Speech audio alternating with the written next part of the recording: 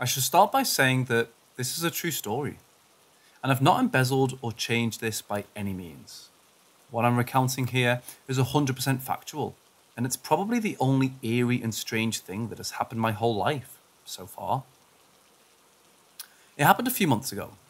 I have a very chaotic sleep schedule that involves me being awake many times at late hours of the night. On one instance, for the reason I'm about to explain, I stepped out onto my balcony near the kitchen. I sometimes do this just because I want to check out the night sky or get some fresh air. But for the reason of what I'm about to recount, this night didn't seem like the ones before. If I remember correctly, pretty much right after I stepped outside, a sort of beeping sound began to occur. I remember it reminded me much of the sound an alarm would make to tell you it's activated. That's what came to mind anyway.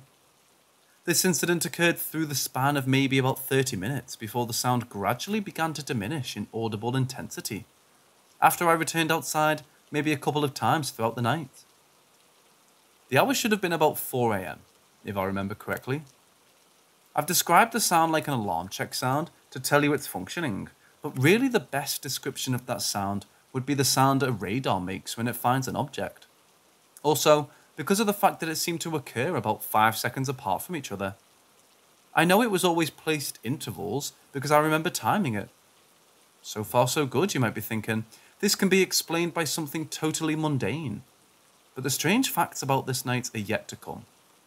Before I noticed another strange fact, I thought the sound could be explained by some car or whatever mechanical device was in the vicinity. But the really strange thing about this incident is the following that I'm about to relay. The sound seemed to change origin point based on where I moved in my balcony. One pattern is that it was always based off of where I was standing. And yes, standing, because I've tried several other things. Like, for example, tilting my head towards the possible sound location.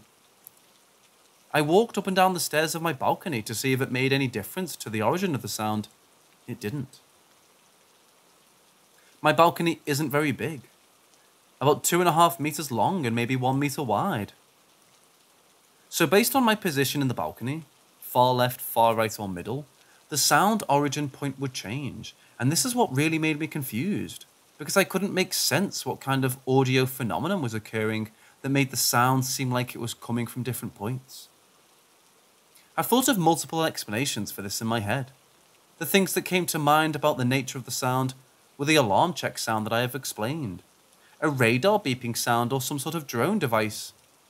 It wasn't obnoxious or extremely loud, maybe some 50 decibels or so. I've also thought of multiple explanations in my head of why the sound sounded like it came from a different place each time. Maybe a sound was bouncing off of something, somehow, and it created an illusion that had different points of origin, but this didn't make much sense. Based off solely out of my standing spot, not at the time anyway. I live in a small neighbourhood of houses, surrounded by a large amount of not very dense forest area. The origin point of the sound would not move, other than when I changed position. So other than that, it seemed stationary. The sound kept going throughout the night, whenever I came back outside, but it significantly dropped intensity when I came back outside later on, and it sounded very faint. I remember going inside my kitchen and I couldn't hear a thing. It was clearly coming from outside. I forgot about it for quite a while and only now decided to recount it for the possibility of discussion of what it might have been. I thought about going out to try to find the origin of the sound or investigate, but it was really late at night and I thought best not to. Also, there was something else strange about this night, and the only visible thing I could see, I saw a strange single red light very far away to the left of my house, which seemed to move extremely slowly, and eventually went behind some tree branches where I couldn't see it anymore. The reason why I said this last is it because it can likely be attributed to something mundane, but I thought it was also worth mentioning, since it didn't strike me as a regular plain light, since it was only one colour, as far as I could see anyway. That's pretty much it, I think. If you're interested, I'd like to leave the rest of the discussion to any of you who have read the whole thing.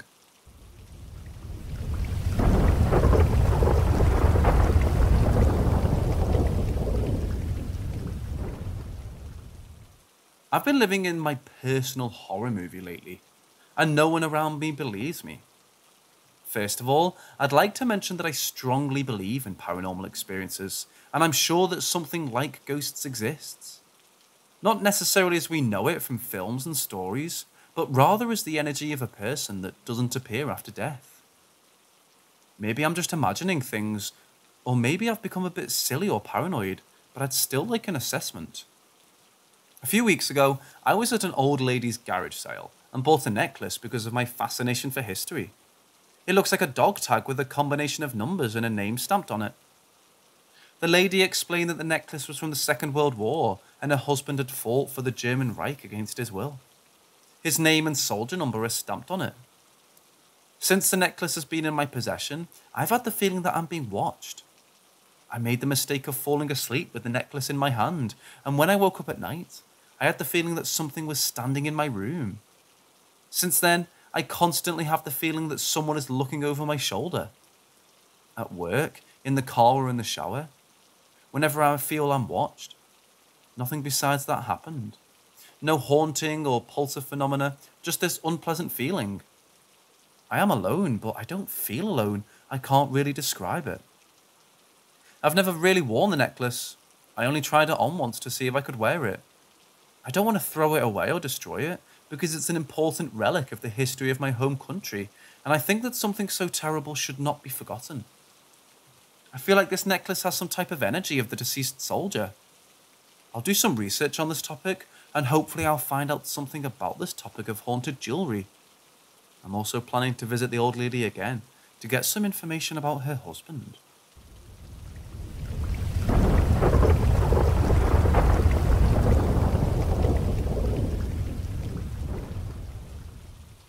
I'm 26 and have lived in 3 different places, and feel as though either something is following me, or for some reason things are attracted to me.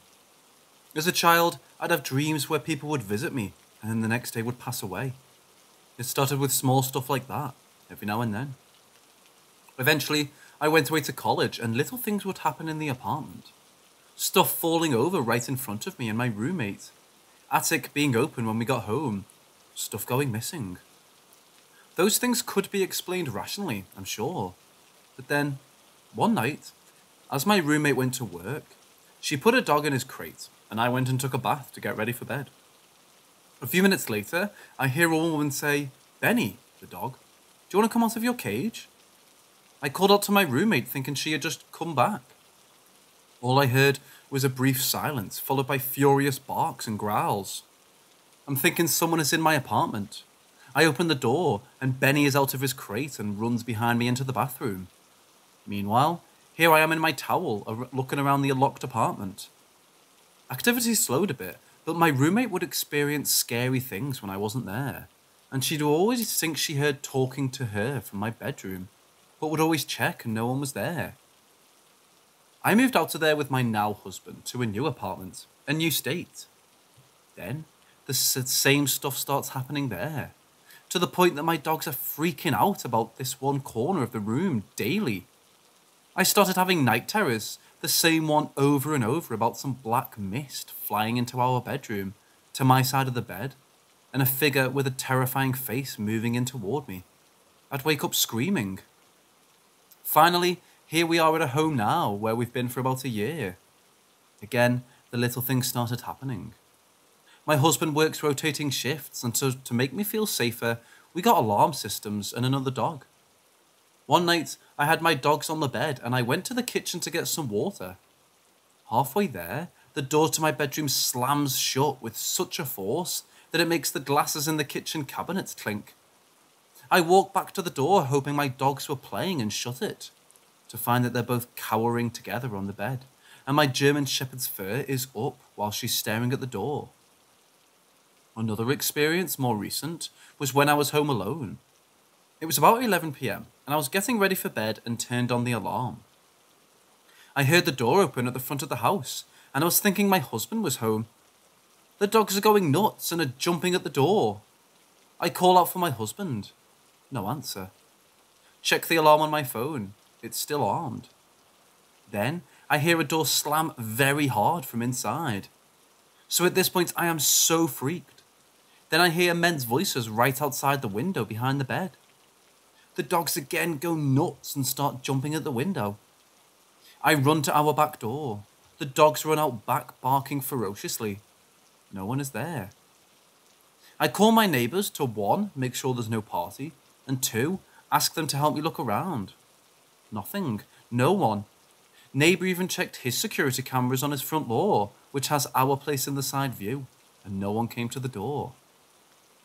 My dogs have been reacting to these things, and I'm experiencing, and just get anxious and whatnot about random things.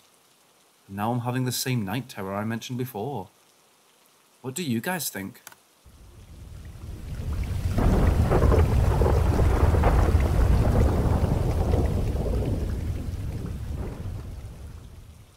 My grandmother and I were very close. I have a necklace I carry with me every year, even if I don't wear it. I like to have something to feel connected. In her house, she kept these touch lamps that she loved. They had painted glass and she absolutely adored them. Let's move forward to October 31st. Her birthday was November 1st of 2017. She passed away. I didn't make it to see her one last time. Naturally, I was devastated. I kept wishing for her to visit me. I then went to my dad's, who moved in with my nanny years ago with my stepmom to take care of her for Christmas. It was solemn and hard. My dad saved the last gift, a painting my nanny had made for me. I held it and set it gently on the table beside me. Then the touch lamp went low light, medium high, through 3 cycles, and then the light bulb blew out. My dad was like, "That was weird." Replaced it and thought nothing of it. Then later, one ornament on the tree was swinging. It was a penguin. The significance of this is that before she passed, I bought her a stuffed penguin to remind her of me when I wasn't there, and she loved it. She had it all the time and would hug it. I bought one to match. When she passed, I placed it in her hand at her funeral before she was buried. So I was like, okay, that's weird. I then moved to the guest room to sleep, different rooms. I was sleeping at about 3 a.m. I heard the noise of the lamp in that room turn on. I opened my eyes and then it went through the cycles over and over and over and over until I unplugged it. I was scared and said, "Nanny, if that's you, I love you. I'm sorry I wasn't there." I was scared and sad. My dad was like, "Oh, the lamps are faulty, but this hasn't happened again." But now, when I'm driving, for example, I'll be thinking of her and sometimes I talk to her. I'll say how much I miss her and hold the necklace. Then, one streetlight will go out. This happens all the time. It may be nothing, but anytime I pass under one and it goes out, I say, "Love you." But most recently, I contacted a medium. I wanted my nanny to know how much I love her and how sad I was that she wasn't there for my wedding. Sorry that I didn't do it faster. The medium starts talking and the single light above her blows. She said, "The woman here says you know the significance of that," and is laughing and smiling. She also mentioned very specific things about my family and memories of me as a child. It kind of confirmed it. Has anyone else had anything like this happen before, with lights or anything else? I've also believed in spirits and feel like I attract them. I'd like to believe my nanny is my guardian.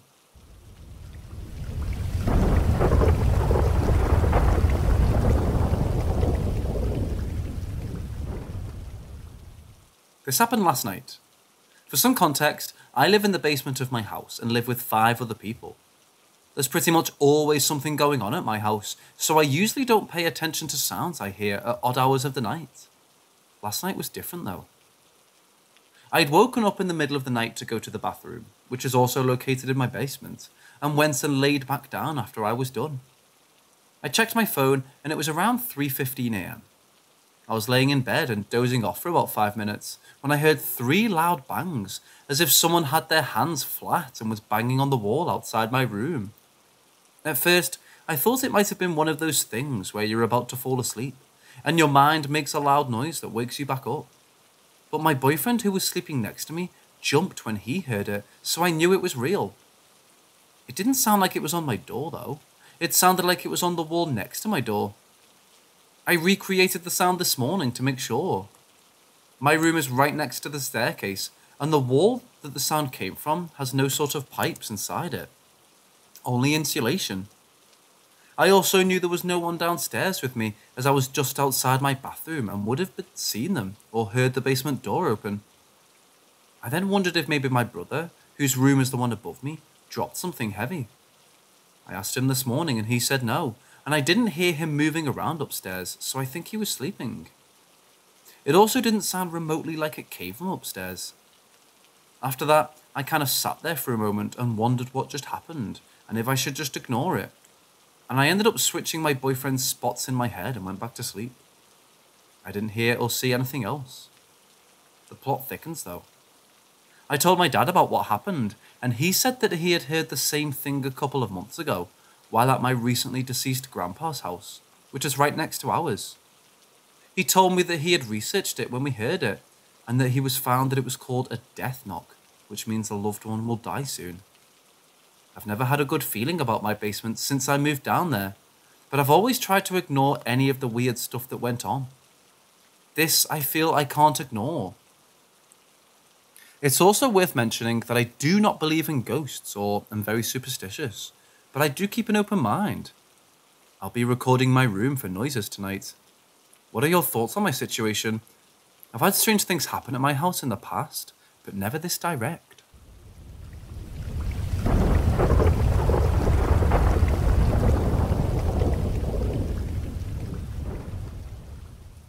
It started about a year ago at 4 a.m. when I heard someone knocking on my bedroom window. There were no trees near my house or anything else that could possibly be hitting my window. Not only that, but it definitely had the unique sound of human knuckles tapping on glass. I was terrified and didn't go to open the blinds on my window because I imagined that if I did, I'd see a horrifying face staring at me. So I went to sleep and tried to ignore it. It carried on for another half an hour, on and off tapping. It happened every night at the exact same time for a week after that.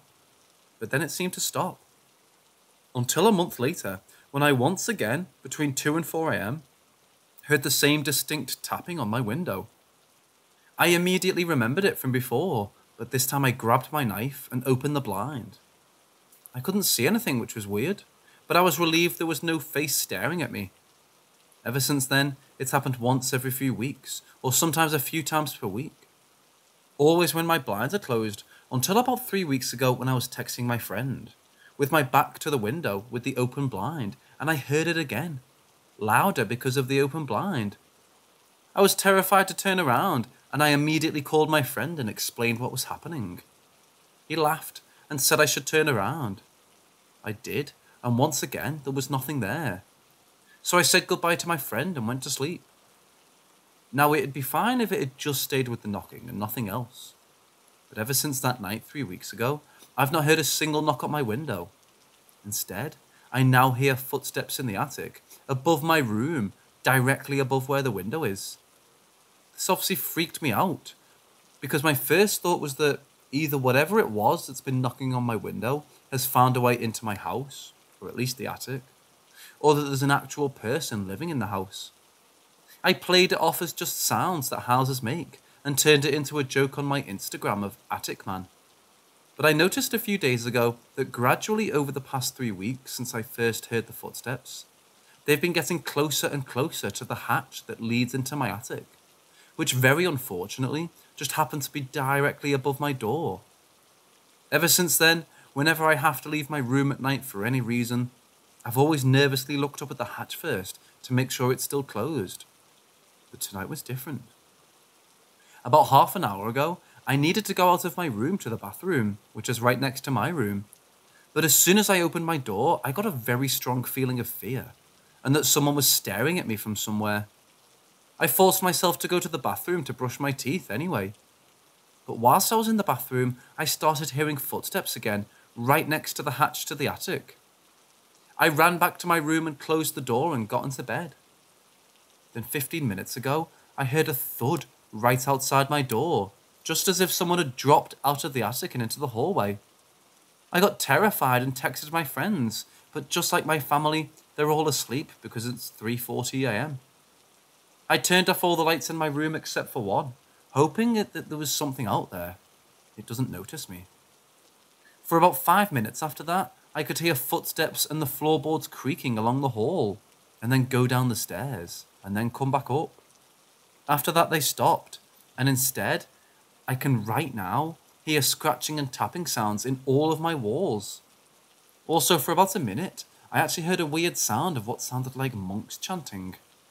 It kept getting louder until it was loud enough that I can be sure I wasn't just imagining it.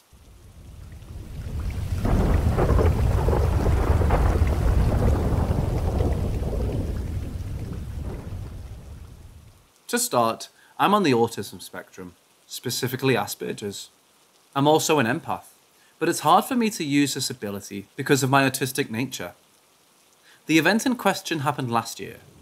I was walking my dog outside when I noticed a little girl I hadn't seen in the area before. It's a cul-de-sac, so you kind of notice everybody in the area. She had lipstick on, red, kind of like the Joker from Batman comics. She was dressed weirdly, almost at an inappropriate level. But it's a poor neighbourhood, so the parents here don't care how their children look, even if it would put their child at risk of a child molester. Anyways, she was sort of following me at a distance with a smile on her face. I instantly had the third very clear case of empathic feeling in my life. Run. I was so afraid. Even though I was afraid, I was able to rationalise her as just a kid, and thus shouldn't be afraid. It just didn't matter. I picked my dog up, Yorkie mix, so small, and walked away. She followed. The fear persisted until I turned around, sort of walked around her and crossed the street, at which point she stopped following me, though kept staring at me like she wanted to follow, like literally. It felt like a game of D&D with a creature having a fear aura, and I failed my will save. The moment I got far enough away to be outside the aura, it just stopped. That's how I explain it to the people I know in person. I remember a similar feeling in my life. I'm sort of wondering if I should have tried to help though. There's a small wooded area nearby which was haunted by an evil spirit. I know this because that was the second case of clear empathic feeling, being in it, and feeling like I needed to get out of there to save my life. I even swear that barbed wire spawned out of nowhere in there. Anyways, the point is, I believe my mom successfully got rid of the spirits in the wooded area because she said she did some of her religious stuff in the area to deal with it. And before she told me she did that, I stopped feeling that evil come from the wooded area. But at the end of the day, all she would have done is remove the evil entity in the wooded area. It had to go somewhere, and I'm wondering if it attached to itself to that girl, because it was the same feeling. Could be a coincidence though. I believe it was Fae related though, not ghost related, as there are clear rock circle formations all throughout that wooded area that remind me of fairy circles. Has anybody experienced something like this? I actually forgot about this until now, when I started watching a YouTube video about unexplained memories from childhood that people have. And I'm really worried that that girl might have been messed with by an evil entity.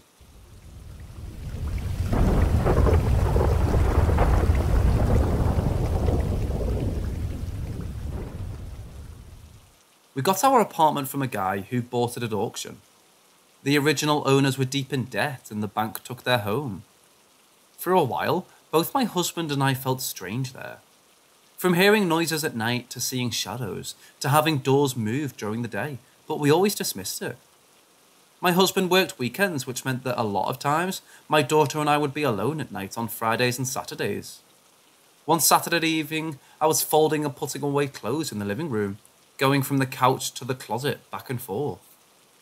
My daughter's rocking horse was against the radiator. I pushed it out of the way prior. She was playing near me on the floor. She was 3 at the time.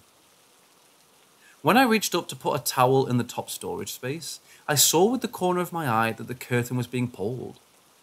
Looking to my right, I saw the rocking horse leaned completely its front side. It took me a few seconds to register the image. Then the horse slowly rocked backwards, leaning on its backside and pulling along the curtain. I slowly picked up my daughter and told her that she needed to come with me to check the gas meter outside our apartment door. I caught my breath and pondered whether to leave or not. We went back in I said some Hail Marys, turned up the TV volume, and we ate dinner. I didn't sleep until my husband got home. My daughter also had colourful plastic balls. My husband and I were cleaning a week or so after this incident, and I had just moved the toys to a new place. I gathered all the balls and put them in a tall gift bag and placed the bag on the closed balcony to prevent them from rolling away and closed the door. I was walking from the bedroom to the living room with some towels. The top towel fell. I crouched down to pick it up immediately after getting up. A yellow plastic ball rolled down the hallway between my feet and into the bedroom that was to the right of me. To get an idea, the ball had to travel in a 90-degree angle from the balcony, though the closed door, under the bed. Then it had to turn right to get to the hallway. I didn't know what to do. I just yelled, "Damn it," and walked away. Closed doors would open. We'd hear balls rolling around under our bed, plastic bags shuffling, sulphur smell, cold drafts. I thought I was going crazy. My husband insisted that it's just our imagination and that we're overthinking things. One weekend, we took our daughter to my in-laws because I had to drive my husband to work late that night and go pick him up early in the morning. He was sleeping in the bedroom in the afternoon, and I was drinking some coffee by the kitchen window. It was a warm summer day. The sky was slightly overcast. I heard rustling in the living room. I peeked in to see towards the right, near the couch, the rocking horse when it suddenly moved. My first instinct was to scream for my husband, but I knew he'd never believe me without proof. It took every ounce of everything I had in me to grab my phone and start recording. I was cowering behind the room corner. My legs were trembling and my hands were shaking, and I caught it. I recorded the horse moving. I got 2 videos before it stopped, and I showed them to my husband when he finally admitted that we needed to call a priest.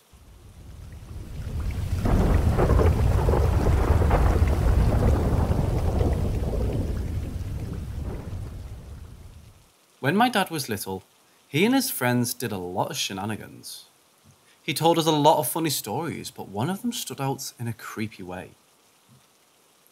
Next to the village where he grew up, there are hills where, during the Soviet occupation and during the wars, a lot of people and soldiers died. Locals started growing fruit trees there after the wars. One evening, when the plums were ripe, my dad and a couple of friends went to the hills to steal some, because kids. Due to the fact that landowners were very wary of strangers, they would frequently patrol their fruit groves, even at night. At one point, they started hearing rustles, so they got scared. It must be the landowner. My dad and a few of his friends ran and hid in a nearby watering ditch, but one of his friends climbed up a thick branched tree and hoped he wouldn't be seen in the night. There was a full moon that night, so visibility was good. As the rustles got louder, my dad couldn't see anyone but his friend, who was up in the tree. He saw someone crawling commando on the path beneath him. It was a soldier in full gear. He later told my dad he saw the helmet, his weapon with a bayonet, his backpack clearly under the moonlight, and a Russian flag on his clothes. If that wasn't scary enough, the soldier was grunting and panting like he was in pain, whispering words in what he thought was Russian. As he got closer, crawling under the tree, my dad's friend said that he couldn't see the soldier's legs. He covered his eyes and waited until he couldn't hear the soldier anymore, and then they all ran home. My dad said that his friend was pale as flour. He could barely speak. He didn't come out of his house for weeks after that. This isn't the first story of this kind I heard. My granddad told me that a man in the village who went to a mental hospital after what he saw swore he met a shepherd one night when coming back from work. He asked the shepherd what he was doing out without his sheep at night, and he told him that the hills are dangerous. He even said his name, but that person didn't exist. This man was so desperate that what he saw was real, he even swore in church. The place where he saw the shepherd is thought to be a common soldier's grave. Nobody believed him, and his family admitted him in a mental hospital. My grandmother told me that during the Soviet occupation, a battalion was stationed across the river. The soldiers would frequently steal food and alcohol from people. Some got really drunk and drowned while trying to cross the river.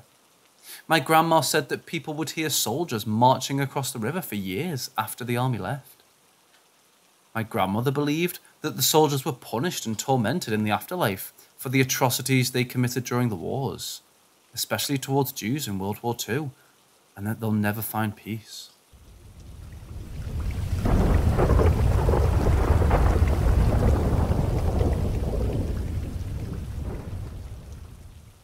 I tend to lean more on the skeptical side of things, but there are a few things that have happened to me that I just can't explain. This is one of those things. It happened last summer during an impromptu trip to Gettysburg, Pennsylvania. I've been to Gettysburg a few times, and I'm fairly confident that there's things there. The town just feels like Halloween all of the time, even in the July heat. It's weird though. It doesn't feel haunted in the sense of Civil War ghosts from the battle that occurred. Instead, I feel like people, namely travellers and tourists, brought entities over with Ouija boards and the like. That's just the feeling I got. On my way home from an impromptu road trip with my friends, we decided to go a bit out of the way and stop at Gettysburg. While there, we came across a paranormal museum boasting numerous paranormal artifacts. I figured why not and bought a ticket, and prepared for the tour with an open mind. I was expecting nothing to happen. Maybe I feel cold hands on my neck or see shadowy figures. But this was different. The museum had 4 or so different rooms, all with supposedly haunted objects on display. My experience occurred in the first room. To the best of my memory, the room had a desk on the back wall facing the door with a typewriter. Next to the door was a toy chest, and on the wall to the left of the door was a photograph of a woman. As soon as I walked into the room, I was fixated on her. It was weird, and I still can't really explain it. I was just staring at this portrait as the tour guide kept giving information about each of the objects. I tried to pay attention to the guide, but I kept getting lost in the picture. The feeling was weird, like everything slowly became tuned out. The tour guide and all the people around me became white noise. The only thing in the room was the picture. As the guide's spiel got closer to the picture, the feeling became more intense. But I was met with something else now. I heard a name in my head. It was my voice, but it just kept repeating a woman's name. I don't remember the name, but it was an older sounding woman's name, like Elizabeth or Isabel or something. But when the tour guide finally got to the picture, the talking and weird zoning out sensation stopped. I heard the guide explain that they found this picture in an antique shop, and after doing EMF readings and other tests, they thought it was haunted. One thing stuck with me though. The guide specifically said that they didn't know who the woman was. That's when it started again. The name started coming to me in an almost faint whisper, but quickly grew to shouting. I can't explain the feeling well, but it felt like the name was throwing itself at my skull, like it wanted me to scream it. As soon as I left the room, the feeling stopped. At the end of the tour, I gave the name to the guide and told her what happened. She said she'd look into it next time they use an EVP or spirit box. I haven't been near Gettysburg since, so I have no idea if anything came from it. But I truly think that whoever was in that picture told me their name that day. Usually, I'd chalk it up to me subconsciously making up a story to go with a creepy picture. But I've never experienced anything like that before. The tuning out and crystal clear shouting, I have no clue if anyone else has ever experienced anything similar.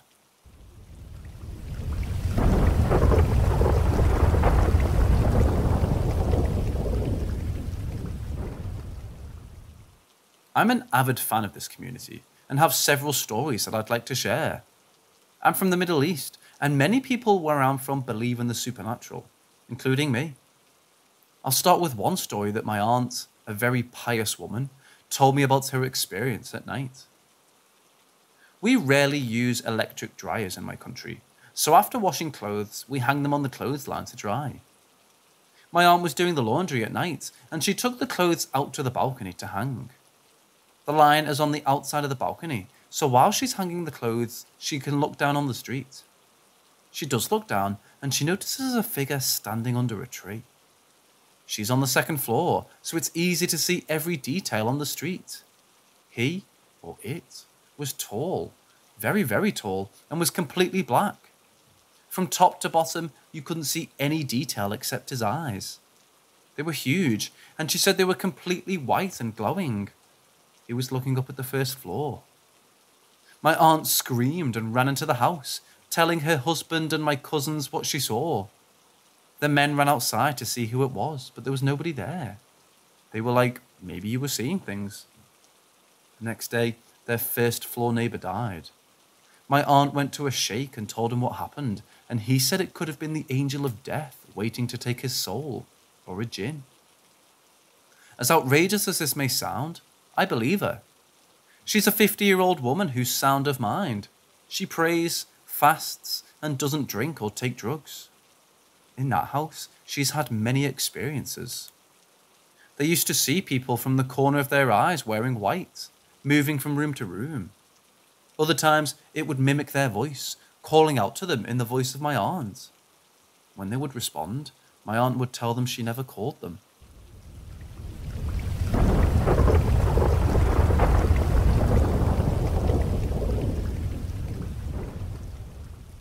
We're Lebanese and we live abroad. A couple of years ago, we visited Lebanon for vacation. We went to a friend's house who's located on the edge of a valley in the southern part of Lebanon. The valley is completely dark at night, and we were all sitting on the balcony, enjoying the nice breeze and good company. We were talking, and I remarked how creepy the valley is at night. Turns out, our friend has a story, and the valley has secrets. My friend's grandparents were farmers and frequently went for walks in the valley for some shade during the day. One time, his grandmother was trailing behind his grandfather, and she heard a rustling behind her. She turned around, and she saw a massive black dog, but something about it was giving her bad vibes. She shouted to her husband to look at the dog, but he kept walking, didn't turn back, and told her to do the same. He told her if she ever saw this dog in the valley and she was alone, to never look at it or interact with it. The dog left after a while, and he told her that this dog is not actually a dog, but something else that guards the valley. It's not friendly and wants people away from there. The valley is huge. A man from the village had entered it years ago, and he found the opening of a cave.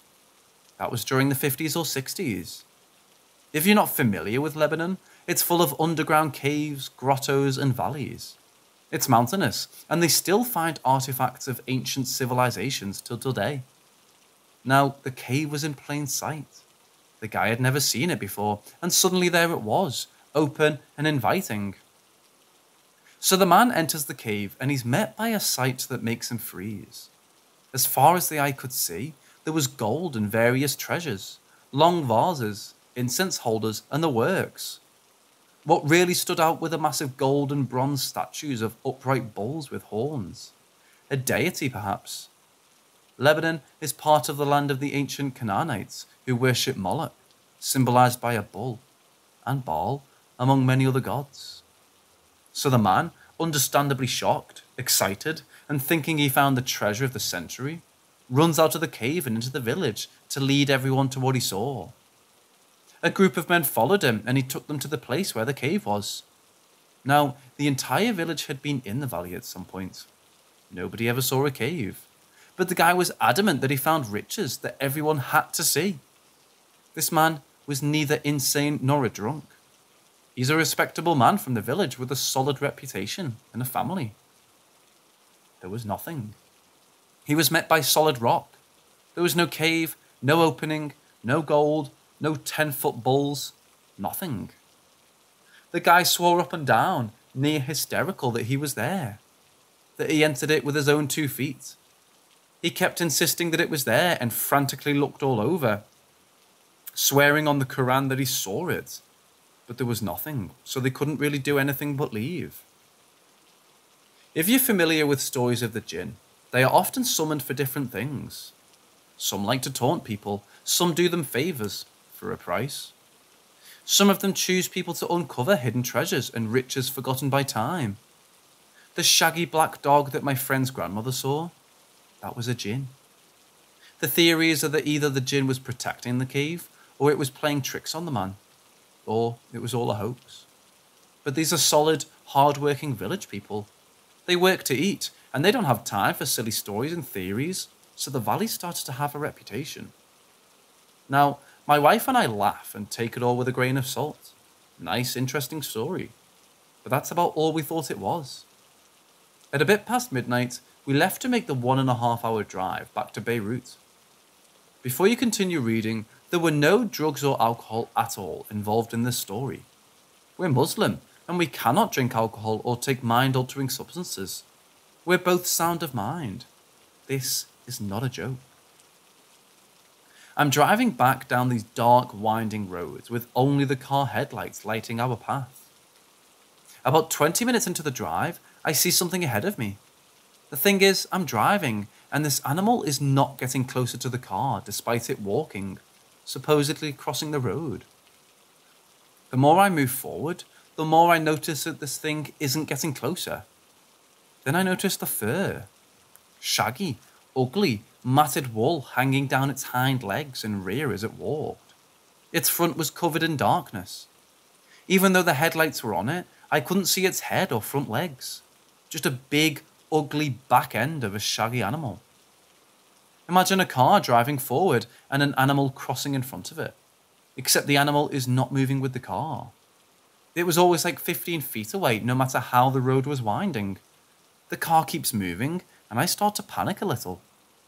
What the hell is this thing, and how the hell is it not getting closer? Then it fucking sat on its hind legs like a person. I kept driving, scared at this point, and it still wouldn't move. I couldn't catch up to it. I couldn't believe what I was seeing. I thought I was going insane. I tried not to scare my wife, but I was petrified. Then it stood on its hind legs, and I swear to God, it morphed into a human-like figure. Then it disappeared. Nothing but blackness was in front of us. My wife was like, "Did you see that?" And I noticed that both of us had been looking at it in pure shock and trying not to make the other person notice. I didn't say anything while I was looking at it. She saw it. I even asked her to describe what she saw, and she repeated what I saw second by second. I'm a grown man, but I was scared in a raw, primal way that I've never felt before. We both felt a deep sense of dread, and both of us couldn't look at the rearview mirror or even behind us until we were on the highway. We felt that there was something in the car with us until we reached the highway. Whatever it was, it's very serious about that valley. I'm convinced it was listening to us that night, and that it manifested itself because we clearly didn't believe my friend. Until this day, we both have never seen anything like it. We told everybody, including the friend we were with. He immediately told us that that's the jinn that appears as a black dog. I'll never forget what happened. I'll always keep repeating the story no matter what. This happened to me. I saw it clear as day, and so did my wife.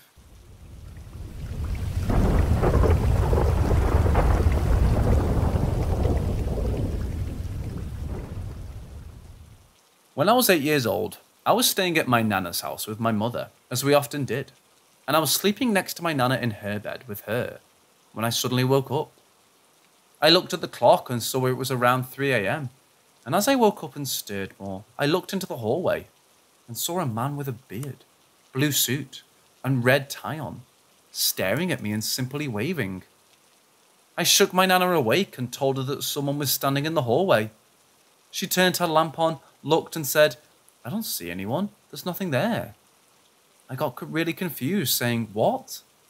Nana, how do you not see him? He's right there," and pointed at him as he just kept waving. She still didn't see him. At this point, I was pretty sure that what I was seeing was an apparition, as I did watch paranormal TV shows with my dad. I did also think the man looked like the photos I had seen of my late great-grandfather.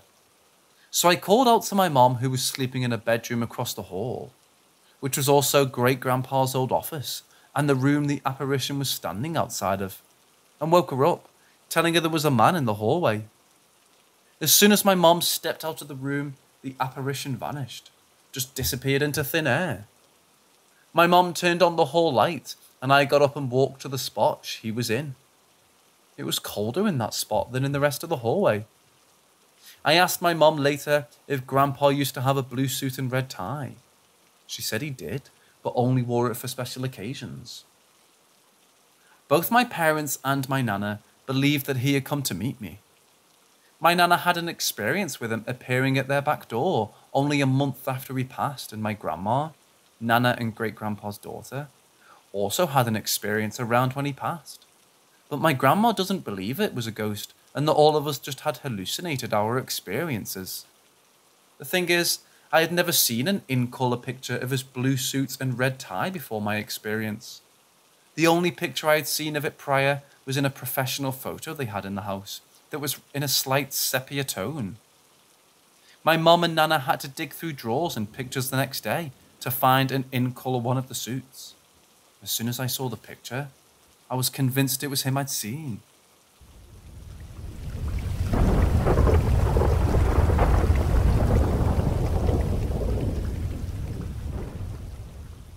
This happened a few years ago when I was still going to high school. Just as some context, my mother is very religious and hates horror movies, talks of the paranormal, and is extremely skeptical of people who claim to have been haunted.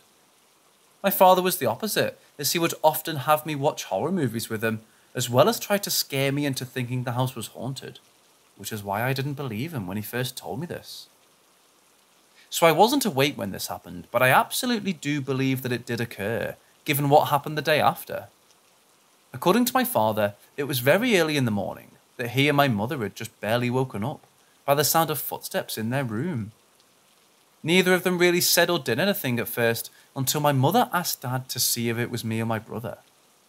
My dad and Mom both had their eyes partly shut because of the hour in the night, so all my dad did was reach out to try and get a hold of whichever of his sons was pacing around his room so anxiously. He called out a few times and got no response, so he asked my mother to check out who it was. By now, they'd started to hear a distressed or panicked breathing to accompany the rapid footsteps. My mother groggily opened her eyes and looked around the room. When she laid her head back down, my father could see her wide awake and fearful eyes. There's no one there. My father didn't say anything. He only looked back at her and took a few peeks to confirm the sounds in their room seemed to be coming from nowhere. The two of them huddled close together for a few minutes and then heard the closed door rattle violently. It was quiet for a few seconds and then they heard something from the outside. See, at the time, my mother was a street vendor who kept all her goods in heavy containers in our living room. The noise coming from outside their room seemed to be the sound of the very same containers being jostled and shaken around. This went on for a few minutes before the heavy wooden door that actually led outside the house shook as violently as their bedroom door. When my dad told me about this, I shook my head at him trying to scare his high school-age son. So I immediately went to ask my mother about it, completely expecting her to tell me my dad was just trying to scare me, as he did in the past. When I asked her about it, she turned to me with an extremely serious look on her face and said, "What happened? Don't bring it up again." As I said, my mother is very religious and absolutely hates my father's love of horror movies and stories, taking every chance she has to discredit or disprove them. There's no way she would have agreed to play along to something like this. Hell, she didn't even let me believe in Santa the very first Christmas I can remember. So for a few nights after that, I had a bit of trouble sleeping, but it never happened again. And ever since then, my belief in the other world has been strong.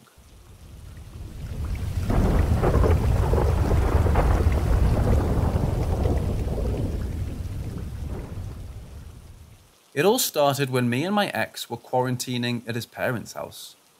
I have a cat that's normally really calm, but for whatever reason, he continually would just stare at the entrance to the room adjacent to ours.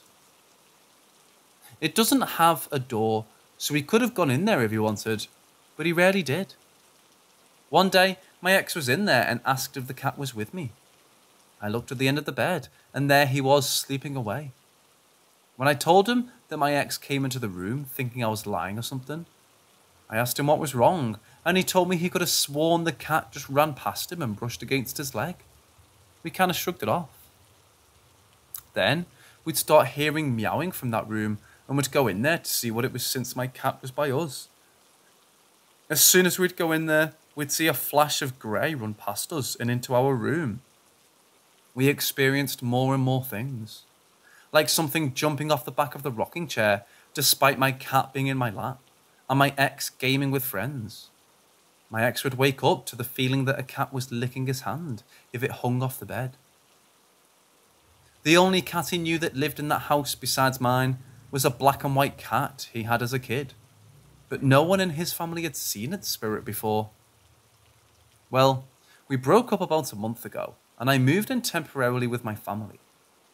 Ever since moving back, I've been waking up at 3 or 4 a.m. every morning for seemingly no reason. My cat and family dog are both sleeping soundly next to me, but I feel really uneasy, like something is watching me. I thought maybe it was paranoia over my ex, but today I was running to grab my mum some smokes and forgot my ID. I go back and inside and feel and see what I thought was my cat run right past me and out the front door. I chased after it, but it disappeared.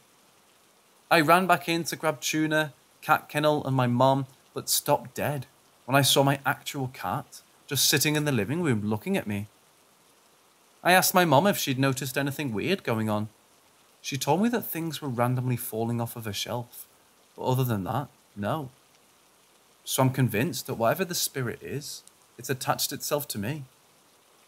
Grey cats are supposed to be good, but I still feel like there's something else going on.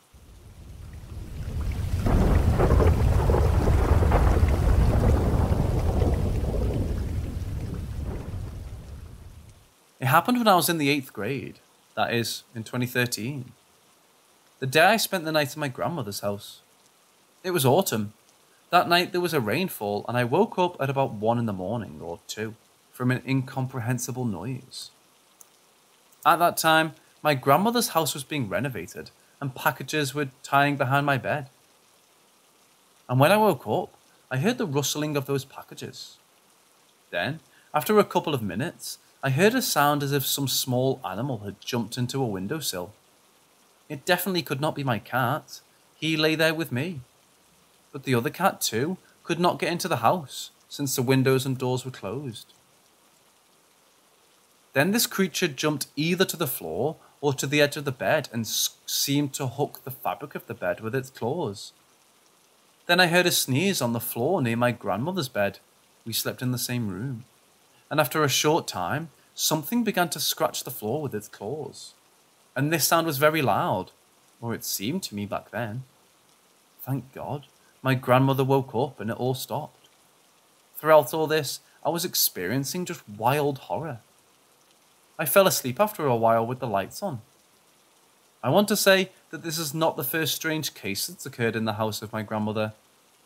After I told all this to my mother, she told me that she was always uncomfortable in this house. And this is true, because it's really difficult to be there after sunset.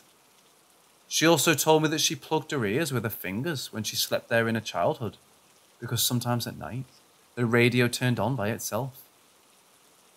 I myself heard and saw strange things there. For example, at least 3 times, I saw shadows on the periphery of my vision. Or sometimes my cat could stare at one point or play with something on the floor, although there was nothing there.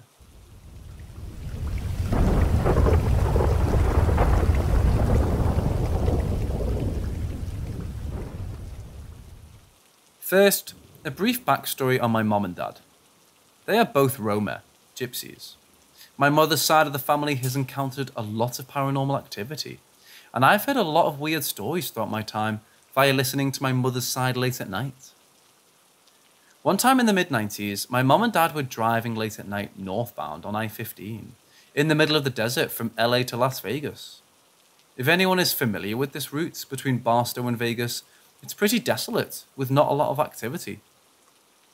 At one point, my mother saw a guy on the side of the freeway, wearing a plaid shirt and blue jeans, holding a briefcase. Apparently, he was hitchhiking. She immediately said, "Check this creeper out hitchhiking in the middle of nowhere at night." My dad said, "What do you mean? What guy?" My mom responded to that guy right there. My father didn't see any guy, as my mother insisted there was someone there. He brushed it off, thinking it's just another one of my mother's paranormal encounters. He never really believed in that sort of thing. But my mother felt odd. This was very out of place to see someone late at night with no sign of distress. Fast forward about 4 years later, my mom travelled to New York to see and visit her twin sister. One night, they started talking about encounters with ghosts and weird sightings. My mother brings up this very story regarding the hitchhiker. My aunt was stunned and was shocked. Her skin turned white as if she just saw a ghost. My mother asked her what's wrong. My aunt replied, I know that guy. I saw him in 1992 on this very freeway, at the same spot. She started describing his man down to the colour of the briefcase.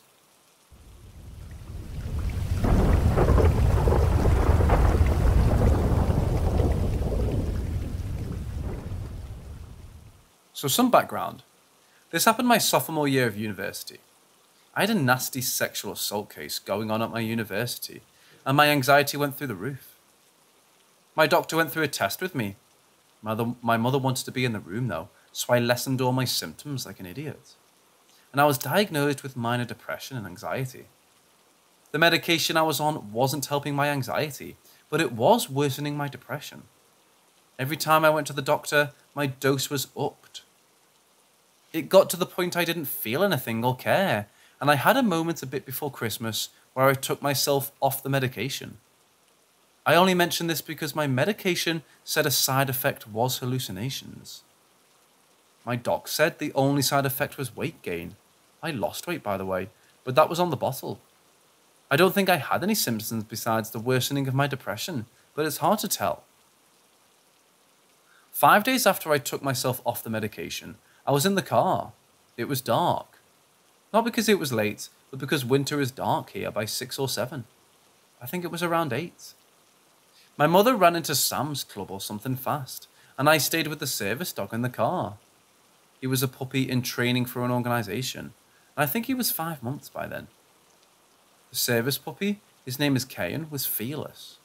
Literally, nothing scared him, even if it should. But while I was in the car, I got this bad feeling. Then Kayan, who I have never heard cry before or after this event, began whining. Then there was a scratching on the floorboard. Kayan was in a fabric kennel in the back, where there wasn't a floorboard to scratch. Then I got this feeling that something was behind me. I kind of sat there and actively did not look behind me. About 30 seconds later, the feeling went away. The scratching stopped and Kayan stopped crying. I was confused, but a moment later the car unlocked and my mother got in. She was and still is a very devout Christian. I assumed it was something about that. Oh, I was crazy. Probably crazy. That's why I checked the anxiety meds bottle. I was 5 days off the meds, but I figured I still might have effects or something. 2 months later, I was sleeping in my living room. My cat was in my lap. We sleep together every night, and I was dozing to YouTube videos. It was probably around 2 a.m. Then I got that same feeling that something was there. I was beyond scared, and my chest was really tight. My cat woke up out of a dead sleep and ran upstairs. He paced to the top, waiting for me, but I was too scared to get up. There was a light next to me, but I would have to stand up to get to it. It took me a minute to calm down enough, but I turned on the light. Nothing there. After a half an hour, I convinced myself I was being paranoid. I turned off the light and went to sleep. I got a bad feeling again later, no idea what time, and woke up, but only partly. I couldn't get comfortable. I was anxious, exhausted, and I kept feeling my foot going off the ledge, no matter how often I tried to stop it. I tucked my feet up at one point, and it felt like a hand grabbed my foot. If I were more awake, I would have panicked, but instead, I just tucked my foot back up. After a couple minutes, I turned the light on. Soon enough, the feeling died down. I turned off the light and went to sleep. I was going to put it down to a dream or a nightmare. I used to get them constantly. But in the morning, I noticed my foot was red and there were bruises where the thumb and some of the fingers would have been if I had been grabbed. I tried it against my hand, but it was bigger than mine. freaked me out pretty bad. My foot healed in a couple days, and the feeling never returned. Weird, though.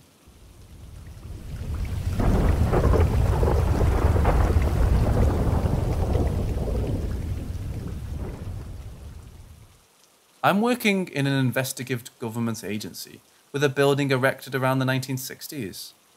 I'm pretty new since I started 2018, but since my dad is a criminologist and my uncle's a chemist, I kinda grew up roaming the said building. First is the creepy forensic hall in my uncle's office floor. The third floor is a mixture of chemistry and forensic lab.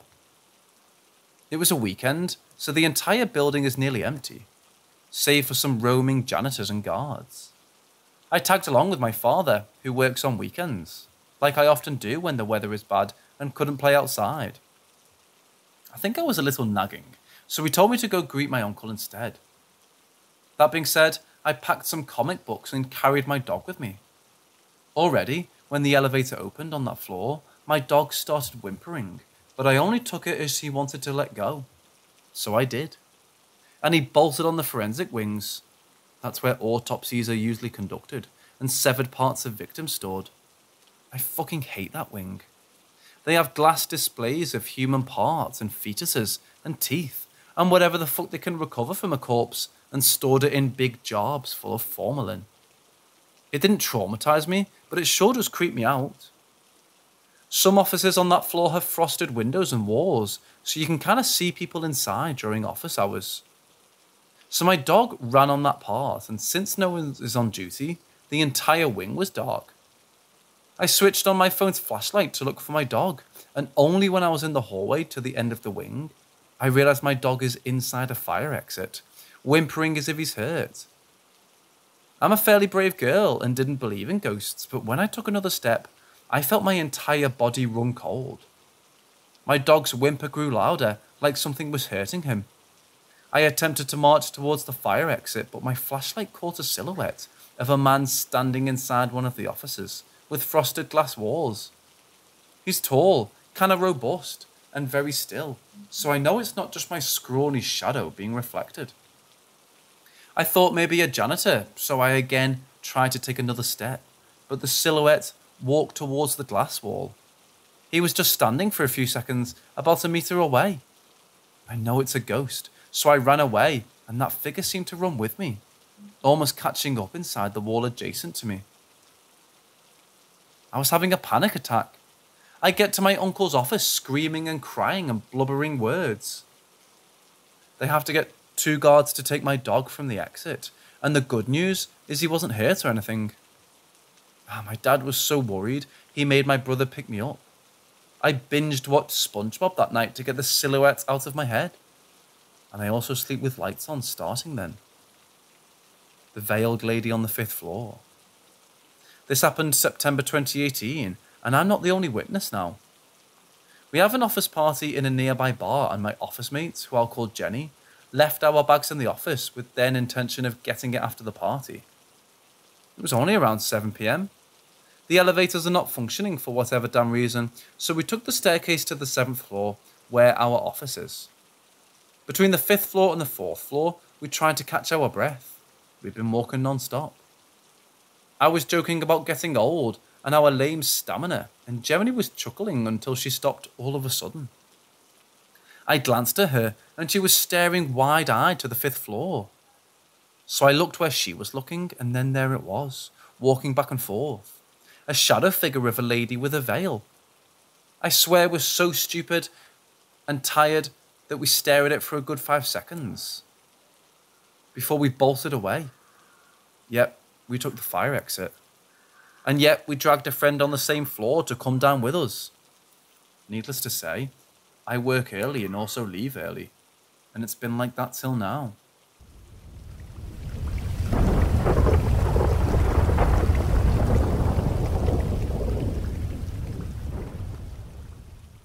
I feel like I'm exposing darkness every time I speak about it.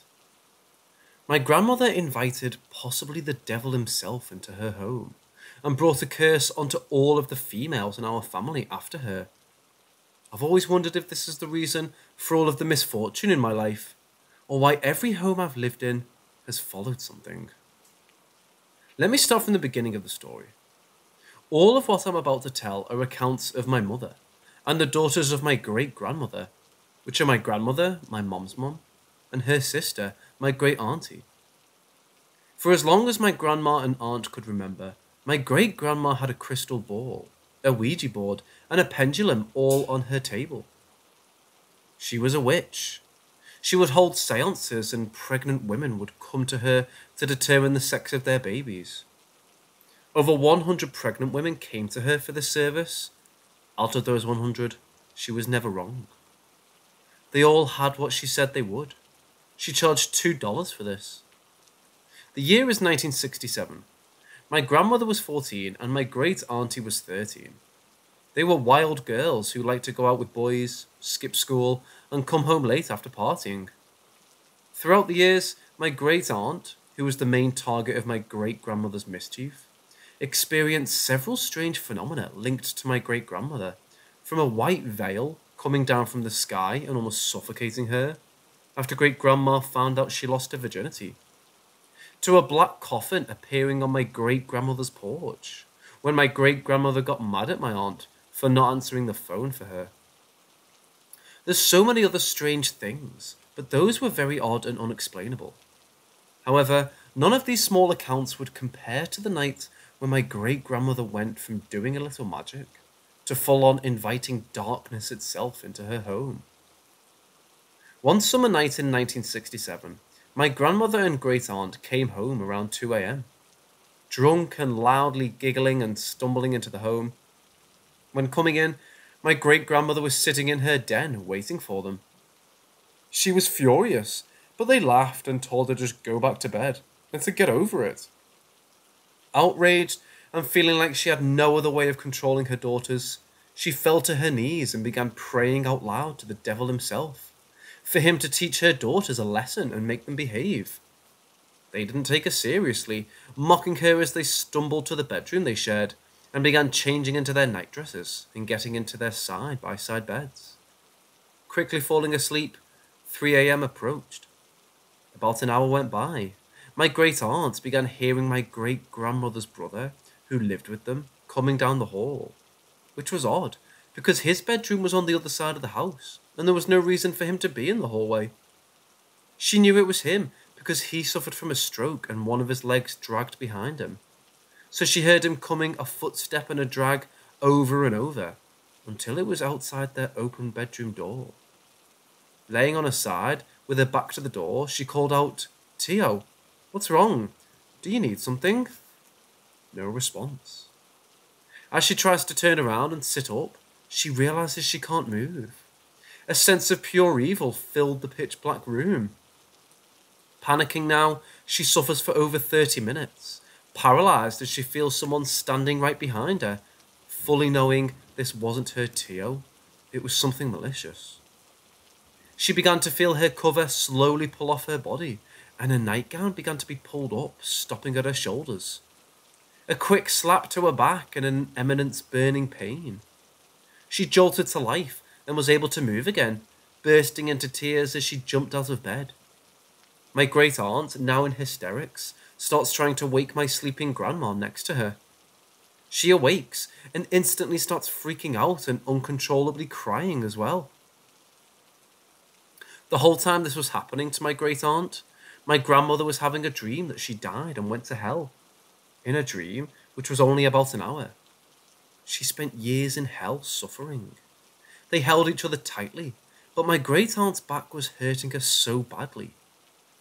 After telling her sister of her experience, she shows her back to my grandma, and on her back was a burn in the shape of a goat hoof, with 3 distinct finger-like marks. As if they couldn't be more traumatized by the experiences they both had, that mark was all the validation that this was real. Calming down now, my great-grandmother all of a sudden is at their bedroom door, startling them with a loud, menacing laugh. She then said the craziest thing. She said, "Oh, my poor girls, did something scare you?" After that day, the house never felt the same. Even if you had all the windows open or all the lights on, it felt dark. Doors would slam, locks would flick back and forth, kitchen drawers would open, and silverware would fly out. Even late at night, the piano would play by itself. The house began to rot and fall apart. It stayed in the family until recently, when my great-aunt, who inherited the house after my great-grandmother passed away, fixed it up and sold it to someone unknowing of all this. My great-aunt didn't want to own the house, much less live in it, knowing what these were, and that the events that took place. I mean, how could she forget? She has a hoof-shaped scar on her back to this very day. You see, it should have ended with my great-aunt and my grandmother, but when she prayed to whatever it was that answered her, she asked for it to teach her daughters a lesson. That means every daughter in our family after her is included. We've all had terrible relationships with our mothers, and unexplainable things happen to us, from bad luck to paranormal activity. So if you move to the center of New Mexico, be careful, because you might be moving into a home with an over 40-year-old curse and a portal.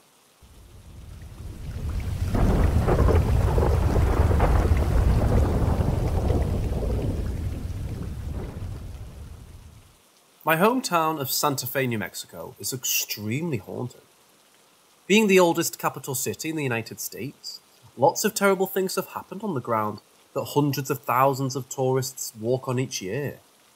The ground is soaked with the blood of the natives who lived here when the Spanish conquered the land. This is the first of many stories about my hometown I'm going to post.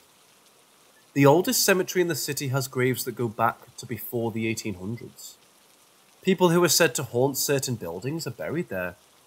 It just so happens that the cemetery's address is 1134. 1134 spells hell if you flip it. The front of the cemetery is gated, but the original iron gate doesn't run the perimeter. The back of the cemetery has no fence. Many here say that's because the graves go farther past where the marked graves end. Directly behind the cemetery is a power transformer that's so big you can hear the hum from the front of the cemetery. You see where I'm going with this? Spirits feed off electricity in order to manifest, etc. A lot of people who live here don't even know that behind the cemetery is a little forest in the middle of town, successfully hidden by building homes and a huge academy around it. This wood is called Devil's Grove. The trees, however, are odd. Many of them have holes in the middle that go farther down than where the trunk meets the ground. There's no fencing or anything. The wood is hidden in plain sight. The people who live in the homes surrounding it do not venture there. I've tried finding the article on Google, but had no luck, so I've had to go to the library to look through the archives. However, in the late 80s, a boy who lived in the area went missing. His mother said he'd gone to play in the river runoff that ran through the woods and behind the homes. They searched and searched, and they found him in the woods. He was head first up to his waist in one of the tree holes. He was obviously dead already. See, the holes aren't big enough to fit your body into, even if you were a small boy. The tree had dug into his stomach and back. There's no way he would have been able to get himself into the hole. It said the tree looked like it swallowed him. So fast forward to 1991. My dad was in his late teens and was a gang member. He had a terrible home life and turned to the streets. He and his friends decided to rob a gas station up the street from the cemetery. It went bad, and the cops were called. He ran and cut through the cemetery and went to hide in the trees. Of course, he'd heard the stories of Devil's Grove, but my dad was a superstitious man his whole life. So, he didn't think anything as he lay down among the trees to hide from the cops. They came through and passed him going farther, eventually making their way out back to the street. When it went silent about an hour later, he got up to pee. He walked a couple of feet so he wouldn't be peeing by his bed for the night. As he was peeing on one of the trees, he noticed it had a hole. Finishing, he looked around and picked up a handful of rocks. He held the rock up as high as the hole and dropped it to the ground. Hitting the ground, it made a noticeable thud. So, he dropped the first decent-sized rock down the hole. However, he never heard the rock hit the ground. He dropped another and another, but he never heard anything hit solid ground. Unnerved, he went back to his spot and laid back down. The later it got, the more the area came to life. He heard footsteps several times along, with leaves cracking and twigs snapping, but there was no one there. The cops had flashlights and talked amongst themselves with their radios blaring static earlier in the night. So we knew the lone footsteps were not them. He stayed in the woods almost all night until he finally started to get scared. Looking up from the ground at the trees surrounding him, he felt unsafe. About 15 years later, after I was already a kid, we moved into the neighborhood behind the trees. The arroyo ran right outside my bedroom window, so we were very close to the trees. And I'll tell you that I was never allowed to go even close to it or the trees. I eventually explored the trees and the cemetery as a teen. I saw figures, I heard many unexplainable noises, and the activity was definitely more intense near the transformer. Hopefully I can go to search the archives to see if I can find the news article of the boy. But anyways, that's the story of Devil's Grove.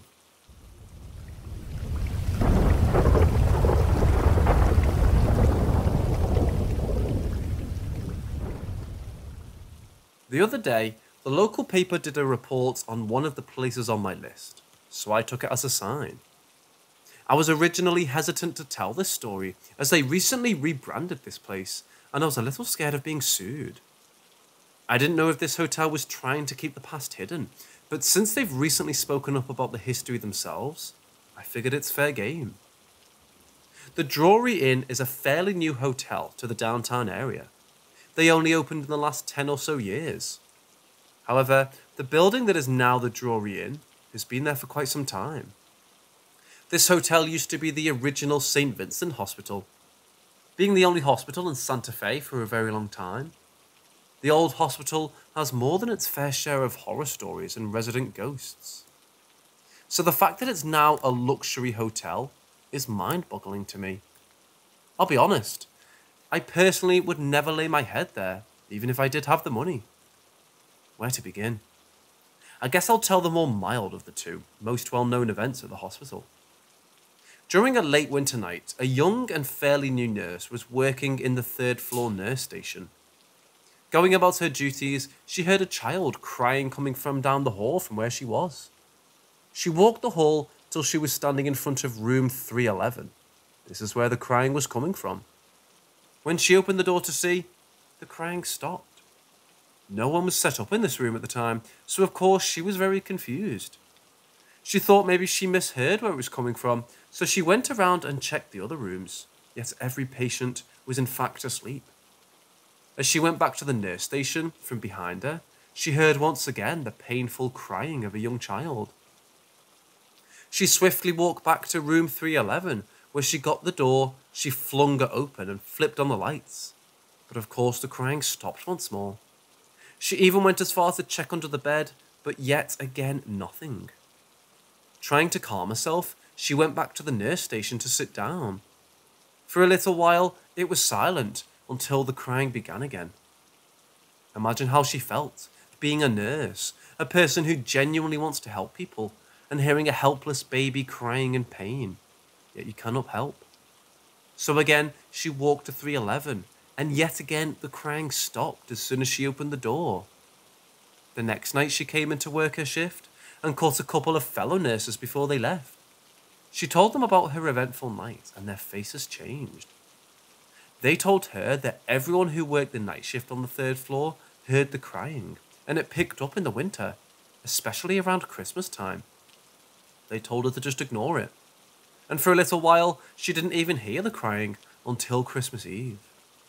She knew from the beginning that it was a baby, as she had worked with babies in the hospital before, and to her, the cry a baby makes when it's in pain was unlike anything else, and unfortunately, was burned into her memory.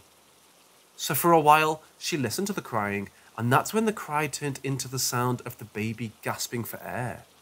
It was the sound she also knew, the sound of a baby taking its last breaths. A week later, she mentioned the event to some co-workers as they had dinner. One of the other nurses at the table told us she had been on duty on the third floor on Christmas Eve a few years prior. She said there was a bad car accident on the highway. In one of the cars was a father and his infant little boy. The dad died at the scene and they rushed the baby to the hospital, which, may I add, is quite a long drive from the highway where the crash had taken place. Apparently, the little boy was suffering from internal bleeding. It was only a couple hours later when the poor angel succumbed to his injuries. The nurse said she still remembered hearing the little boy take his last breaths, but they were rough and deep. The fairly new nurse asked her which room the baby had died in, and of course, it was room 311. I wonder if the Drury Inn rents 311 out during the holidays. I mean, it seems to already be occupied. This is a truly heartbreaking tale of the old building that I can imagine holds many like this. However, on the other side of the spectrum, the building holds something much darker. Every haunted place has its hotspot. For the old St. Vincent Hospital, that spot is the basement. People have reported experiencing many things in the basement. Disembodied voices and screams, things being banged on and crashing, seeing shadow people, and not only being touched but yanked, pushed, and pulled by their clothes and hair. This could be your normal run-of-the-mill haunting, right? However, people have also reported hearing low guttural growls, moaning, being scratched, and probably most scary is more than a couple of people have reported seeing blood dripping down the walls. Many will tell you there's no ghost in the basement, rather a demonic presence. They naturally used the space for storage, so staff didn't venture down there often. It's safe to say that every time someone went down there, they experienced something. At one point, when it wasn't a public hospital anymore, it was used as a nursing home. I don't know what made the nursing home staff less cautious than the hospital staff, but they took the rumours of the basements as an opportunity of sorts to scare each other. Anytime they had a new hire, they'd wait till nightfall and take the newbie down the service elevator to the basement. It was almost like a hazing ritual. They'd take them down, and when they'd reach the basement, they'd make the new nurse get out. They'd leave them with no flashlight in the dark, unfamiliar place, and tell them to find the staircase and meet them back on the 3rd floor. The lights in the basement didn't work at all for some reason or another, and the only light source that would be down there would be an exit sign. On top of that, the basement had been described as a maze-like. One night, after training a new nurse's aide, one of the other nurses was given the responsibility of escorting the new nurse down the elevator to the basement so she could complete her initiation. They reached the bottom and wished the girl good luck, and reminded her to meet them back at the 3rd floor. She went back to the 3rd floor nurse's station to wait for her. After about an hour, she started to wonder where she was. Even if she got lost, she should have already been able to find her way and make it back up. So she decided to go find her.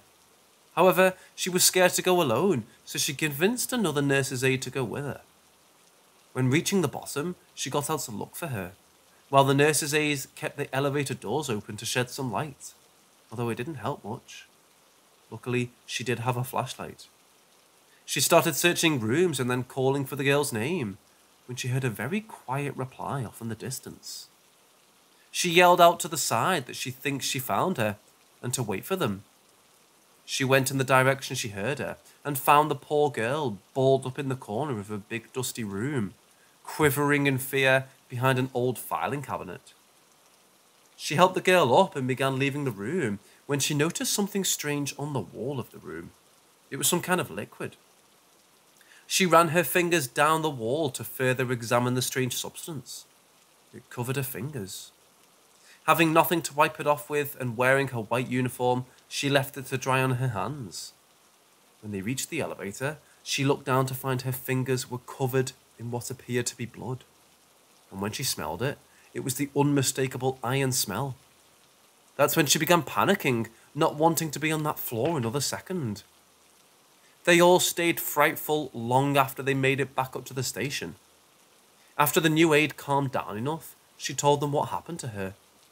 She had begun trying to find the stairs, but kept bumping into things as it was so dark. She started hearing things behind her that sounded like small taps and then thuds. That's when she heard the growls coming from seemingly right behind her head. She took off running, until she landed in her little spot where they found her. Later that night, the maintenance man overheard them talking about the experience and chimed in. Apparently, he had been the maintenance man there for a while, even back when it was still a hospital. He said the hospital staff used to use the furnace in the basement to cremate organs removed in surgery, and even amputated limbs. I believe that all the energy the staff put into being scared of the basement only intensified the activity down there. Supposedly after this happened, the nursing home staff never carried out another initiation. Not too long after the nursing home shut down, and the building was left vacant for some time. In my teens, it was covered in graffiti and had many busted out windows. It was well known among my age group that teens would break into the building to party, explore, and probably see if they'd experienced anything paranormal. A couple times, my friends and I would sit outside the building on the steps and attempt to hold spirit box sessions, and we captured words like hospital, died, pain, meds, and help. A couple times, I swear I had seen figures in the windows next to the huge double-door entrance. Now you do understand how crazy it is to me that this is the very building that is now a luxury hotel, and also why I wasn't surprised reading the article in the paper that detailed a family staying there and being messed with all night long by an unseen force. Maybe if they'd done some research, but then again, I look at the building now, and there's honestly no resemblance to the once booming hospital, and a simple Google search on its current name won't spark much suspicion. Only when digging deeper with the original name will you uncover the past.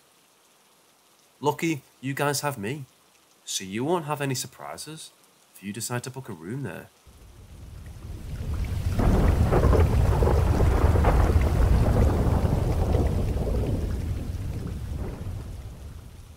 Here, there are a few nameless ghosts with no backstory or origin. This is a very sad, tragic story, and also happens to be one of my personal favourites. La Posada is a very beautiful and very old resort and spa. They offer lots of services for the folks who might be a little heavier in the pockets. There's one, however, who stays here without paying a cent. I mean, she is the lady of the house after all. Abraham Staab was an ambitious young man from Germany. His brother Zadok and himself decided to come to Santa Fe, New Mexico, to start a trading business in 1854. They were successful in their endeavours and accumulated a large fortune. About 10 years later, in 1865, Abraham returned to Germany for one thing. Julia Schuster was a young, beautiful, and refined German girl, and she was to be Abraham's bride. They were married in Germany.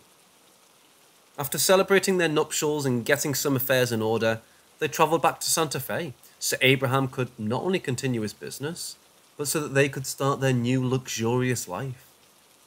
When arriving, Abraham showed his love for his young bride by building her a grand French Second Empire mansion beyond her wildest dreams.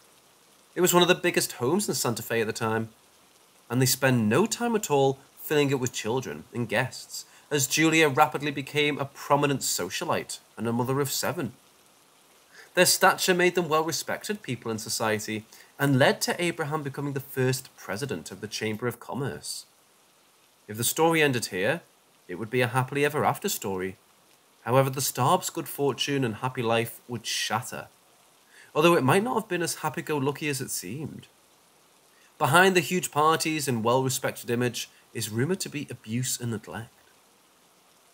Some say Abraham wasn't a very good husband, like many men of the time. To them, a woman was property, and striking their wives wasn't something they hesitated to do. Not too long after Julia had her 8th child, the infant died. Julia became extremely depressed, and the depression only worsened when she suffered from several miscarriages. It's said her hair rapidly and prematurely turned white, and her mind was slipping fast. She apparently retired to her boudoir for the remainder of her short life and completely lost her mind. In 1896, at the age of 52, Julia couldn't take her suffering anymore and took her own life. Years later, in 1913, Abraham died as well. The Staub mansion continued to be filled with guests as they built around the mansion and turned the entire estate into what was and still is La Posada Resort and Spa. Booked to full capacity year-round as one of the most popular places to stay in town, its history hasn't affected the flow of people staying there. I mean, Julia doesn't run guests off. However, it's said she sometimes runs off employees. I know several people who have in fact worked at La Posada, my father being one of them, and they've all told me the same story.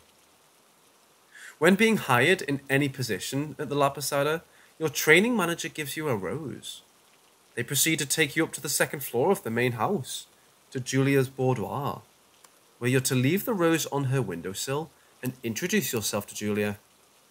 It's said if this is not done, she'll make you quit in one way or another, taking the lack of introduction and gift as a sign of disrespect.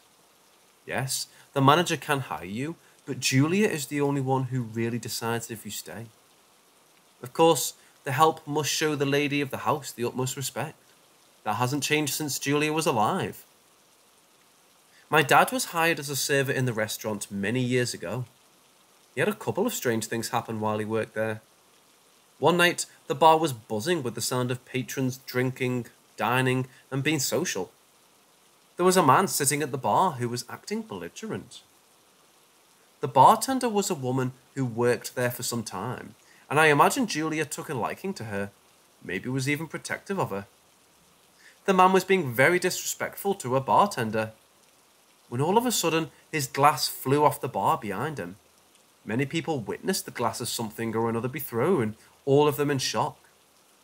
Another time, my dad was working the late shift. He was doing his side work and getting his area ready for tomorrow. The bar was empty, as it was closing time. When he saw her, she was standing on the stairs in her red dress. The red dress is what she's usually seen wearing. Just standing there looking over the railing, and as quickly as she appeared, she was gone.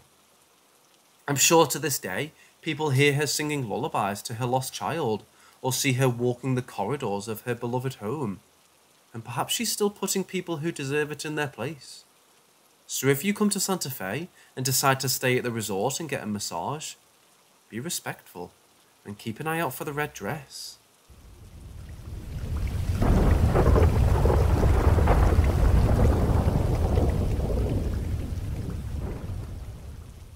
This happened a few years ago now, but I think about it a lot, and I've wanted to share it in a place I won't get judged.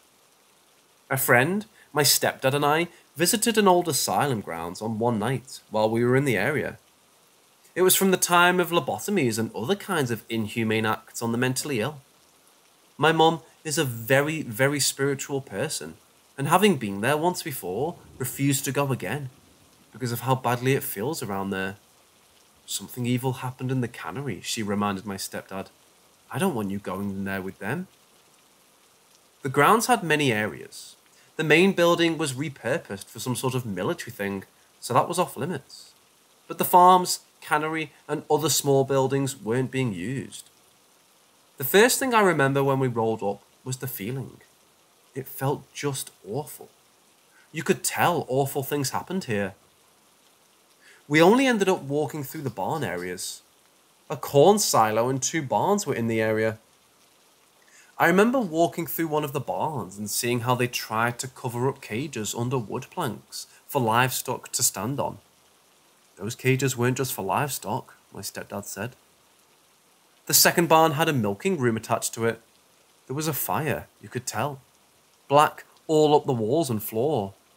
I just kept feeling more and more awful, but wanting to listen to my surroundings as much as I could. And then it happened. Now, I'm skeptical about the idea of ghosts, the way the media describes them. However, I do believe that if something so strong happens somewhere, it will imprint on the earth around it. Be it good or bad. The earth remembers. I saw, or maybe it would be better to say I felt, a little girl. And here are things I felt about her. She loved the cows. They were her favourite. No matter what was happening to her, she was allowed to see the cows, and that's all she wanted. In my mind's eye, I saw her run past me, and I heard her laugh. She had black hair, and I could have sworn there was a cat with her too. It was like a scene in a movie where someone had a flashback, and it felt almost like the earth was sharing its memory with me. And then she was gone, and I was left staring at the falling apart barn. I cried on the way home, even through all the terrible things. That girl still enjoyed her life, and I hope in the next one I can see her again.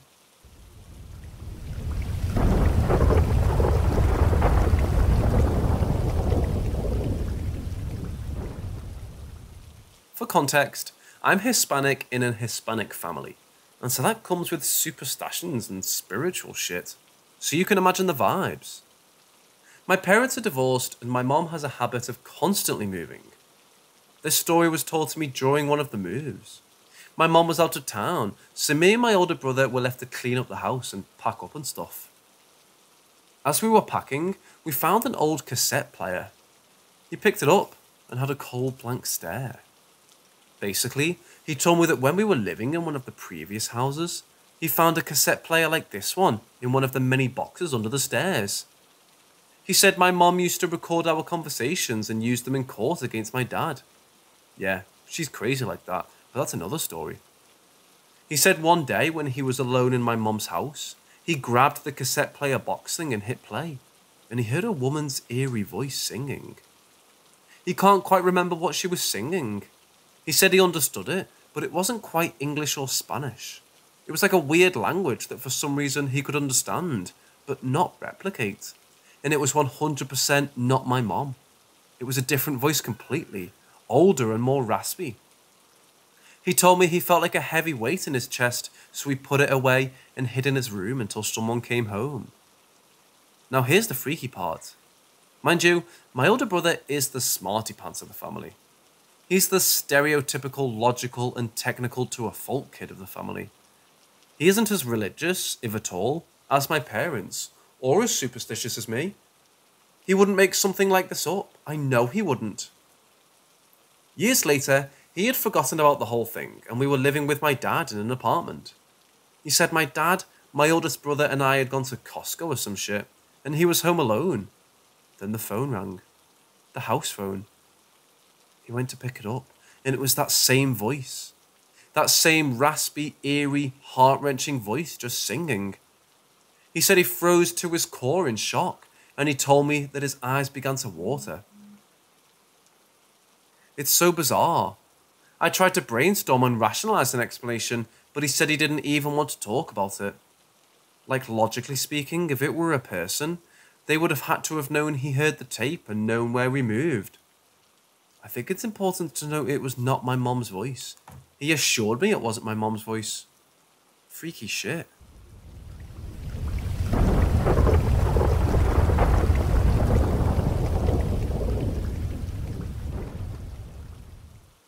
My girlfriend and I recently moved into a house. We had been living in an apartment for as long as we were dating. This was our first house. We were incredibly lucky to get a house, her being only 23 and me being 26. My great uncle had passed away, and my aunt offered to help us purchase his house. We were living in a bad part of town, and she wanted us to have a safe place. We have several pets, and I recently got a dog. I was sitting on the couch in the living room, my girlfriend was at work, and I had stayed home due to a migraine. As I sat there, I heard what sounded like small footsteps, and the cabinets in the kitchen opening and closing. I figured it was Thor, our fat as hell silvery tabby who tries his hardest to get food. But when I looked up, all of the cats were in the bay window. I didn't have a dog at the time. It was a little eerie, but I wasn't really scared, more confused and curious. Then, my girlfriend and I were sitting together and playing games. The same thing happened. Me and her looked at each other, and my girlfriend just goes, "Frederick!" She goes into the kitchen and pulls a gnome statue from under the sink. She moved the statue out of the office where he has a good view of outside and put a plant inside his little trough. We haven't had a weird incident since Frederick has been out there. I'm convinced we have a house fae, or the gnome is just a secretly cursed object. Growing up, my girlfriend lived in 2 haunted houses. I think paranormal things are just attracted to her family. She has Native American in her blood, and they're very spiritual. Her sister is able to see things. She once saw us hunched over a dark shadow in the hallway of her house. She said it looked like a shadow Quasimodo. She also used to have this circular mass shadow that would come out of her closet and go across the wall to her rat's cage, where she would scream bloody murder, like something was attacking him. She would tell it to go away, and it did. Their mother had powers of premonition when it came to people having children. She would always dream about the gender of the child before they were born, and it would be 100% accurate each time. She also got the house she wanted because she felt as though the previous owner, who had passed away, wanted her to have the house. My girlfriend has had many strange things happen while meditating, like her onyx crystal cracking on the inside. I myself used to experience this thing my parents and I call the peoples when I lived with them. I believe it was residual energy. When you were laying in the house towards the back, you could vaguely hear the sound of people talking. You could never quite understand what was being said, and occasionally old tunes would echo as well.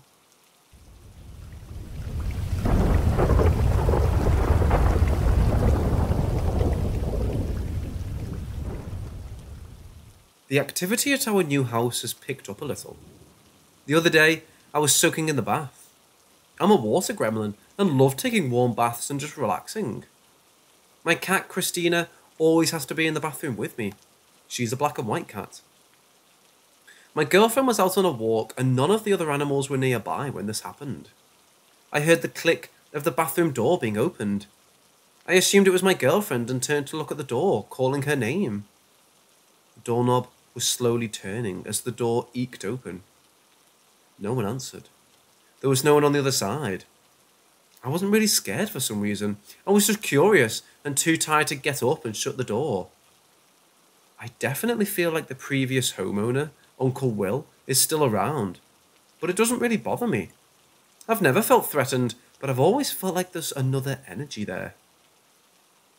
Another thing that happened was I was sitting on the couch watching The Naked Gun.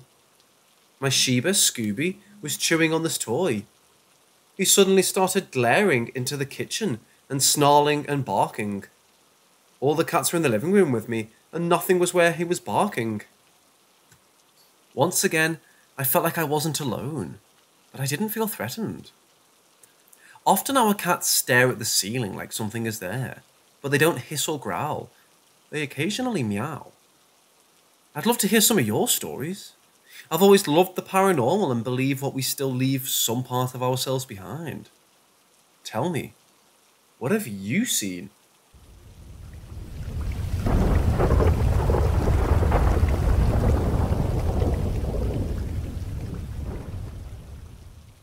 On the day in question of my first paranormal experience, my family, my parents and my sister, had gone to another city almost 60 kilometers away to visit my aunt and uncle, leaving me alone at home.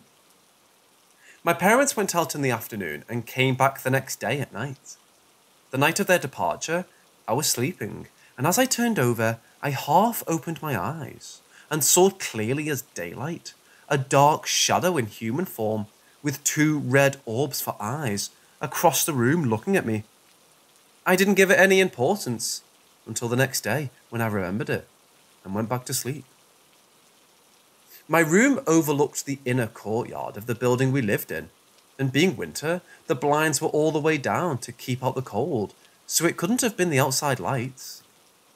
To this day, the memory of that shadow continues to haunt me, as I haven't found any explanation for what I saw, even though I tried to recreate it without success. My little sister has commented to me on dozens of occasions, seeing how a dark thing as night peeks into her room through the doorframe and moves away when she sees it. A few months ago, I would go back in after smoking a cigarette, and the whole living room was dark. At that moment, I saw a kind of mist with the height of a human pass through the room and disappear through the exit door. Several minutes later, my mother told me that she had seen the same thing from the kitchen and would swear it was a woman. A couple of weeks ago, My father had gone to smoke in the backyard of our house, and when he went back inside and turned on the lights, he swore that he thought he saw for a few seconds what looked like a child. My sister had already been sleeping for several hours, standing in front of the kitchen door before disappearing. She almost dropped the glass of water he was carrying in her hand that night. What do you think, guys?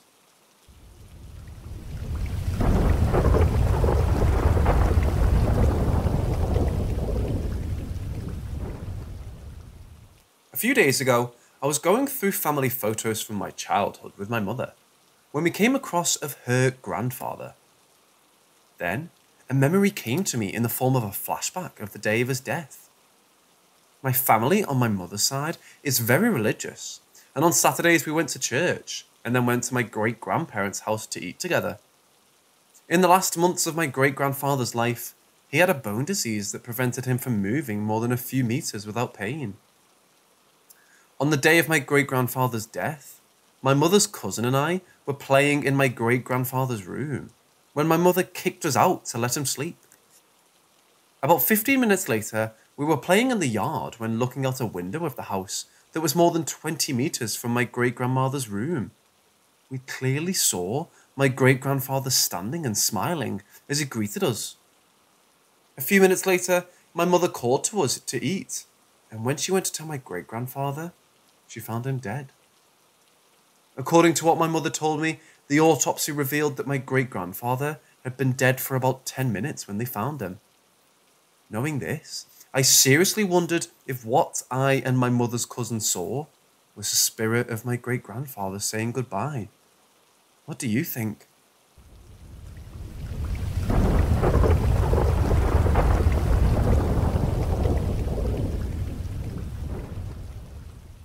This happened in the middle of June 2020. It was a very strange experience. I have yet to hear a reasonable explanation for what had happened that night. For some background, I have never believed in anything paranormal. My girlfriend claims to have had a couple paranormal experiences, but they seem too cliché to be legitimate. I live in Utah, and I'm not religious. However, a common hangout spot at night in Utah is the nearest church. My friend used to live in the neighborhood with a church in it. We'd hang out, eat food, and talk, etc. Right next to the church was an underground tunnel that was also a common trail people would walk. The road goes over the tunnel. The road above the tunnel is about 20 feet above the tunnel. The road is pretty much a bridge. So after we were done hanging out, I was driving back alone. As I cross over the bridge, I see a black and white cat fall off the bridge and into where the tunnel is.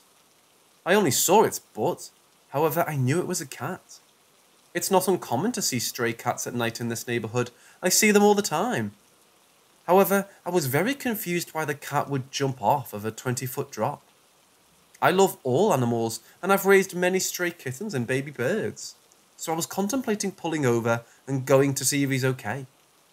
I didn't at first, because my brother had recently gotten a new cat named Sylvester, after the Looney Tunes character, only a couple of days ago, and if I knew I found an injured cat, we'd rescue it and want to keep it. But I turned around anyway and parked next to the school by the tunnel to see if it was okay. The roads were barren. It was 1 a.m. in a quiet Utah religious neighborhood, so I wasn't nervous in any way. I just wanted to see if the cat was okay.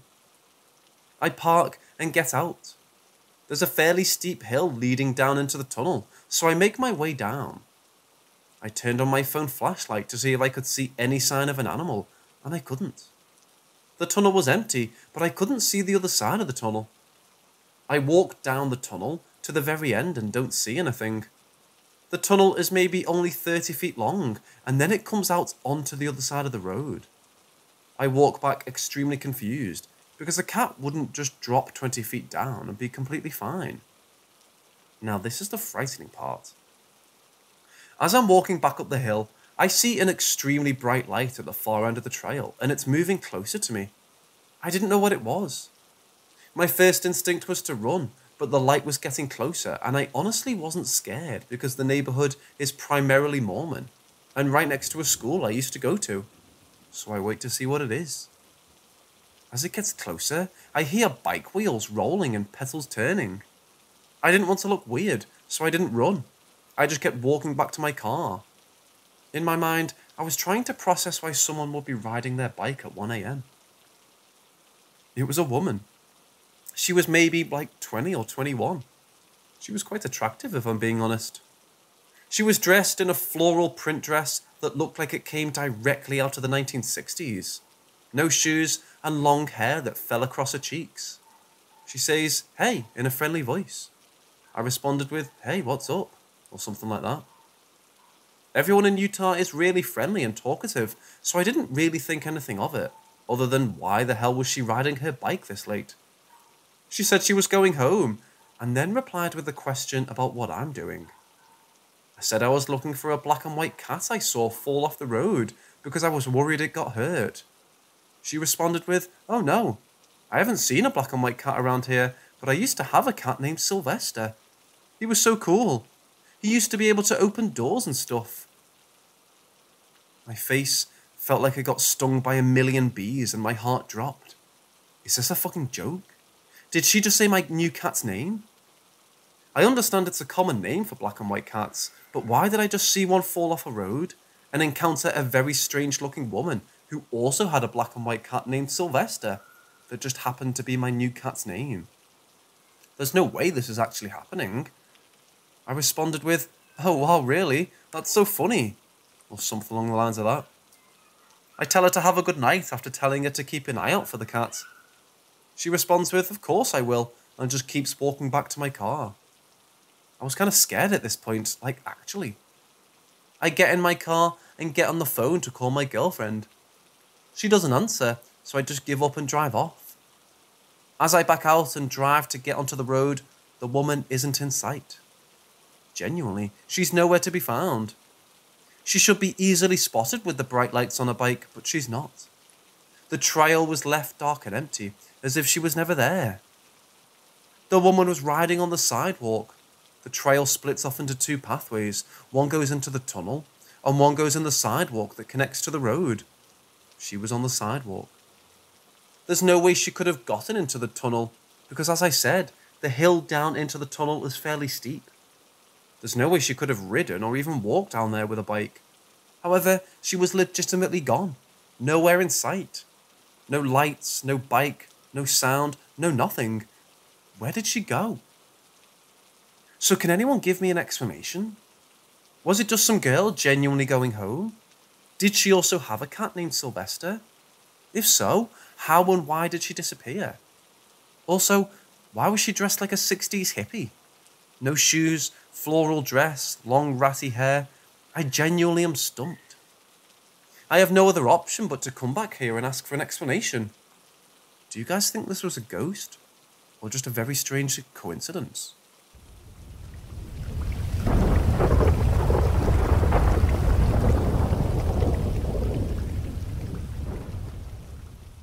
In January of 2011, my childhood best friend passed away. Her name was Carla. We were super close growing up, and I would often sleep over at her house, and we'd rent movies from the shop around the corner. We sort of lost touch when I moved cities 400 miles away, but would still communicate. After she passed away, I remember I didn't have dreams for almost 2 weeks. Then, one of my close friends told me about a dream they had. With her. Carla appeared to my friend in a dream. They had never met before, and asked my friend where I was. She was looking for me. Then, like clockwork, the following night, I had a dream with her. I was in her old neighbourhood, and it was a bright-ass sunny day. I could barely see the cars and houses. Then, from around the corner, Carla comes walking towards me, and she's smiling. She doesn't say anything, but gives me a big hug. I don't remember what happened after, but I think I woke up shortly after.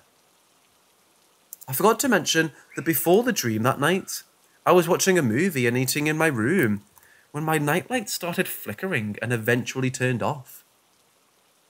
I thought, no big deal, I'll get a new bulb. After I woke up from the dream, my nightlight turned on.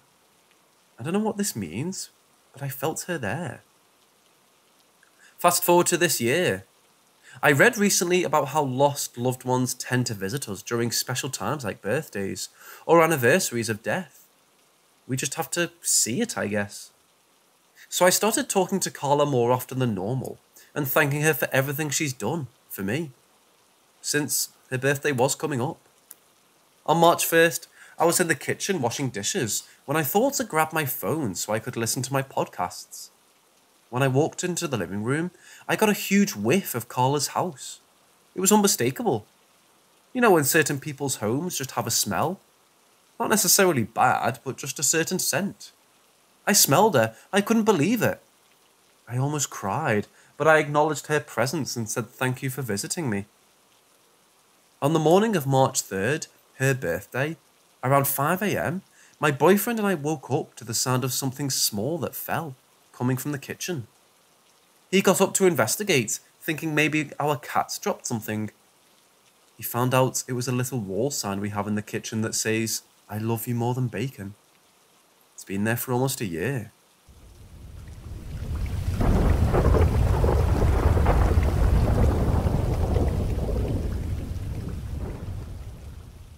This is a series of occurrences that lead me to believe I have a ghost cat in my apartment. First time was when I recently moved into the apartment. About a month later, I was getting ready for work in the morning when I noticed my cat playing with a shoelace in the hall. In the hall, there's a small closet. My cat was playing with the shoelace in front of the closet door when I saw something white swiping from under the door. Almost like a cat trying to get the shoelace from the other side. My cat saw it too, and she stopped what she was doing to stare at the bottom of the door. I immediately thought it was my other cat who has white paws, so I opened the door to check. Nothing. Second time was a few months later. My boyfriend and I were trying to fall asleep in bed around 11 p.m. when we heard tiny footsteps run and then jump onto our futon couch in the living room. Sounded small. Just like a cat randomly running and jumping on the couch. We both looked at each other because both our cats were in bed with us and our dog was crated at night. He said, "What was that?" I said, "I don't know." So we went to check, but saw nothing. Third time, we had a guest in our home. I usually leave a box or two out for my cats when I get a new package since they both love them. So I had one in the middle of our dining room. My friend, my boyfriend and I were in the living room watching a show when we heard the box slide. Almost as if a cat jumped into it. I look over and I actually see the box flaps move. But both our cats and our dog were in the living room with us. All windows and sliding doors were closed. So we all just kind of looked at each other like, what the fuck? Fourth and most recent time was about 7 months ago. I randomly woke up in the middle of the night and remembered I needed to charge my phone. It was 1:21 a.m. The outlet is right next to my side of the bed, so I just reached over and plugged it in while barely having my eyes open, then set my phone down. As I did that, I saw a shadow on the wall from my nightlight. It's about the size of a cat and it's coming towards me, so I just laid back in bed.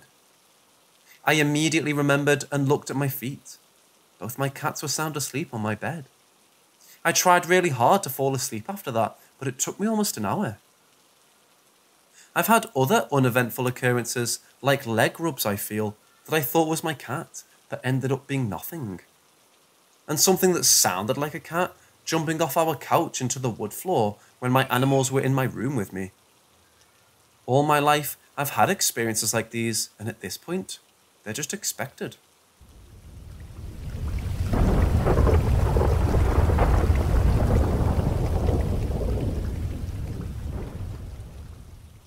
I grew up outside of a relatively small town in Texas, and more importantly, in a haunted house.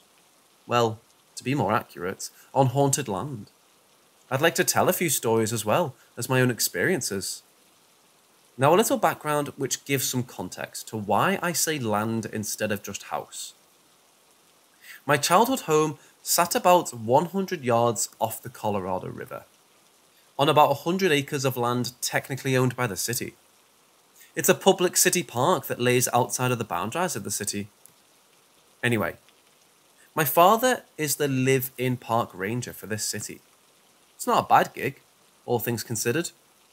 Though in my opinion, he could be paid more for being a maintenance and authority figure that's on call 24 hours a day, 365 days a year.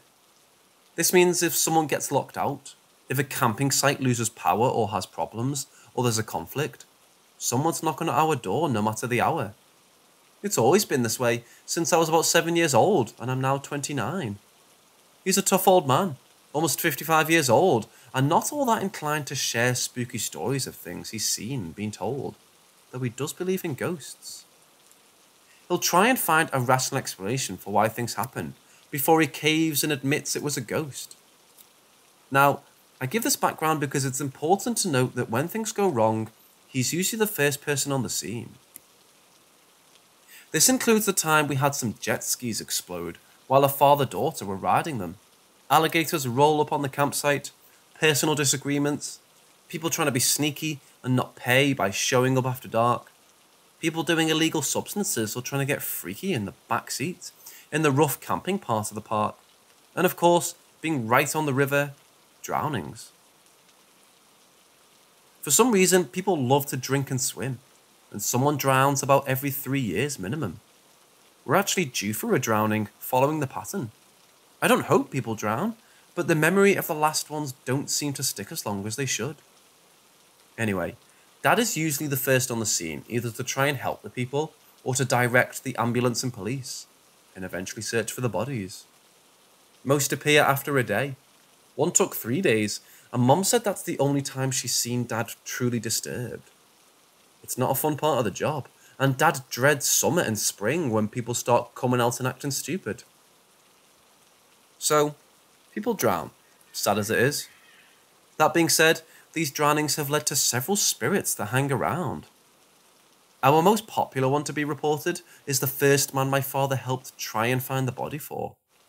He was wearing a white shirt, blue jeans, and was a friendly man by nature. Now I need you to know, I've only seen him once myself after his passing. My mother and my father have seen both him multiple times, and many campers have seen him. One gentleman who likes to fish was out late, close to midnight, returned to his car, alone as he'd been all day. He gets his gear in, gets in himself, and goes to buckle up after starting his car, only to see the smiling figure of a man in the white shirt and jeans in the passenger seat. He leapt out, and when he turned around, saw no one in his car. It's been almost 5 years, and this fisher no longer comes out by himself if he's staying after dark. Other campers have reported seeing a man sitting at a table, white shirt and jeans, who will see them and raise his hand as if to wave at them. People will wave back to realise no one is there. My mother used to work early morning shifts, 3 a.m. to 2 p.m, and she'd see him standing outside of the office on her way to work from time to time. My own experience with him is simple but spooky. I was sitting in the office with a friend one night talking, about 10:30. My parents now live above the office after Hurricane Harvey. Anyway, we were sitting there, and I saw out the window over my friend's shoulder a figure walking by the window, like it was going for a walk through the double glass doors of the office. Now I live in a park, meant for camping and visiting. However, it's important to note that the park was A, closed due to our sewer system getting redone, and B, it was the middle of the week, and most people didn't show up then. It was the man in the white shirt and jeans, and I knew that he was coming to buy something from the office. I was spooked, who wouldn't be? And my friend and I retreated upstairs rapidly. He's never been threatening, and I'm sort of glad the flood didn't take him away. However, even with him on the land, there are worse things that are here. My childhood home, which I must admit, I'm sort of still grieving and grateful I cannot live in again, was destroyed in Hurricane Harvey. It had 2 feet of water in it and emotionally devastated our family. There's something that still lives in that husk, now used for storage, and I hate it. Growing up, my bedroom was used during the day by myself and never at night. When I was little, I often had night terrors that had me shrieking for my mother and sleeping on the couch instead. She told me that I often said, "She has no face," when I asked why I was crying at night. By the time I was 9, the couch in the living room was my bed, and my bedroom held a cheap futon. The feeling of being watched, of something standing behind you, was and is overwhelming. I hated it. Even when I slept in the living room, I had to have the door to that room shut, as well as the one next to it. The feeling of being stared at was so strong. We had a door to the garage at one end of the living room, and one doorway to the kitchen. The garage door was open during the day, and there was no tangible doors to the kitchen. What I saw in these parts of the house, I can't say were human-like, but they at least wanted to be seen as it. They felt wrong, very wrong. Have you ever seen someone walk quickly by an open doorway? My mother and I saw these tall figures blur by, mostly dark, but occasionally pale. I hated seeing them. I always had this awful sense of dread and anxiety, a fear they'd not walk by the doorway, but walk into the room I was in. I think they did, more than once. I used to walk in circles in our living room while on the phone with my now platonic partner. As I'd walk by the couch, I'd feel as if something brushed against or wrapped around my ankle, and it always terrified me. I was always scared to look behind me or under the couch. As a grown woman of 20-something, I hated those things, those moments. They liked to touch my hair and ankles as I tried to sleep. And I'd say it might have been sleep paralysis, except it was only ever after I closed my eyes initially, and falling asleep was an hours-long trial. Mom often experienced seeing them and hates them too. Since Dad is on call 24/7, there are times he has to go out at night, much to our anxiety. We'd often hear the front door open and shut, or hear his voice, and call out to see what had happened or what was wrong. About half the time, he wasn't even home, and for a time, we'd write it off that we just heard things, until the dog started responding to it too. We used to have a lab mastiff mix, who would growl any time this happened and move closer to my mom like he was defending her.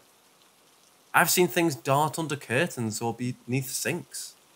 Found drawers open and things knocked over and open that had screw-on tops or push-in tops that no one had touched in months. One time, a mounted deer head from my grandfather came off its hook and cracked me in the head. The nail it was on was unbent and undamaged, but it hurt, I assure you. Anyway, more recently, during my current visit home, Mom says that when she goes over to the house, or what used to be our house, she doesn't like going inside anymore. She says that when she takes the dogs out at night for bathroom breaks, she doesn't look in the dark windows, even if her instincts are telling her to. She's scared that if she does something, we'll be looking back at her, or feels like something is looking back at her when she does. I have these same feelings, and sometimes when I'm on doggy duty, the feeling that something is peeking over the 7-foot fence. Something opened the locked bathroom door the other night while I was visiting my parents, and an entire shelf popped off its rack in the cabinets a few weeks before that. Strange things still happen, but I'll be honest to say that I'm glad it's nothing like at the old home. These aren't the only moments I've had, which range from hearing muffled conversations for hours in the childhood home, in the dead of night, when everyone was asleep, to hearing it again at my friend's house for months and months. I've also experienced things at the high school where I teach, so I'm not sure if it's me or my life, but I'll never be persuaded the supernatural isn't real.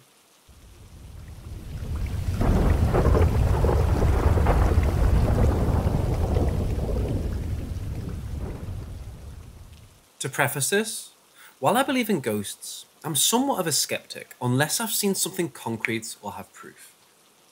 I've seen what I believe to be a total of 3 different ghosts, but they were apparitions that disappeared quickly. Nothing like this. I recently moved into an apartment, and I think a ghost is finding things for me. Either that, or the object went temporarily invisible. It started with the base to my iPhone charger, disappearing into thin air late one night. I always keep it in the same spot, and my roommate swore up and down that she hadn't touched it. It really stressed me out, because I had to go to work the next day, and needed a nap to clock in and out. I was very upset, and eventually went to sleep. The next morning, when I checked, it was exactly where I left it. One could explain this away as my roommate finding it and putting it there. That's what I thought happened. The next time, the mic to my headset went missing, in broad daylight. It was in its designated spot a few minutes ago, and I was completely alone in my locked apartment, aside from my small bird. I looked everywhere around the couch, talking to my bird the whole time, and bent down to look under it. When I stood back up, my mic was sitting right where it was supposed to be, like it had been there all along. It was at this point I began to suspect something paranormal. I verbally thanked whoever or whatever it was, and then kind of had a short conversation. I'm used to talking to myself or my bird a lot, so talking to air wasn't that weird for me. I got an almost warm shiver up my spine in response. It was comforting and felt safe. I'm not exactly sure how to describe it. This is what made me think they were benevolent with a possible mischievous streak. I got the feeling they just liked being acknowledged. Every time something went missing from its spot, and my roommate wasn't home, because I don't think her to think I'm crazy, I'd talk to my ghost and politely ask for their help finding it. I would inevitably find it where it was supposed to be, at most a few minutes later, and would get that warm feeling again when I thanked them. This went on for a short while. One day while I was alone, I was listening to a story where a woman described having a friendly ghost in her family home. She said it did a lot of things that my ghost didn't do, but then she said that it would find lost items for them within a few hours. That's when it really hit me. I paused the video and asked, "That's what you are, aren't you?" and got a really strong, warm, shivery feeling in response. It seemed happy, so I took that as a yes. Maybe I'm crazy. Maybe it's confirmation bias. I'm still not quite sure what to think. Then last night, while my roommate was asleep, my charger base went missing again. I asked the ghost if they took it or knew where it was, but I got an uncertain / indignant sort of shivery feeling. I thought maybe they were just being stubborn, but then I remembered I had actually left it somewhere other than usual. Sure enough, it was there. I said, "That's what you were trying to tell me, wasn't it?" and got warmth and satisfaction in response. My items still go missing from their spots, especially while I'm alone, and I still find them where after I ask for their return or help finding them. I'm still not certain if the ghost is taking them, or if I'm maybe putting them in other spots I forgot about. What really matters to me, though, is if they're found, which they always are. I'm not sure if the same thing is happening to my roommate, and I don't want to ask, because I'm unsure of her stance on the paranormal.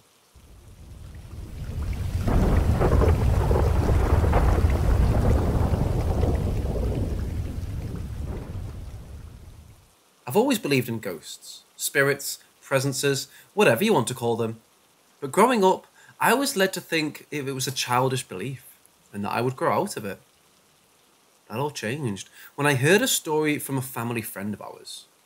This woman, who we'll call Anne, is a very respectful lady, works for an important company and is overall well-rounded. She has her head screwed in tight. She told us about her childhood back in the old country, and how as a 5-year-old she loved climbing up to the attic, to go out through a roof window and enjoy the view. Aged 5, she didn't quite realise the dangers of doing so. She could easily slip and fall to her death. But one day, as she got up to the attic, an old woman appeared in front of her, sat at a spinning wheel, wearing outdated clothes and with her grey hair pinned back in a bun. Anne got so scared that she ran out of the attic and never dared to try and climb back out of the roof window. Years go by with Anne keeping this story to herself, no longer sure if it actually happened, or if it was all due to the fanatical imagination of a 5-year-old. Until one day, she's at her sister's house for dinner, and her adult niece starts telling a story about how as a kid, around 5 years old, she loved going to her grandparents' house, run to the attic, and climb out the window to admire the view, never considering the potential danger. This continued until one day, an old woman appeared in front of her. Anne froze, asking for specific details about this woman, and they realised they had the same vision of an old woman, spinning a wheel, dressed in outdated clothes, and with her grey hair pinned back in a bun. They had seen the same thing for over 20 years. I remember hearing the story as a kid and being absolutely shook. And so, yeah, I still believe. Annie actually sees it in a positive light. She believes the old woman appeared to protect them, since both her and her niece never claimed out on the potentially lethal roof after that.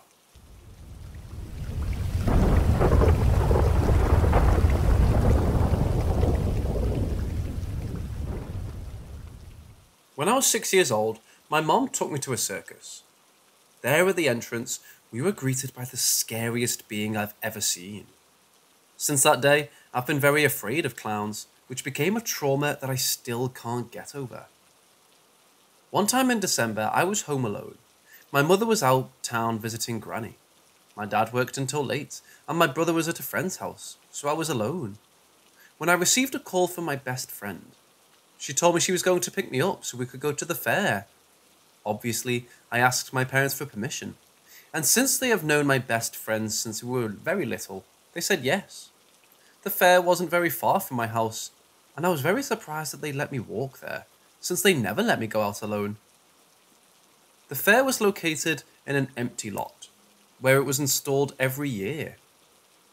We played a lot of games, winning stuffed animals or sweets, and we ate a lot of sweets. When we were taking a break, we met a clown. I froze for a moment. He just smiled, and we walked around the place while making gestures with his hands and weird faces.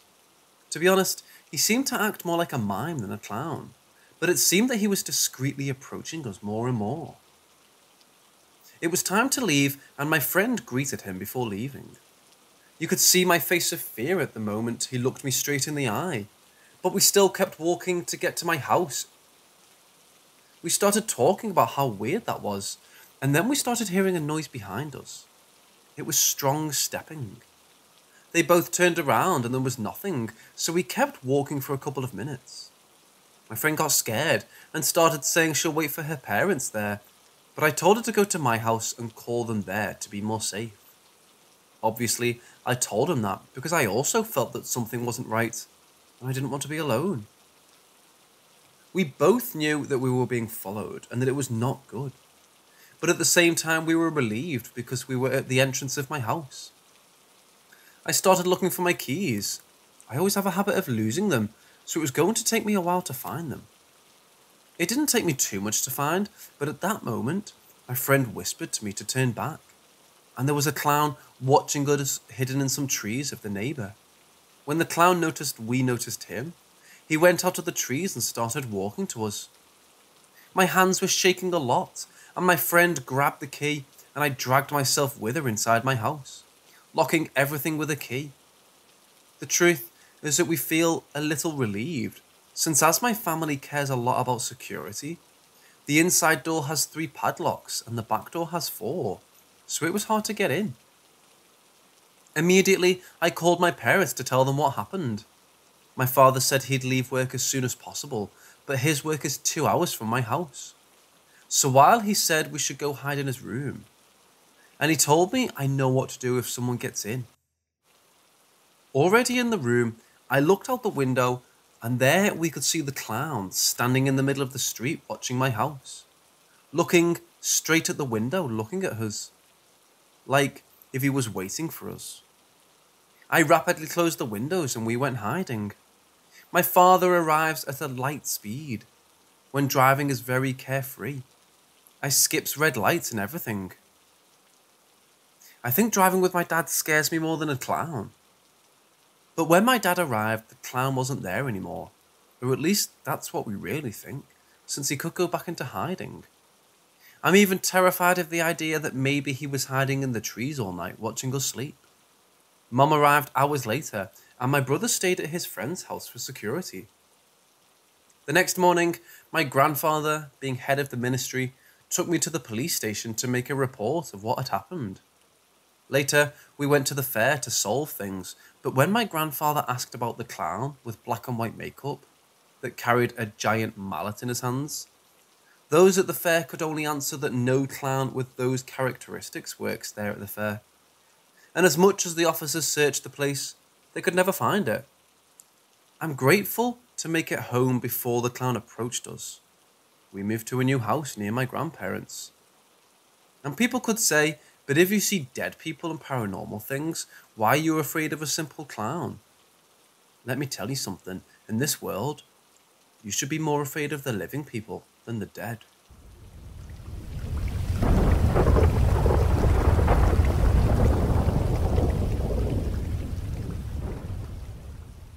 For some context, my grandparents and I live very close to each other.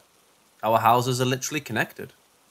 My house is in the backyard, but it's a few meters away from their house. We have some space between the houses where our dog normally passes his time playing, but this time he was inside. It was at 2:40. I remember waking up because I heard him growling. It was incredibly loud. He even woke my dad from his dream too. I called for my dad and he answered. We both knew that there was something wrong in the other house. I was a bit scared because I thought that someone had broken in. So I grabbed a metal bat that we had in the backyard and accompanied my dad as he locked the gate outside. When he walked to lock it, the lights in the backyard suddenly started flickering. It felt weird and I mentioned it to my dad, but he just got annoyed and said that I shouldn't mind it. We were now outside my grandparents' house. I was going to open the door in the back when my dad stopped me in my tracks. When I looked at him to ask why, he just said, "Call the dog." So I did. He came in a bolt, opening the door quickly and jumped on me. He seemed happy to see us. My dad pointed at the little house that he had in the backyard, and the dog went there to sleep in. I was going to enter my grandparents' house now that the door was open, but my dad again stopped me. He just told me to close the door and go back to our house. I obliged, but even after we went inside our home, I could still hear something moving in the other house. It felt kind of like a dog. It was stretching and knocking some stuff. I couldn't really see it, but I heard all of it. My room is the connection between my grandparents' house and ours, so if there was someone there doing something, I could hear all of it. Even so, I still managed to get some sleep. When I woke up, my dad mentioned that he went to see what was inside and there was nothing. So I'm glad that there wasn't anybody trying to rob us. Yet I still feel like there was someone, or more like something inside.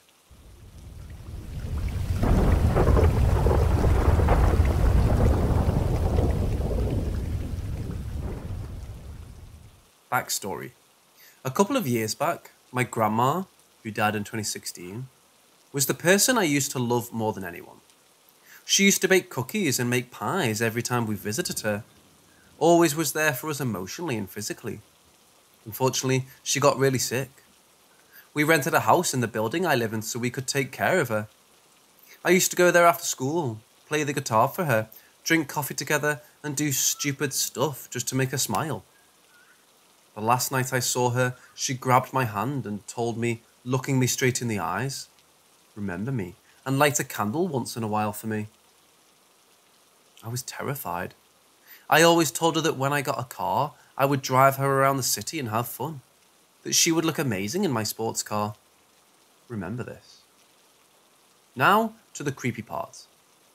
I went to her grave for the first time after the burial, since it's in a village a few minutes' drive away. I went to see my other grandparents and was with my girlfriend. I drove my sports car past the cemetery and got a weird urge to go in. So I went. I went to her grave, cleaned it, and sat there for a while. I found myself talking to her grave. I was feeling like I was talking to her. Anyway, I went back to my car and that's where shit gets odd. My player hasn't worked since I left the graveyard. My lights wouldn't go on. The car was fine. It was checked 2 days ago.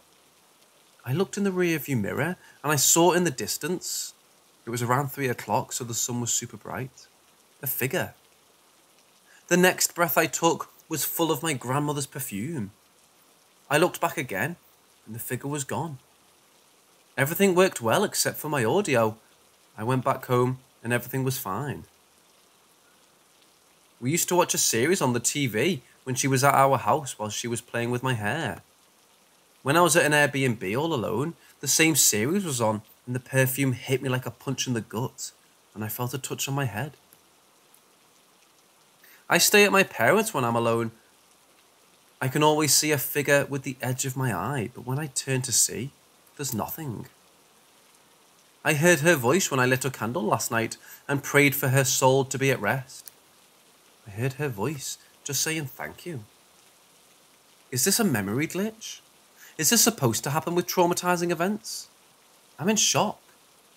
She used to always say that she won't leave me alone, that she would show me she was with me. 20 minutes ago, I found an old picture of her, like when she was in her 30s. I found it in the middle of my desk on my laptop.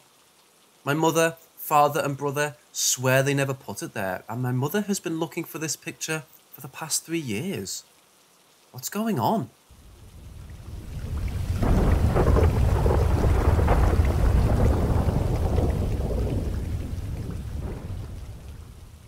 I work in a wildlife rehabilitation centre in the middle of a forest atop a hill, about 20 minutes away from the nearest streetlight.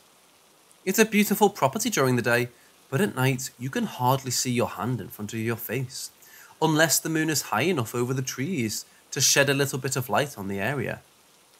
For privacy's sake, I won't be giving the name or location of the facility. I started working here last year, usually being put on the closing shift, 11 AM to 9 PM. But we were typically on property until the wee hours of the morning, since the sheer number of animals in our care prevented us from going home before everything was complete. The facility itself is deeply haunted. I've known this since a couple of weeks into my employment. One of the routes for the Trail of Tears actually went right through what is now the property, but more on this later. These are some of the stories I've collected while working here. One night, as we were all wrapping up downstairs and getting ready to shut down for the evening, the doorbell rang. It must have been around 10 PM by then, and we close admissions by 5 usually. All of our admissions are by appointment only, but on occasion we'll get a walk-in. With a sigh, my co-worker goes upstairs to greet the person and take the animal down for a quick examination. After a few minutes, she comes back down empty-handed and looking a bit unsettled. Upon being asked what the problem was, she answered, there was no one at the door, and there's no other car in the lot. This has happened at least 2 other times. I've always been a little sensitive to the paranormal, but I'm pretty skeptical by nature. I want to first rule out any other possible scenario before jumping to the conclusion of something otherworldly, so I chalked these situations up to an electrical error. The building took on a whole new energy at night. Rooms of the facility that were well lit and normal during the day felt more ominous at night. I never wanted to be alone inside by myself after 8:30. After 8:30, things get weird. Mostly, it's just the feeling that I'm being watched or thinking I see something out of the corner of my eye. It's all just very unsettling. As one of our interns was leaving one night, she said she heard someone calling to her from the parking lot. Psst, hey, over here. There was no one there. One night, my co-workers went outside to finish up animal care in some of the outside enclosures that hadn't been done during the day, and I was left alone inside to finish preparing diets for some of the raccoon babies we had inside. We had a microwave above the counter, and I'd long since gotten used to seeing my silhouette in the reflective sheen of the door. I reached up to retrieve the bowl I'd put in the microwave and shut the door once I was done, only to see the reflection of a silhouette behind me. I whipped around so fast, I nearly dropped the bowl. No one was standing behind me, and when I looked back into the reflection, the silhouette wasn't there anymore. As I said previously, the Trail of Tears ran through the property, and at least 2 of my co-workers have made separate comments about seeing a woman in buckskin, either walking through the hallway or standing in the laundry room. She always moves out of sight before anyone can try to say something to her. We have a separate little building on the property that's now a storage unit. It once housed interns that would stay on site overnight, but it's been a long time since it's been used for that purpose. I've always gotten a weird feeling whenever I'm near it. It's never been inside, and I hope I'll never have to. Anytime I walk past it, I feel incredibly unsettled, like there's someone standing behind me or watching me. Several months ago, I was informed we no longer have interns living in the building because late one night, a man walked in and stood in the doorway, staring at the interns while they were trying to sleep. Since then, we've installed trail cams and security cameras all over the property. There's a million more stories I can tell about this place, and maybe one day I will. So far, these are the only truly paranormal ones I have to tell.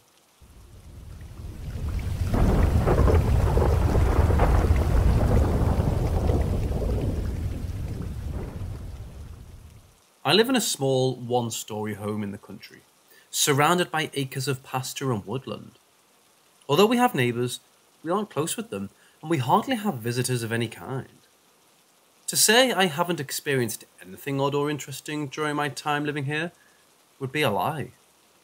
I could write a book with the amount of stories I have involving bizarre creatures I've seen, roaming the grassy fields around the pond behind our house late at night.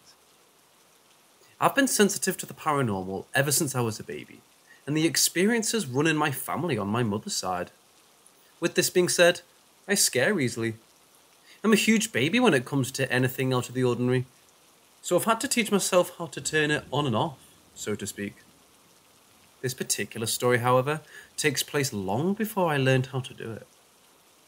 Around 10 years ago, my grandmother, who lived with us, passed away. I was very close to her, so I took the hit hard. Around this time, the paranormal activity in my household began to ramp up. Toys would turn on and off without anyone or anything near them. We would occasionally feel something tap on our shoulders.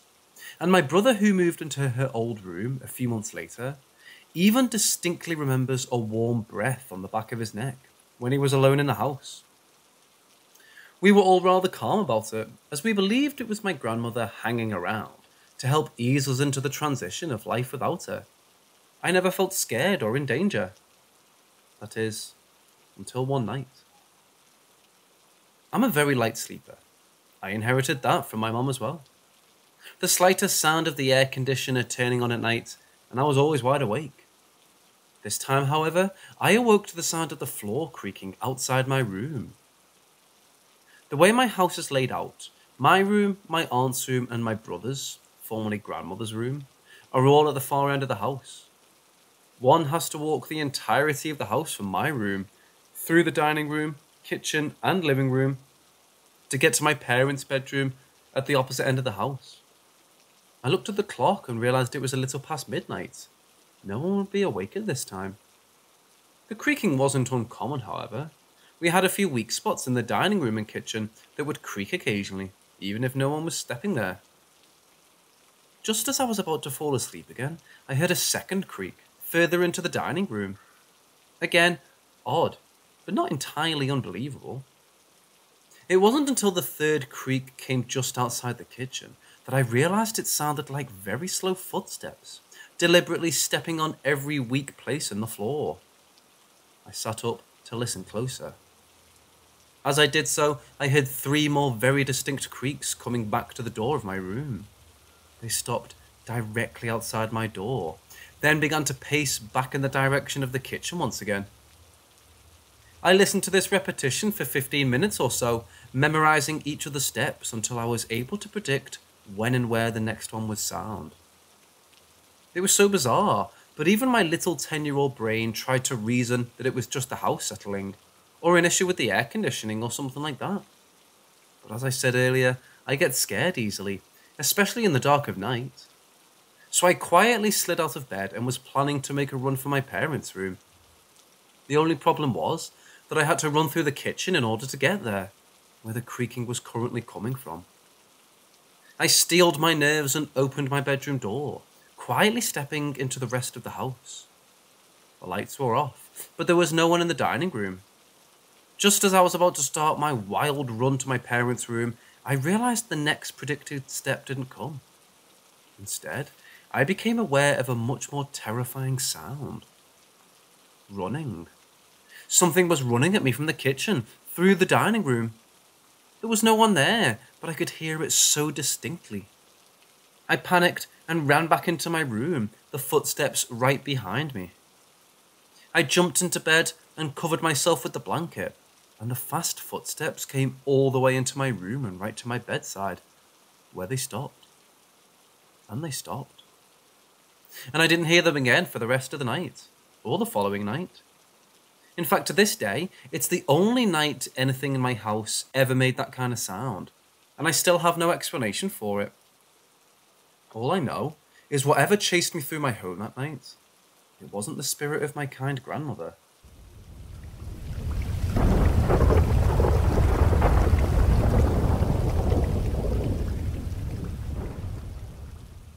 He and my mother were very close growing up and had a strong bond. They connected in a way my mother didn't do to any of other siblings, so when he passed away, my mother took it extremely hard. I was still a baby at the time, so I regrettably don't have any memories of the remarkable man my mother tells me about, and even to this day, she can hardly talk about him without tearing up. When we do get to talk about him though, the subject of the paranormal always comes up. You see, when I was a small child, I always looked forward to spending my days at Grandma's house. I always loved playing with my toys on the kitchen floor and watching Disney VHS tapes in the living room. I always hated nap time though. The house was a small, older, two-story home in a hilltop area of a relatively well-known city, and my grandmother lived in it for the majority of her life. When it was nap time, I'd be placed in my crib in a quiet bedroom on the second floor. I was never comfortable in that room. I always attributed it to my rebellious child brain, associating it with the dreaded nap time. But looking back at it now, I believe something else was to blame. Sometimes while napping in my crib, I'd like to sit there and watch the bars move, as I'd recount to my mom years later. All of a sudden, the sturdy bars keeping me from escaping my little prison would sort of liquefy and wave back and forth underneath the railing. I'd reach out to them, and they'd be completely intact once again. Along with that, I'd occasionally hear my name called in a sing-songy male voice. Eli. It never scared me. It didn't feel threatening or dangerous, and in truth, it sounded more like a voice in the back of my head than something out loud. As a kid, I thought it was normal. I figured everyone occasionally heard a voice different from their own internal thoughts and brushed it off. As I grew older, a second voice developed. Still male and still polite and friendly, but distinctly different from the other voice. Sometimes they talked together, but it would always be the same two-tone word. Again, I never gave it much thought. As I got older, I no longer needed the crib and no longer got to watch the bars swim in the air beside me. But instead, I got to bring my toys upstairs with me when my grandmother needed a break. Still, the voices would continue. After we moved from the city and into the countryside, I stopped hearing the voices altogether. It faded into the back of my mind as an odd memory, but it wasn't until rather recently that the thought resurfaced, and I brought it up to my mom in the car during one of our discussions of the paranormal. It's kind of weird, right? And looking back, it only happened in that one room of Grandma's house, I told her, expecting her to quickly agree and move on. Instead, she got that somewhat sad look in her eye and she focused on the road. Well, that was Uncle M's room when he still lived with your grandma, was her response. She quickly followed up with, and that was the room your grandfather died in. I was stunned to say the least. For a few years of my childhood, I heard two very distinct male voices in that room, and only in my early 20s did I figure out exactly why.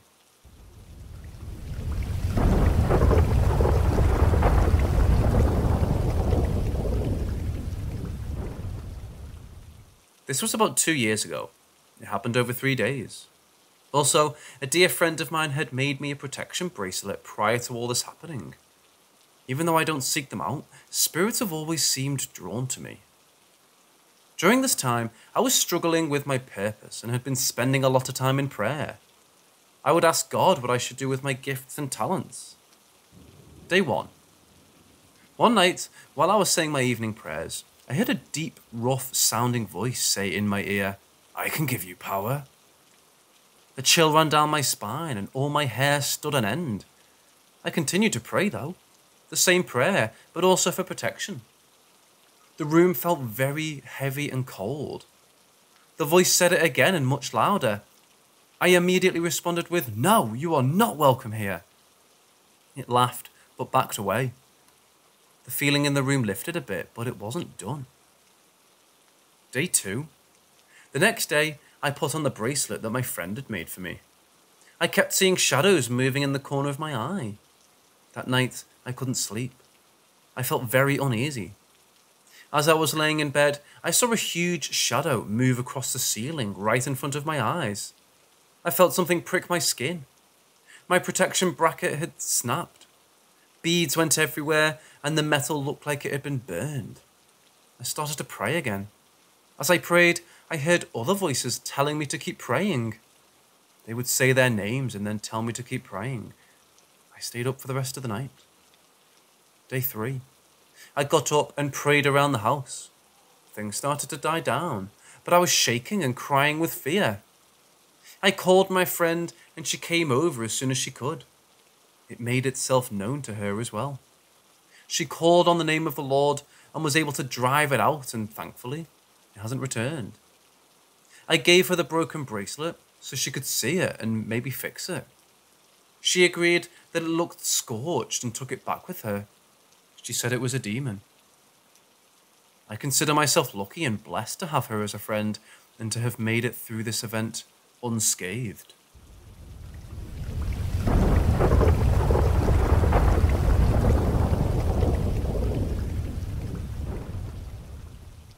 To start with, I come from Eastern Europe, Ukraine to be specific. Ukraine is a fascinating country because while being an advanced society, Ukrainians hold old beliefs and follow traditions established centuries ago. This old set of beliefs and values was what causes our people to search for answers to questions they do not have the courage to ask themselves, from traditional or religious rather than scientific sources. This is exactly what happened in my case, and to this day, I have no explanation for the following. We were about 4 to 6 years old when everything started. My kindergarten classmate, previously a happy and healthy friend of mine, suddenly started becoming lethargic and began wasting away day by day. Everyone noticed the unforeseen changes in her appearance and behaviour. Teachers, nannies, other parents, and us kids. Although we didn't necessarily understand that something bad was happening to her. Things were progressing pretty quickly, and in a matter of weeks, she looked skeletal. Her skin was pale grey, eyes sunken, and she always had this woeful look in her eye. This is when even the least attentive ones of us noticed that she had become a mere shell of that cheerful girl she previously was. Worst of all, nobody knew exactly what was happening to her. I remember my mom told me that her parents took her to several doctors, yet nobody seemed to understand what the problem was. This is when her parents stopped trying to seek out doctors to examine her, and instead opted for a traditional healer. By the way, a typical moniker for a female traditional healer in some of the Eastern European countries is babka. Most of them are female, although there are a few male healers out there, I'm sure. Thankfully, this babka did help my friend, and she miraculously recovered, almost in an instant. The babka claimed it was a maleficium that was slowly killing her, a curse as I understand it. None of us ever found out anything about her situation beyond this blunt, yet perplexing fact. As my friend was struggling with her malady, I started having recurrent nightmares.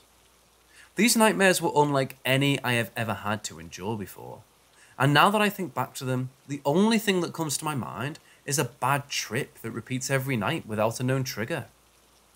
These nightmares were quite different from regular nightmares that you randomly get here and there.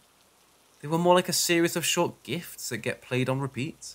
At least, that's how I would describe them. The content of my nightmares was not scary in a traditional sense, yet they would shock me and wake me up every night, sobbing. I vividly remember only 3 things that I would see every night, although thankfully, I cannot recreate them in my head anymore. One of the nightmare gifts would have a chessboard with dolls, Barbie dolls dressed as ballerinas, standing on every other black square, spinning all together in one direction.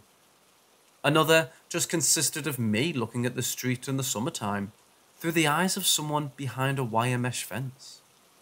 The third would just be a textured paint on the wall, a dark reddish-brown wall with specks of blue here and there that I would see from afar, again through somebody else's eyes, or very close, like through a macro lens. These things sound like they do not belong in a nightmare, but please believe me when I tell you that nothing else terrified me more than coming back to these dreams. The dreams where I got to look through somebody else's eyes were the worst for me. This is when I felt the most unexplainable, raw fear, but not as the person who was watching. That person was nothing but curious and eager to see more of what they were looking at.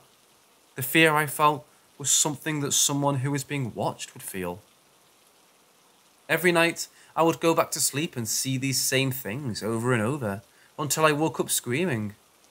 Over and over on repeat. My poor mother could no longer watch me suffer. So just like a normal Eastern European mother would, she decided to take me to a babka. Here's where it gets blurry. I do not remember if it was that same babka that helped my friend, but this woman was recommended to my mother by someone else. Sadly, I do not remember much about my visit to this woman's house.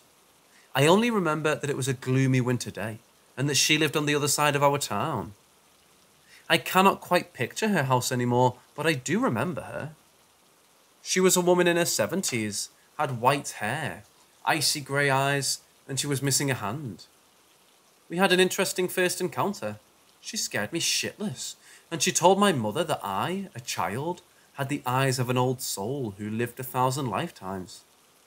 Needless to say, she made a great first impression. What followed was a traditional ritual of egg cleansing. She sat me down on a chair in one of the rooms and started rolling an egg all over my head and face with a stump. Unfortunately, I do not remember what the outcome of that ritual was, but I did learn from my mother later on in my life that the yolk should not have any black spikes in it when you crack the egg after the ritual. She never told me if I had any black in my egg then, but I hope I didn't. Black particles in a post-ritual egg mean there was a curse or bad energy that the egg removed from the receiver from this procedure. Needless to say, that ritual did not work. The nightmares were back, more intense than ever before. My mother was really concerned, and I believe she even considered taking me to the doctor, but she decided to try something else as a last resort. A little backstory. My mother could not get pregnant for years before she had me, and even when she did, she ended up miscarrying a few times. She had quite a few health problems, which resulted in her living with only one piece of one of her ovaries that the doctors kindly left her with, just because she didn't have any children yet. Of course, everyone told her that getting pregnant is virtually impossible for her, but she never lost hope.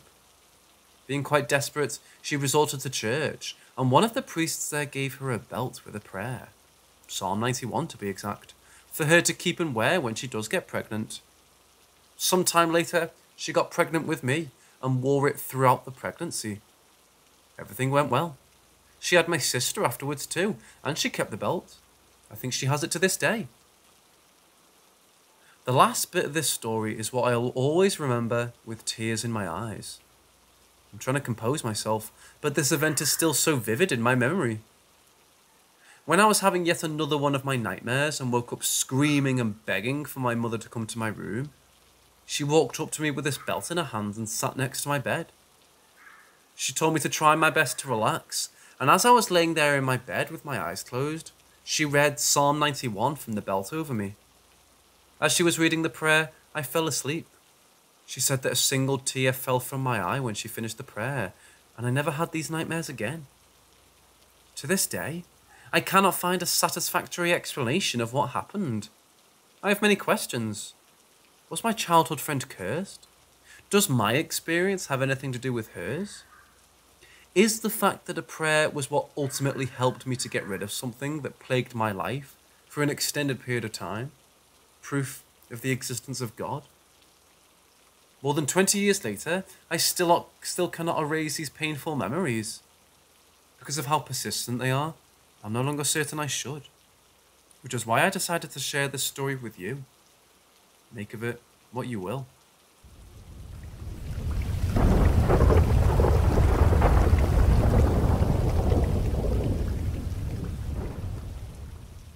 Some backstory. My father died November 5th, 1993, after a long battle with cancer. I was only a baby at the time, so I don't really remember him, but I do have pictures and everything. When I was much younger though, I'd always talk to him and have a little conversation with him, which actually led to some school staff thinking I was legit nuts and having me evaluated for mental illness. What I do remember about being a kid was feeling someone holding my hand or touching my face all the time. I remember hearing whispers like all the time and everything, but I didn't even remember it until I heard a recent EVP that got me all messed up. So to keep the story as short as possible, I'll skip to the good stuff. I work for a local hospital and I applied for another position within the company and had just left my interview when I decided to visit my father's grave. His gravestone is one of the flat ones, and that day it was pouring outside. So after looking where I thought it was for a little bit, I just gave up and sat in my car. As I'm sitting there, I thought about the shows on TV where they do the recordings and everything, and decided I would try it because, why not? Now at the time, I was crying, so you can hear that in the recording. But underneath that, you hear a voice say, "My name. It's okay, I'm right here. I'm right here, it's okay." Over and over. Hearing that just put me into shock because I really didn't expect to hear anything. But since I've caught several intelligent recordings that I just can't explain. Then a few days ago, things intensified. I was watching TV in my living room when all of a sudden I heard what sounded like someone getting up out of a dining room chair, except I'm the only one there. I then hear someone push the lid to my garbage can like they're putting something in it, and I just freak out because I can see into my kitchen and there's nothing there. So I walk into the room and I walk up to the kitchen table and just kind of push down on the chair to see if it made the same sound. And all of a sudden, the trash lid flips again. I look at it for a second and just take off back into the living room because at this point I'm basically over it and it happens again 2 more times. At that point, I'm just like, fuck this, and decide to take a shower to relax. But later on I start recording again and I ask who's there and why, and all I get is this: "I'm just here to make sure you're okay." So I tell it that I'm scared and I don't want to be bothered, and after that you hear, "Alright, okay." And that was it. I don't even know what to think of that. I don't even know who it is.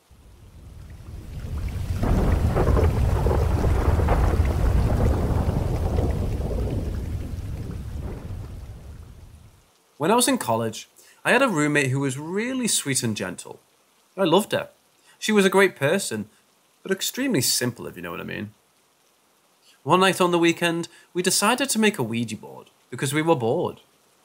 It started out pretty much not doing anything, but after a few minutes, it started moving. Except only when my roommate was touching it. It wouldn't move at all for me. I know it wasn't her doing it because I started asking questions about myself she wouldn't have ever known, and it was answering everything correctly.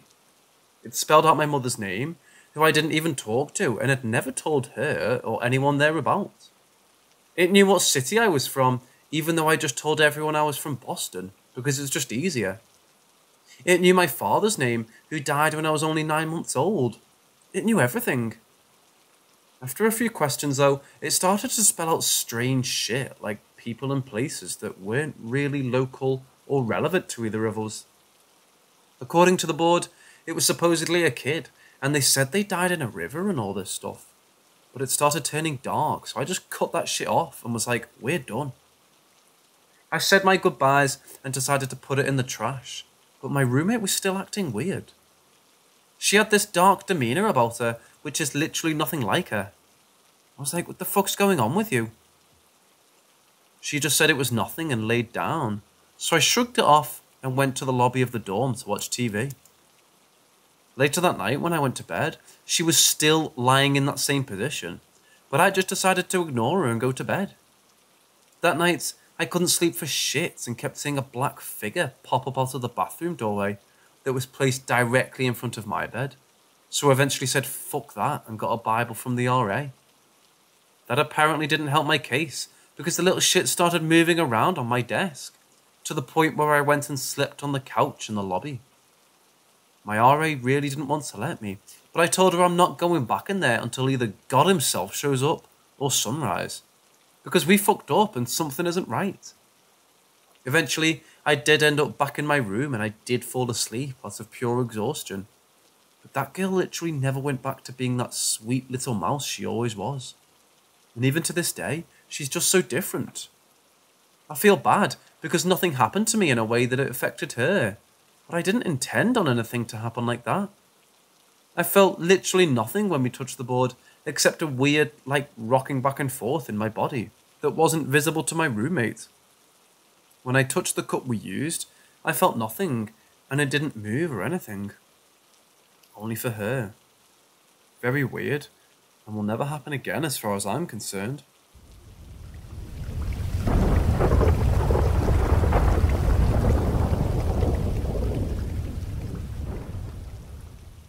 I wish I could have recorded it, but even so, I think that would be creepy to see. To start, I believe in spirits, aliens, and everything, but with explanations and findings. I've seen my fair share of spirits and interesting things, but this event was strange. Late at night, around 12 AM, me and my friend were at a park. This park is gated, keep in mind, has lampposts around also. This park generally is a nice to relax at and feel the summer air. At the gate, small shrubs outline the whole park fence. It's not bordered, it's just bars. We were about to leave when I stopped right before we exited. I saw a rabbit in the centre and then hops left. I really didn't think anything of it. Just before, there were brown bunnies running around, but this one was white. Right when it passed the small shrub, it morphs into a cat, like it's some Harry Potter movie. The white fur is just turning and morphing, I can't even describe it. At this point, I thought I was hallucinating. I was stunned and I was about to ignore it. Maybe it was my brain. Maybe I'm just experiencing something else because I've seen spirits. This was just different. Although my friend next to me says, "What the fuck?" She saw what I saw. And I asked if she saw a rabbit morph into a cat, and she said yes. With that, I almost jogged forward to see if the cat was there. There was, staring back at us, but it ran quickly out of sight. There was no bunny around, and for it to be white was strange in itself. The shrubs that outlined were way too thin and small for a cat to hide in, and I made sure I checked. What the hell did we see? This is not the first time I encountered a white shapeshifter. A few years back, I did a meditation and met a white stag, but I felt his form was fake. I believed that its form was just a facade to appeal to me. I've never met the stag again, but they showed me space, so I respected it.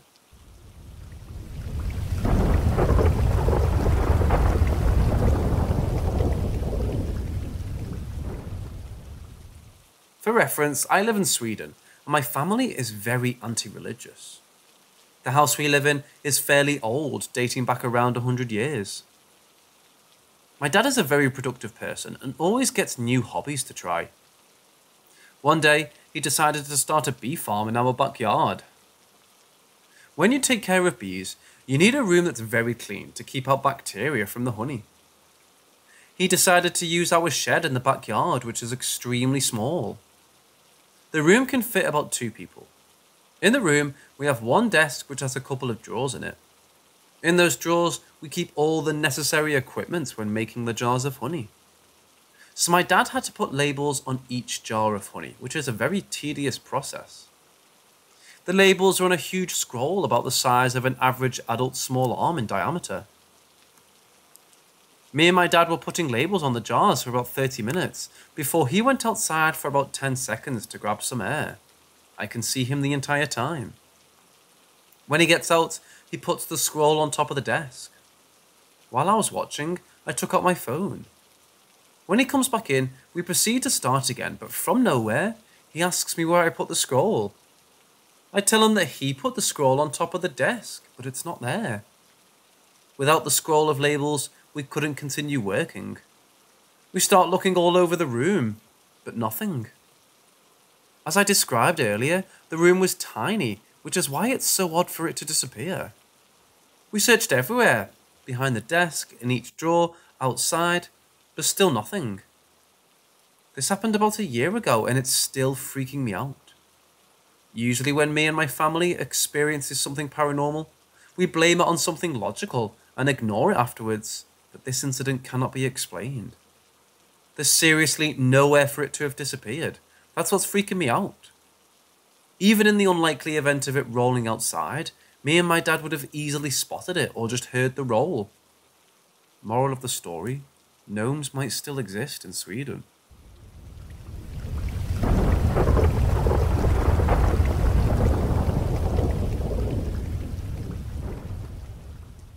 I'm a French 20-year-old guy who lives in a small city. I believe in the paranormal and I'm really interested in it. I had some sleep paralysis when I was young, but it stopped at approximately the age of 10. Since then, I've had no problem sleeping, rare nightmares, and absolutely no sleep paralysis. I'm not scared that easily, and I've never thought that the place where I would have the most scary experience in my life would be my girlfriend's house. So yesterday, I went to sleep at my girlfriend's house. She just got a new bed from one of her cousins. She doesn't know him that much since their family just reunited about a year ago. It was the first time I slept with her on that bed. I fell asleep. Here starts the dream. I dreamt about my girlfriend taking about a 5-year-old girl named Christina. When she was explaining that, I saw behind her the hand of a young child coming from behind the bed and waving at me. I didn't react, as I thought that it was Christina. I fell asleep in my dream just after that. Now, sleep paralysis. I wake up, and my girlfriend isn't next to me, as she would have been. I don't react at first, as she often leaves to drink some water or go to the toilet. But after a few seconds, my back got really cold. The kind of cold that makes you really uncomfortable, as if someone was touching you. Just after that, I heard a young girl's voice saying approximately this. "It was cold under the bed. I'll come next to you." Besides the scare I got, I suddenly felt really sad for no apparent reason and started to cry. I tried to move, but was completely paralyzed. I saw someone next to the room's window and tried to speak, thinking it was my girlfriend. No sound came out of my mouth. This paralysis ended when my girlfriend came back into the room about a minute later. I waited a little, really shocked, and still scared and sad about what just happened. When I explained everything to her, I cried again as if something horrible had happened. The weirdest thing is that the first thing I said is, "Where does this bed come from? Do you know Christina? There was a stillborn baby next to me." I was sure that it was that, even if there was no clue of a stillborn baby in my nightmare or during my paralysis. What do you think about this? Do you think it's a good idea to talk about this dream to the cousin who gave her the bed? Has anyone had a similar experience?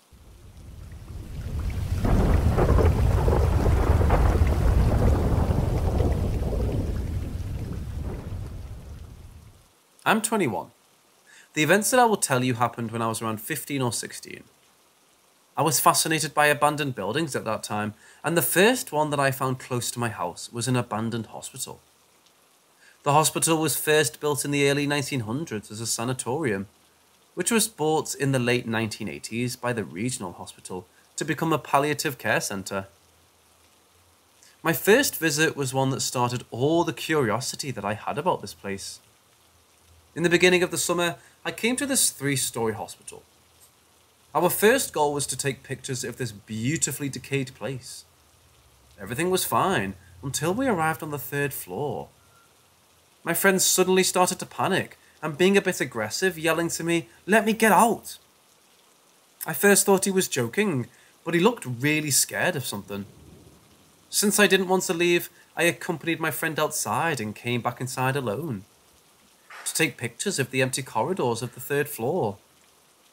The weird thing is that when I asked him about this a few minutes later, he didn't remember being aggressive or scared.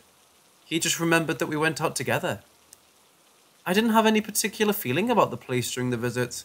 I was just excited because it was my first time in an abandoned building. Not scared, just excited.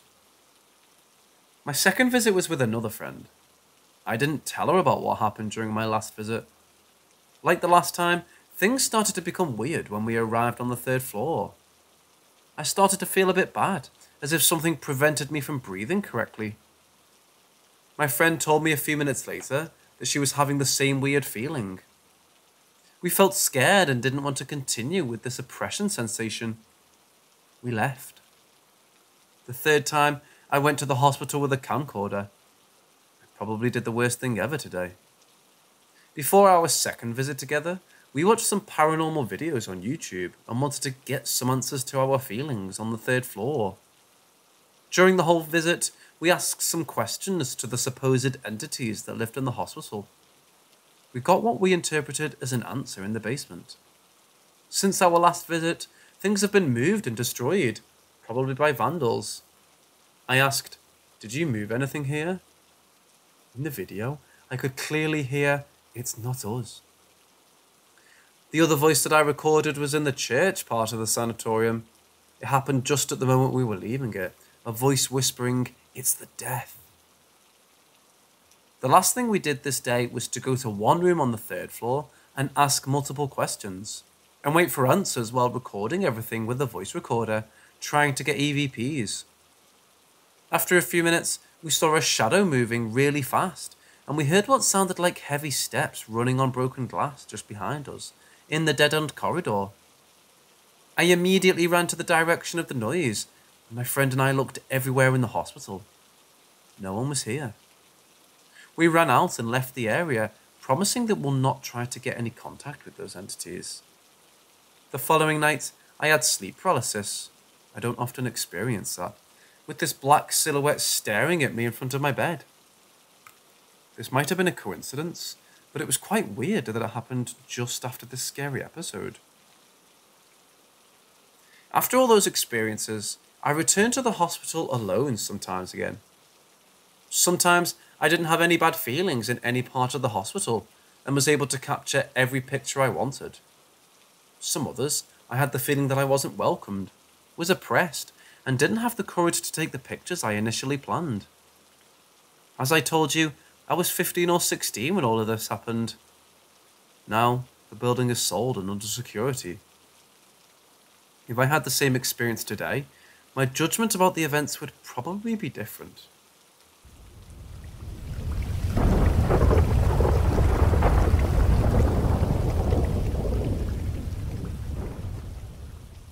When I was in high school, I began to go out for walks frequently when I couldn't sleep. They helped tire me out and get thoughts out of my head. One night, I was walking with my friend who I will refer to as M. M shared my little pastime for similar reasons, and because her home wasn't very inviting for her. On this night, we wandered around for a while until she waited to go home. Since we were in the middle of a conversation, I decided to walk with her at least to the expressway, so we could finish up the convo. When we neared the area, however, she stopped and stared to the left into a patch of trees behind a parking lot. When questioned, she told me she saw someone step towards us from the trees, but they disappeared when she did a double take. Being a teenager full of bravado, I drew a knife from my belt and walked over to investigate, and found out that the trees hid a sharp decline in the land. I didn't see anything besides a creek, so I went back to M and asked her exactly what she saw. Apparently she saw what looked like a hooded figure step out of the trees towards us, but that simply isn't possible with the dip in the landscape, because she said it stepped straight out. While she was explaining, I saw movement in the top of the trees, and saw some unshapen blob floating in the air. It kind of looked like active camo from the Halo games. When I noticed it, it shot out over the expressway and disappeared. When a man walked by and startled her, we laughed it off and went our separate ways. Now, I had never really heard of shadow people before, but I swear to the gods, I started seeing them when out on my walks. A figure here, another there. One was even walking towards me from the front at one point before it disappeared into thin air. But they never bothered me much, just were off-putting. The experience that stopped these walks, however, was the scariest thing I've ever experienced. I had gone to the gas station nearby to get some snacks and a drink, and while I was walking down a side street to get to mine, I felt my headphones get tugged off one side and snapped back into my head. I expected to see Em standing there, but I wasn't so lucky. I instead saw a face. I don't know if there was a body though, because I didn't have enough time to look. It was greenish, mottled skin that looked soaking wet and rotting. Its hair was also soaking wet, matted and tangled. It had no eyes, just two black shadows, and its nose looked like it was rotted away down to the bone. The part that freaked me out the most was the mouth. Hanging agape, dirty, and it had way too many teeth to be normal human mouth. I hightailed it home and refused to go out at night again. I did some light research and found no records of a drowning at the time, so for the life of me I can't explain it. At some point later, I don't remember exactly how long, I also heard a growl in my room before an electrical buzzing noise that resulted in a light bulb exploding. That night is hard to remember past that point because my ex guided me through some rituals per her faith. The final experience I had was recent, about a year ago. I had returned from a visit to my girlfriend at the time and decided to go for a walk to clear my head of the negativity. While walking, I felt like I was being stalked, and at one point I noticed a white massive energy dart across a lawn to my right. As strange as it sounds, I don't think I saw it so much as I just felt it was there. I could see it, but also couldn't, and I suppose I just don't have the knowledge to describe it. I hurried around a bend in the street and began to text my ex before my phone shut off and wouldn't turn back on. This turned into a sprint as I got home. I tried my phone again and it turned back on, no problem. I'm moving out to the area anyways, but this was the last straw, and I don't think nightly walks are ever going to happen again. With all of this said, can anyone help me understand what in the hell was happening? I only had one experience in my home, the rest were all in the surrounding neighbourhoods.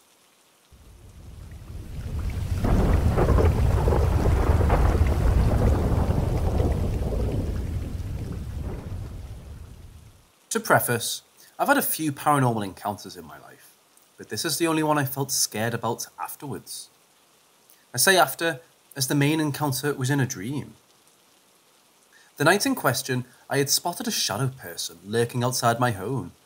I tried to catch pics of it, but nothing came up on my phone camera. So seeing shadow people is a rare occurrence for me. But I've seen them before and yeah, let's just say that night, I went to bed feeling uneasy. I had this dream that night. I was in an only void and a face appeared before me. It was huge, like Andros at the end of the old school Star Fox games. Its features were distorted. It almost looked like an anime character with huge red eyes, narrow chin and small mouth. It was just a head, floating there. It looked right at me and started chanting, "Corpsey, corpsey, I'm gonna get you," over and over again. I ran in the dream, the chanting getting louder until I snapped awake, breathing hard and covered with sweat. My wife started to wake too from my scream. I've never screamed awake before in the 5 years that we had been together. It was all so real. I didn't sleep at all the rest of the night. I felt eyes watching me from a dark corner. For several nights after, I saw shadow people around my home. I had a Wicca friend bless my home and do some protection spells, and that seemed to stop the shadow people. I know what you may be thinking. Maybe I just had some twisted nightmare about Cropsey, the hooked killer of Staten Island. But at the time, I hadn't heard of it. It wasn't until I was researching that I found out about that.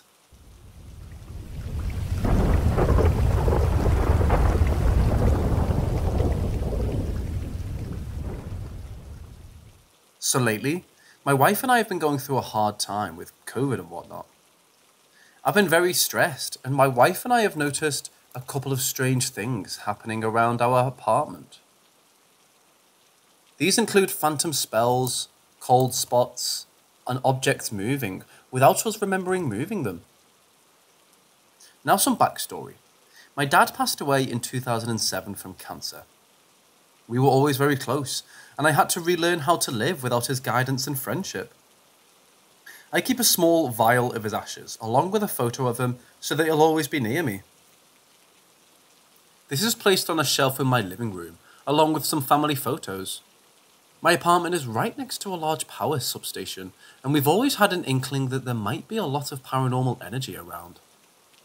Now, since I've been going through this stressful time, I've really been feeling like he's been around. I keep smelling his cologne, a scent he always wore and wore the same scent throughout my life. I associate it with him. It comes and goes, mainly when I'm feeling really down. Other things are some things that were his that I inherited that get moved on occasion. Do you think that it's my dad or something malevolent? I was thinking of getting a spirit box to see if I can make contact. We tried to do EVP, but it's too noisy in our apartment to get a decent sound escape. Is there any danger in using a spirit box? I'm not going to use a Ouija board. Those things scare the crap out of me, so that's out. It would mean a lot to me if it was my dad, knowing that he's keeping an eye out for me.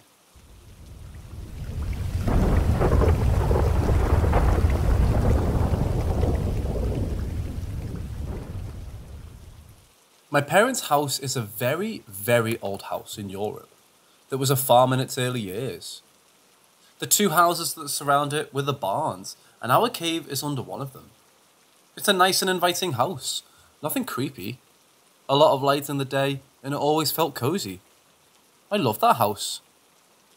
But when I was about 12 to 14, strange things started happening. That night, I was hearing someone walking in the stairs. And when I say walking, I'm sure it was the sounds of someone walking, because I know all the sounds of the house. I've never been a ghost believer, so for me, it was my dad having insomnia or going to the toilet. But he was making a lot of noises and was going up and down all night. I clearly was annoyed by these noises, so one night I was going to confront him while he passed near my door. I opened the door, and no one was there. Chills, but okay, I must be dreaming. Then we started having other problems around the house. The walls were hollow and weasels got in and died multiple times. Hogs came to the garden and destroyed several things. And then my mum's car had her tyres cut by a knife, and we don't know who it was. One day, my grandmother told us to make a cross with salt under the rug. She didn't believe in God or what, but she believed in witches, and by her words, knew some. This was for her a way to repulse the bad spirits and the bad people. It worked. I never heard the steps in the stairs again, and no weasel died in the wall since then. No cars attacked. I was thinking that it was my imagination, but the other night I talked about that with my parents for the first time, because we were talking about my grandmother who died this year, and they said that they also lived some weird things in this house, which ended the moment we put the salt cross. They never told us because they didn't want us to have nightmares. So, that was my ghost story. Or maybe the story where a creepy dude lived in the walls of the house like Bruno in Encanto and died.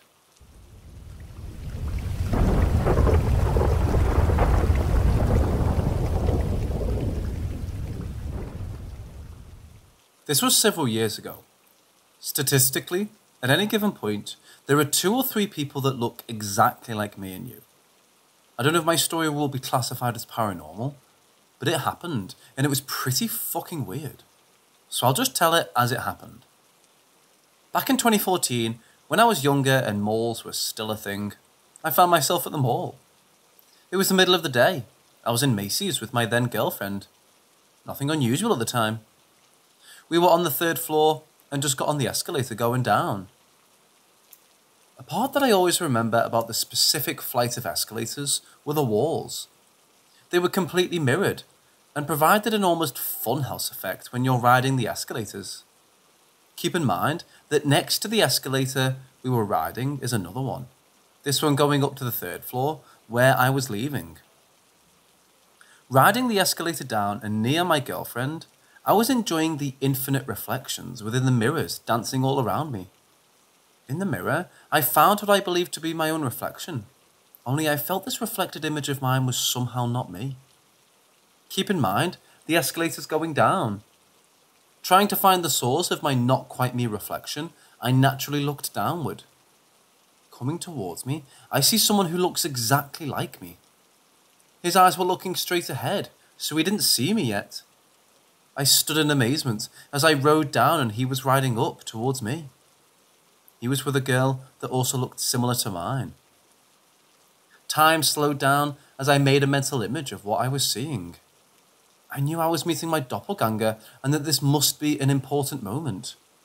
I should probably pay attention because I wanted to remember every possible detail.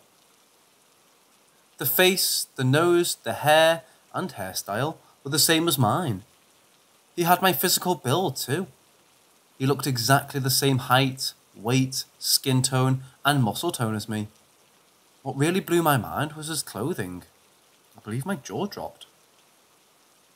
I've been told by my friends that I have a very specific style, although I've never really understood what that meant. It's probably because I'm a retired skater / punk rock type of guy and don't really follow pop trends and shit. Anyway, the point is, my doppelganger was wearing clothes I actually owned and wore at the time. When I made this connection, I was overwhelmed with every kind of emotion all at once. He was going towards me and I was going towards him. As our motorized stairs carried us further, he noticed me. We made eye contact. When he saw me, his jaw dropped. We drew closer. Our eyes were locked when we passed by each other, like two ships in the night. I wasn't scared because his reaction was completely genuine, and he had the same stupid look of bewilderment I wore. We didn't say a word, but I could tell he was pretty fucking surprised to see me. At least my doppelganger seemed pretty chill and not threatening. We turned our heads as far as we could, and then got off on our respective floors. Immediately after I got off, I said to my girlfriend, "Did you see that guy?" Her face was white, and she said she didn't want to talk about it.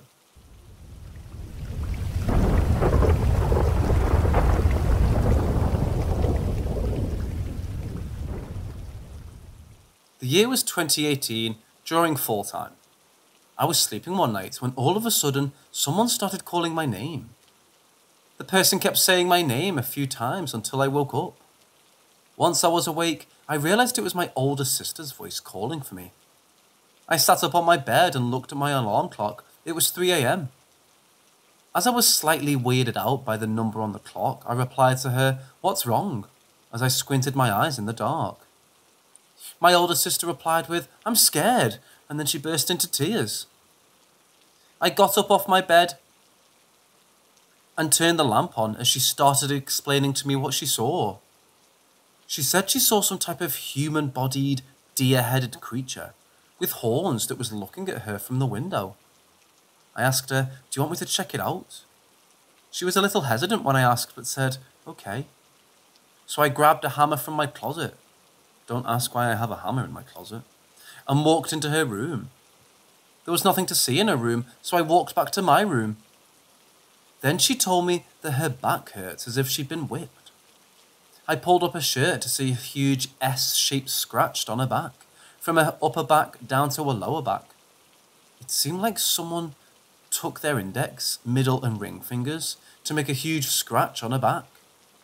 My older sister usually likes to pull pranks on me, but there's no way she could have made that perfectly S-shaped scratch on her back. Her emotions felt real to me, not faked or forced. She sat in my room for 10 minutes, distraught and debating whether she wanted to stay in my room the night, or if she wanted to call her then boyfriend so she could stay at his place. I told her to do what feels best for her, so she called him. Her boyfriend at the time had a job where he could work from home or in an office. When he worked at home, he'd usually hang out with friends all day and then work late at night. So the chances of him picking up his phone were high. He answered the phone and they began talking. She finally decided she wanted to stay the night at his place. As he was driving to our parents' house, I sat with her for another 10 minutes until he was here. We all met in the garage and talked a little about the situation. I was told by my sister and her boyfriend to make up an excuse for when our parents realise she isn't in her bed in the morning. I nodded my head up and down as I reassured them not to worry. Once they left, I walked back upstairs in the hallway and saw my sister's room with the door wide open. I closed it, feeling a little uncomfortable, then went back to my room to go to sleep.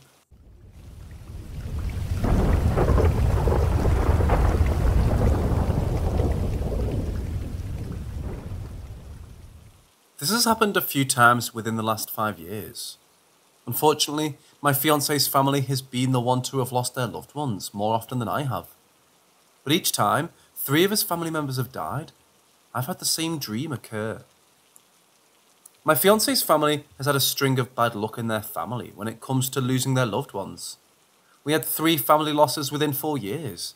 We haven't fully recovered.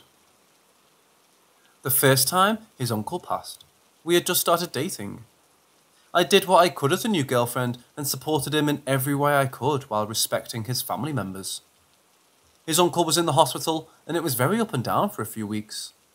When they had left the hospital, they had hoped he would recover. He passed away very late at night.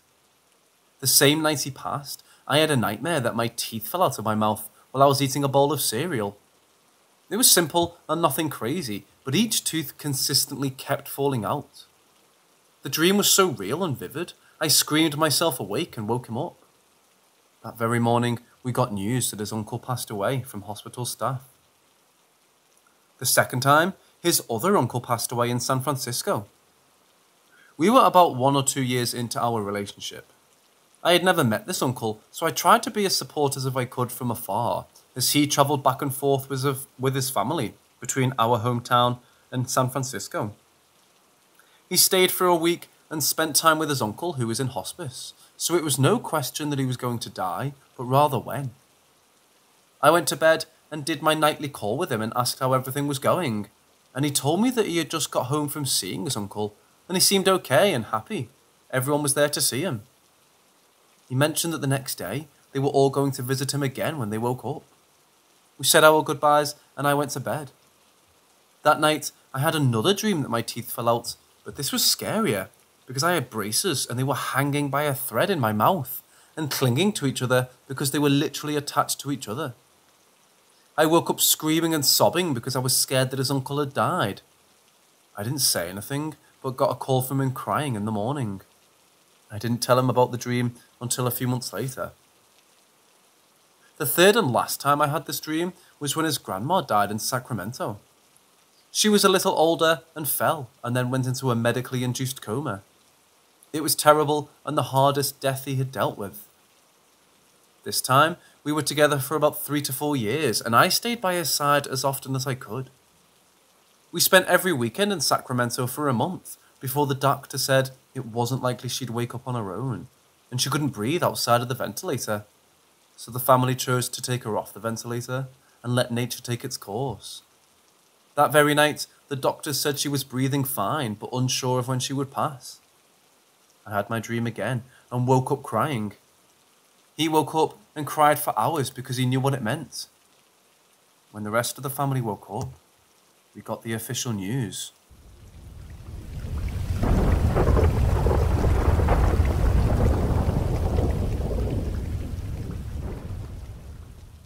My aunt on my dad's side had heart issues that led to a pacemaker being inserted into her heart at a young age. She died 2 years ago after having complications with a pacemaker that resulted in ultimate failure. My fiancé and I normally visit his parents about 1 or 2 times a week for dinner. His sister still lives at home and has a dog named Zoe. My fiancé's family is full Chinese and fully follow Chinese traditions and beliefs. My fiancé and I went to visit his parents for our weekly dinner. Their home is rather small, so you can see the full kitchen from the TV and living room area, and they have a dining table in between. We go through our normal spiel, where his mom finishes making the dinner, serves us, and sits around for a bit before I get up and clear the table and wash the dishes. As I was rounding up the dishes, his sister's dog Zoe comes into the dining area and lays down near the dining area and is watching me, wagging her tail. I'm talking to her and saying normal cute dog things while rounding up these dishes. And I walk over to the kitchen sink and start putting dishes in the sink. As soon as I turned on the water, the back of my neck felt a cold presence. I froze for a second, let it go, and then started fiddling with the dishes. Finally, my hair stood up on the back of my neck. It didn't feel right, but I wasn't scared. I turned around to look at what was behind me, and it was nothing. I can clearly see into their formal living room and nothing looked out of the ordinary. Then all of a sudden, Zoe was no longer happy to see me. She shot up and started growling at me and started backing up. She was showing teeth, her tail in between her legs. My fiancé and his parents looked at us and kind of stared at each other. Then his dad jokingly said, "Zoe, what's wrong? Is Grandma there? Do you see Grandma?" And then gets up to try to calm her down. She's still very defensive and won't stop looking at me, but then it dawned on me she was looking past me.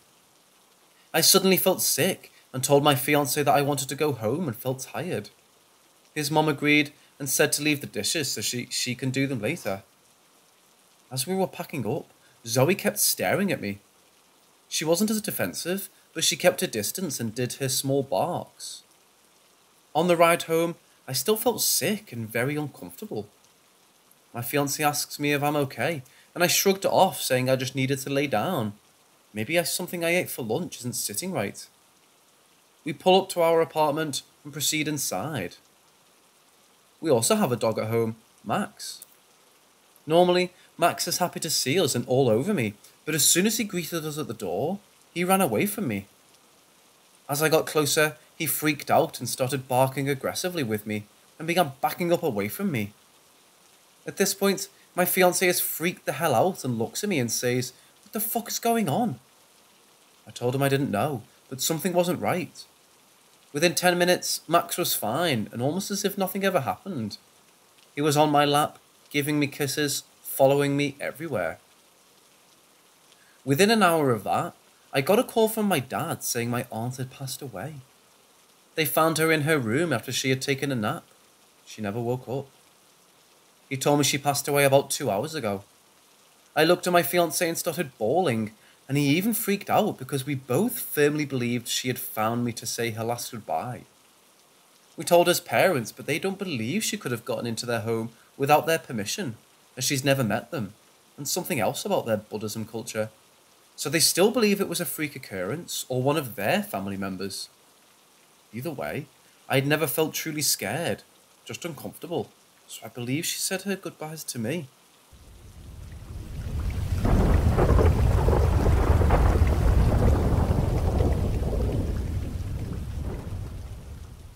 I've had several encounters throughout my life, but this one just hit differently. In 2017, my wife had to have surgery in order to remove a large tumour on her kidney. After the operation, she was moved to the surgical intensive care unit. Since we were 56 miles from home and short on cash, I just slept in the room with her. Those nights were difficult. The hospital was quiet, some of the halls were dark, and there were hardly any people around, aside from the few staff members working the overnight shift. Early one morning at around 2 o'clock, the patient in the room next to us started having complications. The silence was broken by the sounds of staff members and equipment. They were panicking and trying to keep him alive. Despite the condition my wife was in, she knew what was happening. Her heart rate started to climb and she began crying. I did my best to help her relax. After a few minutes, everything went quiet. I looked out the door to see if everything was good. Unfortunately, they were unable to save his life. I don't know if it was the right thing to do, but I told my wife that he was fine. I sat back down and just stared at the wall. The entire situation was unsettling, and I can't imagine being in the position of one of those staff members. I was able to sleep for about 2 hours. As I walked to the door, preparing to stretch my legs for a moment, I saw a patient in the man's room. I could tell that he was a patient because he was in a hospital gown. He turned and exited his room and then walked down the hall. After he had left his room, when I could see his face, I recognized him as the man who had died.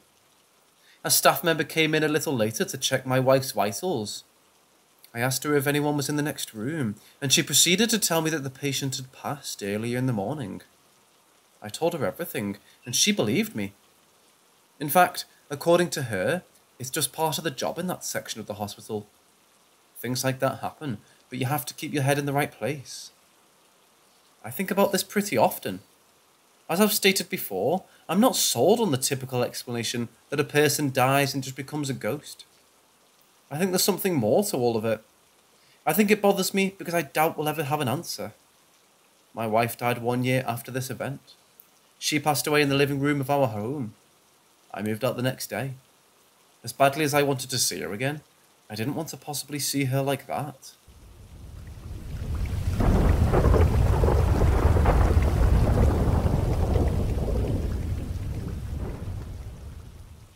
To begin with, I have no history of sleepwalking or sleep paralysis.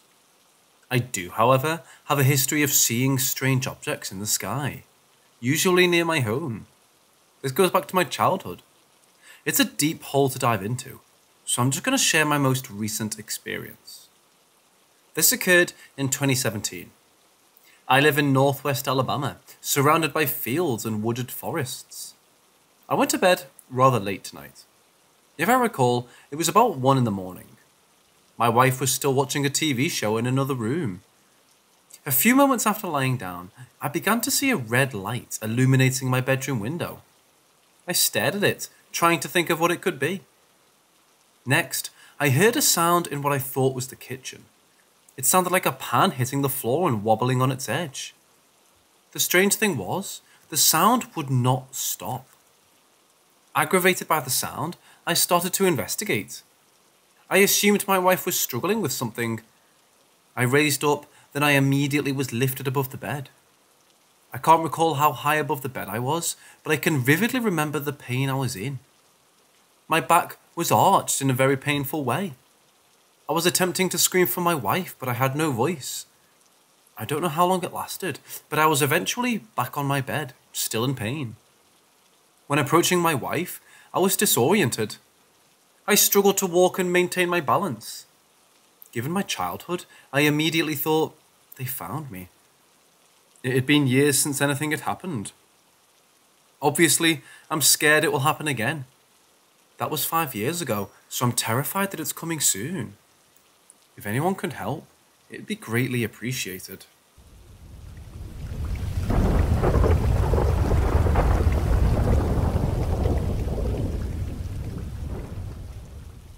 This happened 4 years ago, and to this day, it still gives me the creeps because of how intense it was. I'm from Southern California, and I just got married and was moving to Northern California. Before I moved, my friend and I decided we'd take a little trip to San Francisco and check out the Bay Area, since I'd be calling that home soon and she had never been. She booked a room with 2 full beds, and she told me she got the room for a really good price because it was during the week and the hotel was pretty old. We drove up to San Francisco in separate cars and met at the hotel, and it was a complete 180 from the pictures I saw online. It was a Victorian-era hotel, and the inside where the front desk was completely dark and ominous looking.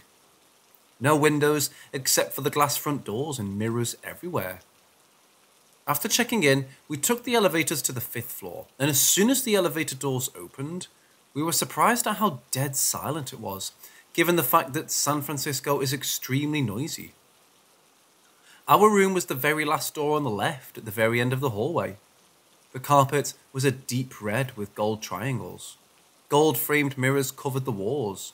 Anywhere you turned your head, you were guaranteed to see your reflection. As soon as we got to our door, she handed me the key card and quickly said, "You open it." I swiped the card and pushed the heavy door open, and it was pitch black, which was even creepier, given the fact that it was 4 in the afternoon. I did the good old-fashioned put your hand against the wall and quickly look for a light switch before the monster in the room ate your hand. As soon as I hit the switch, absolutely nothing happened. No lights whatsoever. We looked at each other and I said, "You're going in there with me." We held hands and walked into the pitch-black room and felt for light switches and lamps. Finally, I found a lamp on the desk that worked. She and I thought nothing of it. We figured it's an old building, so some of the light switches aren't going to work. A couple hours later, after we settled in, she and I went to grab food and decided to go back up to our room and eat, since the drive was long and we were exhausted. I let her take the bathroom first since she wanted to take a shower. She asked me if it was okay for her to leave the bathroom door cracked open because it made her nervous closing it. As soon as she stepped in the shower, I heard the door close. I was looking at my phone and not paying attention. All of a sudden, I heard her yelling, and I heard banging on the door. I hopped up out of bed and quickly opened the door and asked her why she closed it. She said she didn't close it and that the lights in the bathroom shut off as soon as the door closed. We again explained it away. Heavy door, faulty lights. I had to sit in the bathroom and make sure the door stayed open just so she could finish her shower. Once we were in bed and ready to go to sleep, we decided we'd leave the TV on, since that was the only good source of light for the room, and it would help us sleep comfortably.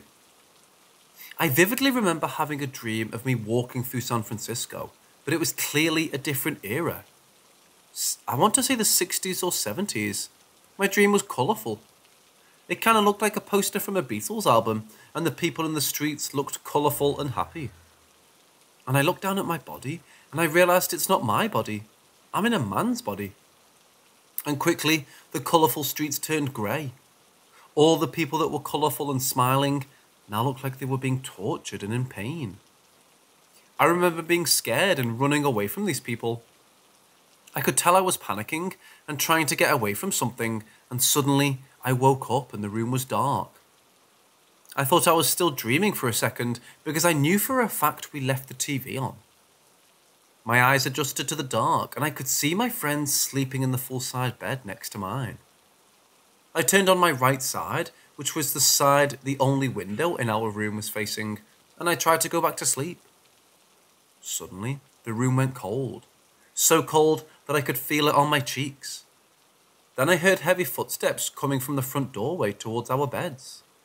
I don't know why, but my first instinct was to pretend I was sleeping, and I quickly shut my eyes and stayed still. I heard the footsteps come towards my bed, which made me panic a little bit, and my breathing started racing, and then suddenly, I felt a heavy weight on my left side sit right behind me. So heavy that my body moved back towards the weight. It was breathing heavily and started stroking my hair. I didn't feel anything malicious from it, but I was terrified, and I remember not being able to say anything for some reason. I couldn't speak. I couldn't even move. Finally, what felt like minutes, I found the strength to sit up, and I started yelling my friend's name. "Jessica! Jessica!" She woke up and quickly ran to the desk lamp and turned it on. I told her what happened. We looked all over the room, checked the door to make sure it was still locked, and ended up sleeping in the same bed for the rest of our stay. After the vacation, I talked to my friend about what happened. He did some research, and it turns out the hotel we stayed at is known for being haunted.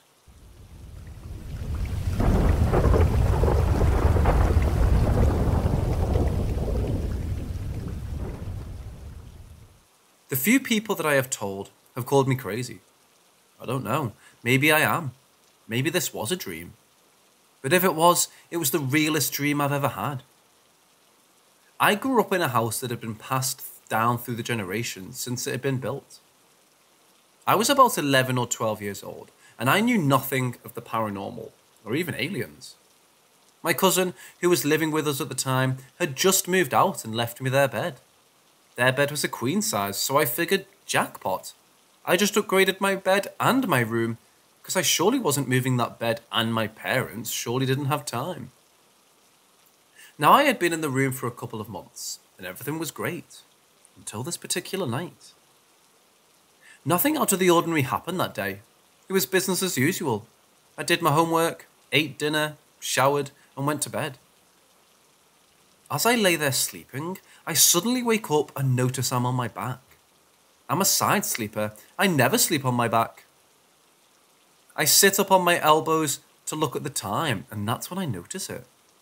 This big, what I can only describe as hump in the middle of my mattress, down by the foot of the bed, as if someone was standing up under my bed. Well, I know that can't be possible. The height of the bed and the box spring would make that impossible. Now, I don't need to tell you that at this point, I'm shitting myself. Finally, I get the balls to say something. I don't remember what I said because in the middle of what I was saying, my bed rose up a little more. and whatever it was ran down the middle of my bed so fast, I didn't have time to react. I jumped out of bed so fast and flicked the light on and started looking under the bed, only to find nothing there. How? I know for 100% fact I felt a solid head or something pass under my ass and up my back. Needless to say, I didn't go back to sleep, nor did I turn the lights out. Remember I said the house had been in my family since its construction? Well, about 15 years ago, my father sold the house to non-family.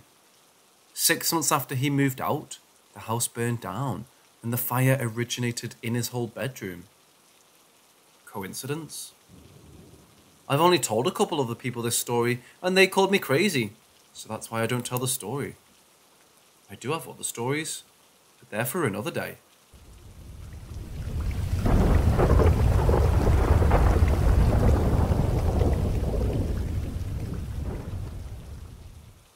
I was probably about 12 or 13, and my buddy was spending the night at my house.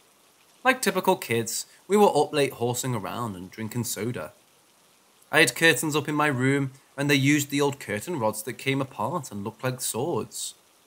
Being typical kids, we looked at each other and yelled, "On guard!" at 2 a.m. As we were in the middle of our sword fight, right above our heads, we started to hear creaking as if someone was rocking in a rocking chair.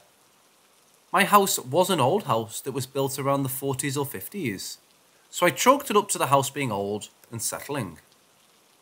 A few minutes later, we heard it again right above our heads. A slow, rocking back and forth type of creaking. We both lowered our swords and looked at each other with the "what the fuck was that" look on our face. I asked, "You heard that, right?" To which he replied, "No shit, I heard it. What the fuck was it?" "I don't know," I said. Being young and fearless, I say, "Let's have a look." We go to the attic door and slowly open it. I go up first, it being my house. I know the layout. I get to the top of the steps and look down where the sound came from, and there was nothing of the rocking sort there, just stacks of dusty boxes. We went down to that end of the attic just to make sure there wasn't anything like a rocking horse or anything there behind the boxes. There was nothing that rocks. We stood there with that spooked and confused look. I said, "I don't know, dude, but let's get out of here. I'm getting a creepy vibe." As we started to walk away, we heard the wood floor creak behind us, but this time it wasn't a rocking sound. It was like someone had just stepped out from behind the boxes. At this time, my buddy, now in front of me, got spooked and bolted down the steps. I, on the other hand, was frozen in fear. I could feel someone standing behind me, and the back of me was chilled from head to toe. I didn't want to turn around, but I had to see if something was there. I slowly turned, and there were about 4 feet away from me was a shadowy figure, standing about the same height as me, with a human-like shape and darker than dark itself. I yelled out, "Oh shit!" and proceeded to run for the door, only to slip on the second step and slide down the rest of the steps on my ass. I don't know if the shadow did that or my hysterics. The next day, we told my parents, to which they replied with laughter and said maybe it was my granny. Apparently, one of my parents' grandparents passed in the house and never fully left. How true, I don't know. I just know that it scared me so bad, I never stepped foot in that attic again.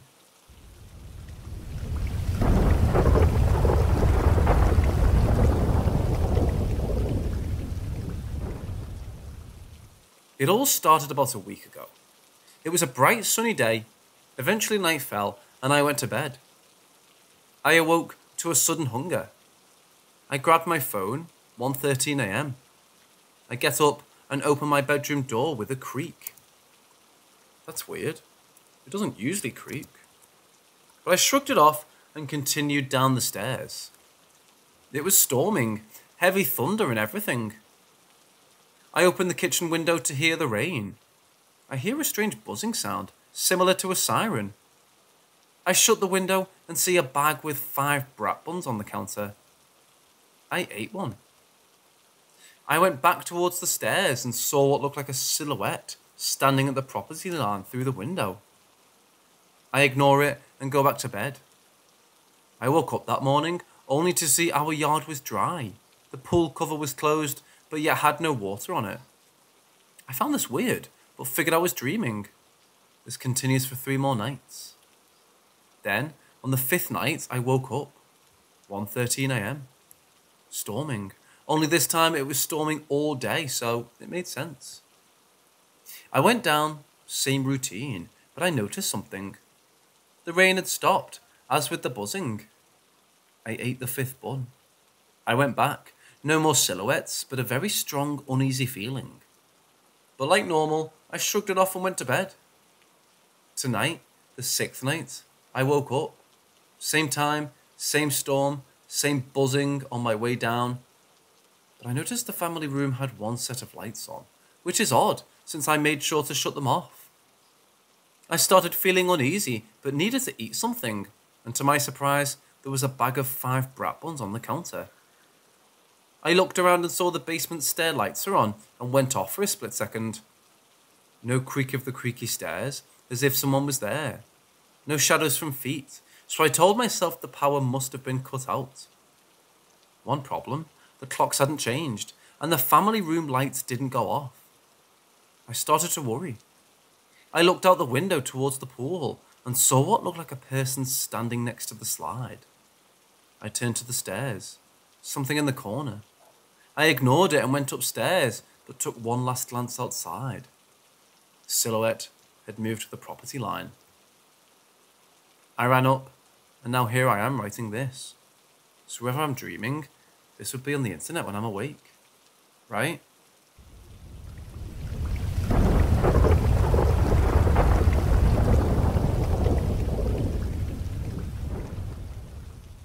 So I've been obsessed with the paranormal since I was about 9 years old, because of a traumatizing and very oppressive presence in my childhood home that left me with a broken understanding of our world as a whole. I have to stress, the story I'm going to retell here was not sleep paralysis, nor was it a nightmare or night terror. I've never had sleep paralysis or night terrors, nor have I had any kind of psychotic break in my life, or schizophrenic, or any of the sorts of normal excuses that one would generally see entities like this one I'm describing here. I was about 9. My mum used to let me sleep in her room from time to time because I was a mama's boy, and no one liked their own rooms in that house for whatever reason. Sleeping anywhere but in her room felt like I was doing something wrong, like there was an unknown and unspoken rule I was breaking. So here I am at about 9 or 10 p.m, sent upstairs and told to get ready for bed. So I was sitting on top of the sheets, moving them around, trying to get it all settled and made so I could lay under them. The lights off in the bedroom, but the bathroom that also works as the entrance to the bedroom had its light on. So it was never dark in the room to the point of poor visibility. As I was pulling the blanket and flopping over onto my butt, about to lay back, everything went completely still. Silent. No electrical hum from the bathroom light. No birds outside. No talk from downstairs. Nothing. No sound at all. As I became aware of this, I look up to the bathroom and a black mass vaguely in the shape of a human, but distorted, and covered in a mist thick enough to not show any feet or anything below the waist, began gliding. Not walking, but essentially hovering at ground level in the room, I would say 5 feet or taller. My vantage point was about equal to where its waist would be.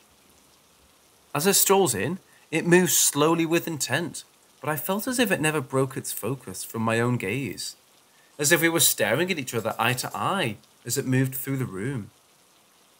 In the corner of the bedroom was a lazy boy chair that faced the bed. The smoky black being floated through the chair and into the corner, stopped for a moment, maybe a few seconds, and then moved forward through the chair again and slightly closer to me.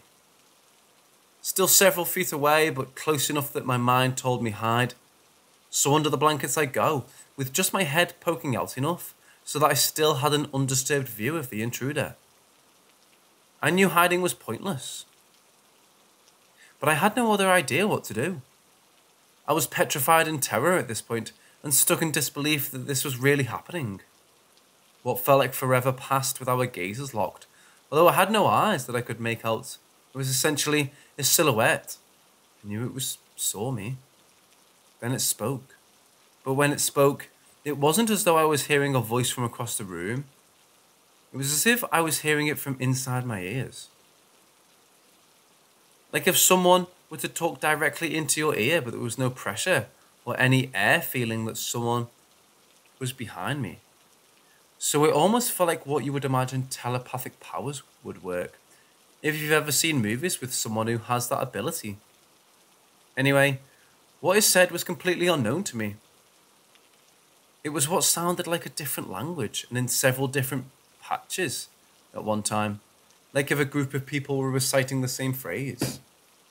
It spoke for a few seconds, saying whatever it said, and then began gliding back towards the bathroom door. And as it left, all other noise resumed and I was alone again, and could feel that I had gone. I didn't move a muscle. I stayed right there, crying myself to sleep over the next several hours of being alone in that room. And when I woke up the next day, I had no idea how to explain what I had just went through.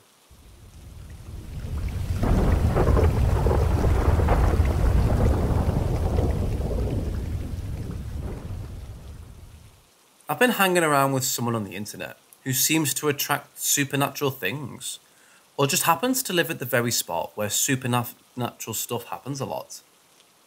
He's a pretty honest dude and very predictable and dense too. It's fun to have him around. So skipping to the topic, one time we were having a very serious talk on Discord about how he wants to separate himself from our group in Discord, since he doesn't want to be attached with the people there, only to be left alone like how internet friends usually are. I told him that we already value him as much since we've been together for a long time, along with the other guys on Discord, and want to make things work out with our friendship. He was contemplating it and sharing his thoughts, and that he'll do his best at least. But strangely, while he was speaking, I heard a child giggle very close, as if it was also speaking through the mic. I didn't mind it at first, but the second time around and he was still talking, I had to cut him off, and that got him confused and slightly pissed, because he was also getting emotional with his speech. I had to apologise and ask him if there was a kid nearby, and he told me that his room is small, and he was sure that his doors were locked. I told him that I heard a kid's voice giggling at his mic twice, and he thought I was teasing him, but I was very serious, and that scared the both of us. The emotional atmosphere got destroyed, and we both decided to stop there to calm ourselves and forget about the incident. But we didn't end the call. We still wanted to talk more, especially about the thing that I heard, because I knew that something was going on, and he'll tell me after things calm down. He decided to rest for a bit since he's having a night shift, and I did some errands for my parents. Half an hour passed, I came back and the call didn't disconnect. I put on my headphones back and decided to scroll through some feeds and chats on Twitter, since I didn't want to wake the guy up. While scrolling, I heard a soft whisper on the mic. It was a woman's voice this time, and it was calling my friend's actual name. My friend has two names, since he's half Japanese, half Malaysian, and we'd usually use his Japanese name if we want to call him out. But we never tried calling him his Muslim name, since we thought that we're not close enough yet to call him his Muslim name. My first thought that it was either his sister or his mother, so I wasn't really bothered by it. The woman called his name twice, and I just remained silent on the other side of the call. I thought she was trying to wake him up for dinner, but he didn't respond. What's weird is that I didn't hear any door open, and it was completely silent. When the woman came in, his mic was sensitive enough to catch any small noise in a small room, and the whisper was awfully loud, which means it's closer to the mic. A few minutes passed after the whisper, and I decided to call him by his Discord name, because I'm used to calling him that. I heard shuffling in the background, which means he had his headset on and woke up.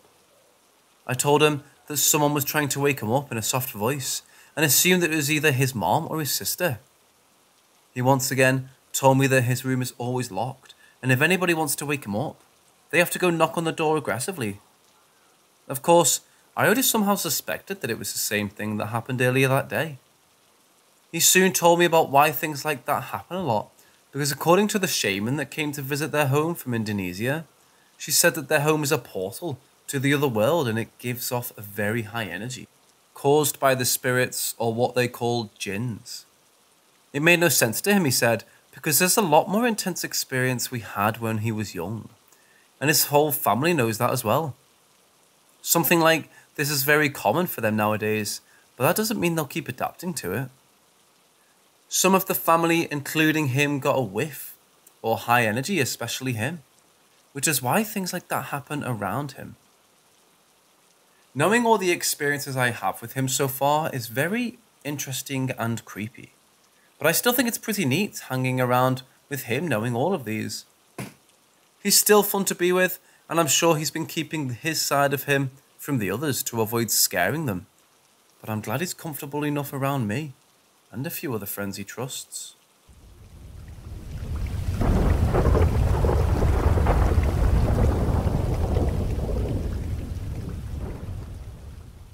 This story takes place in Oklahoma County, Oklahoma, in May of 2019. For the story to make sense, I'm going to describe my land layout. Our house sits on 5 acres, and I have neighbours on our left and right with the same acreage. Our street goes in a half circle connecting to 2 main roads. The house faces the main road, and to our left is a circle road that we walk with our dogs. My mum and I like to walk after dinner with our black lab and my small brown chihuahua. I give their colour and what kind of dog they are, because what we saw was not anything like our dogs. It was pitch black outside by the time we finished dinner and decided to go for a walk. Since it was hot during the day, being summertime, my mom hates going out in the heat. It was probably 11 at night by the time we got the dogs and headed to the gates of the road. We didn't carry flashlights and liked to let our eyes adjust to the dark and enjoy the natural nighttime scenery. As we were walking, it was about 10 minutes in and we were passing the backfield of our friend's house, when we saw something walking across the field to our right, then cross the road we were on, and go into that tree line to the left. What ran past us was an almost translucent white figure that was walking on 2 legs. The 7-foot-tall figure could be described to be a deer. Running out of the back legs, me and my mum both paused in our tracks looking at this deer-like apparition, while huge antlers walking across the road in front of us. It did not seem to acknowledge us as it walked away, disappearing into thin air at the tree line. Our black leg just stopped and stood next to us, seemingly on guard, just watching the next figure cross the road in front of us. Once it disappeared, we stood for a good 6 minutes just watching where it disappeared, making sure it was gone before we booked it back to our field and house. When I got home, I asked my mum what she saw, and we both drew the same exact white deer, standing on its feet with the large antlers. It didn't seem to want to harm us, but we were extremely quiet, so I wondered what would happen if we made a noise. Now what we saw, I could only describe it as a deer. Though in Oklahoma, white deer are extremely rare, literally 1 in 30,000 are born white. And they're like wearing a walking target to predators, so they don't live that long. I say that because, for one, a white river is extremely rare to see, and one that is 7 feet tall walking on the back 2 legs is just not possible. We no longer walk the backland after 9, and we instead drive to the local park and walk it instead. It was so insane to see such a large creature just behind our home. I do not know much about apparitions and what they mean, so if you know anything about a large deer-like creature that stands on its hind legs, please give information.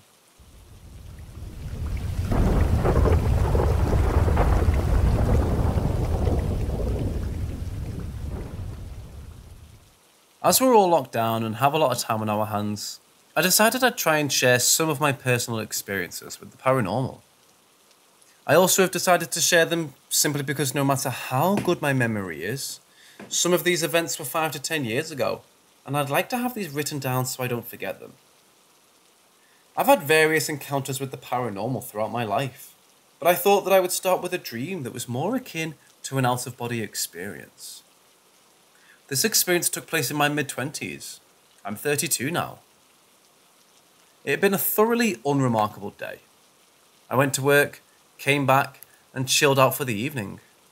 As most of us do, upon going to sleep, however, I found myself to be dreaming lucidly and had the most intense feeling of fear come over me. It's very hard to articulate my actual state of being, but it felt like I was disconnected in some way. I was kind of in a room with greyish metallic balls on floors.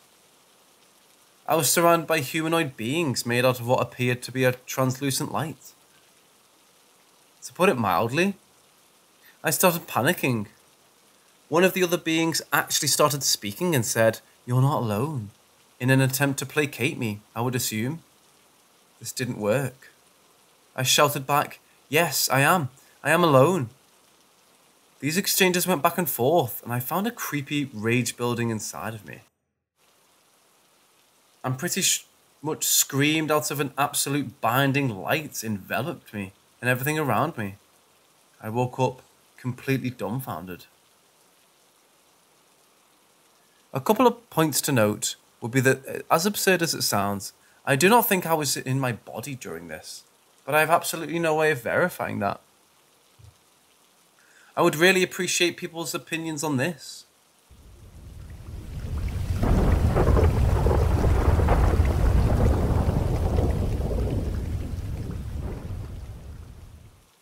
I was house/dog sitting for some friends, and whenever I house sit for them, I never sleep well.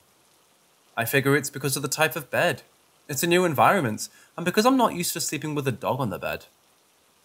About a month ago, when I sat for them, by the second day I was running on maybe 3 accumulative hours of sleep. I got back after the board game night at another friend's house around 9:30 p.m, and I wasn't even close to tired, but I knew I needed sleep. So I cuddled up on the couch with the dog and put on a mindless movie.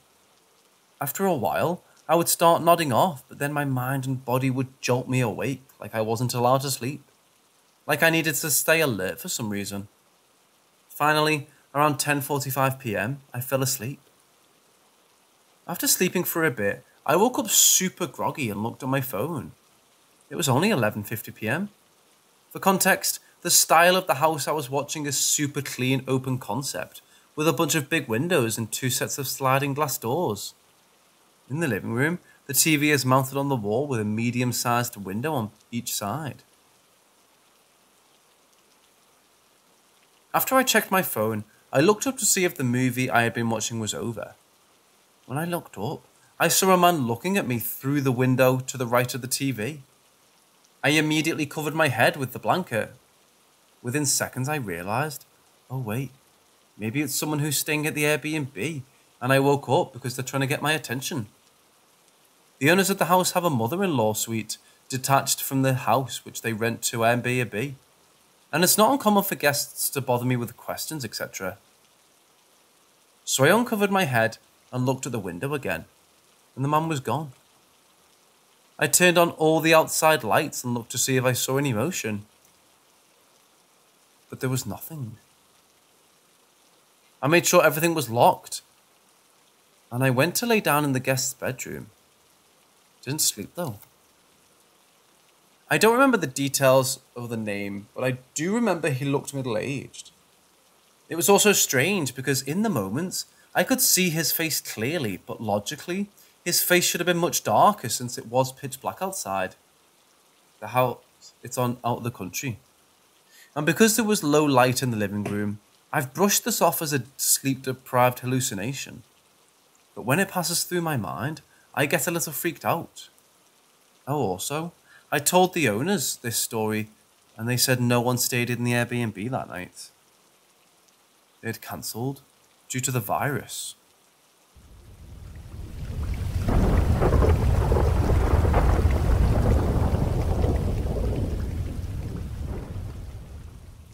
So I've lived in Chicago for 6 years now, and my first apartment here was definitely haunted. I've been a firm believer in the paranormal for years. ever since I was a kid and found books in my local library about ghosts in the non-fiction section. I always wondered what it would be like to live in an actual haunted house. Well, I know now.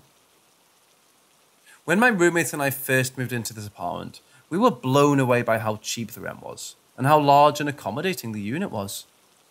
The owner of the apartment was a little old lady who we'll call Janet, who couldn't realistically live there anymore because it was a 3-story walk-up unit and her old age was starting to get to her. She had saved up enough to get a retirement condo by the lake, but didn't want to give up her old apartment entirely, so she decided to rent it out. Nothing crazy happened at first.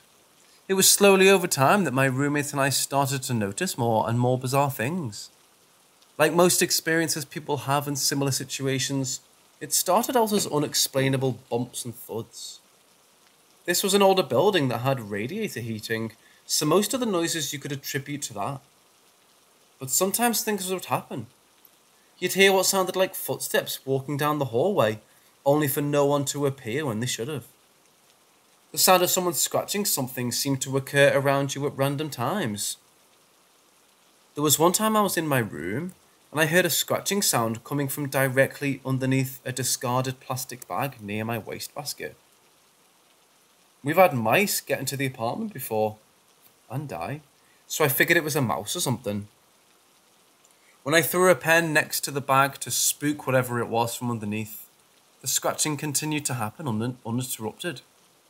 When I finally stood up and picked the bag up, there was absolutely nothing underneath. The scratching bag never made a noise again. Sometimes, when you were lying down trying to sleep, there was a sudden feeling that someone had just entered the room, even with the door closed. Hard to explain, but it was just a different type of energy. I'd also feel that same energy dissipate, as if whatever it was that came in had left. My roommate once claimed to actually see a pair of floating eyes as he walked down the hallway late one night. Also, while he was sick once, he swore he saw a woman standing in the kitchen from down the hallway. When he looked again, she was gone. 2 of the most insane occurrences, there were witnesses. Otherwise, I feel like I'd be doubting my own sanity. One was when a friend of mine who was visiting, and I was sitting on my couch in the living room. I had just finished a cup of yogurt and put it down with the spoon still resting in it.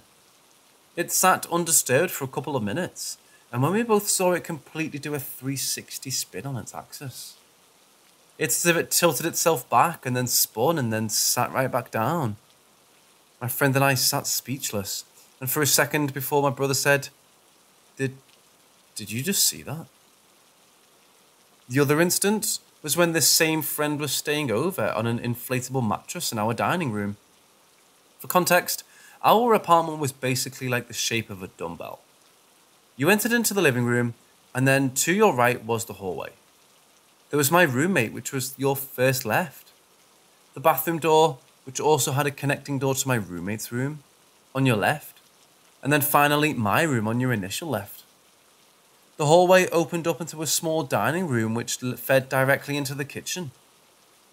This night in particular, we had all been drinking and smoking and what have you. We went to bed and a massive thunderstorm passed through. The sound of thunder woke me up at around 3:30 a.m. That and the sound of my roommate puking in the bathroom. He had had some bad eggs rolls apparently. Sure.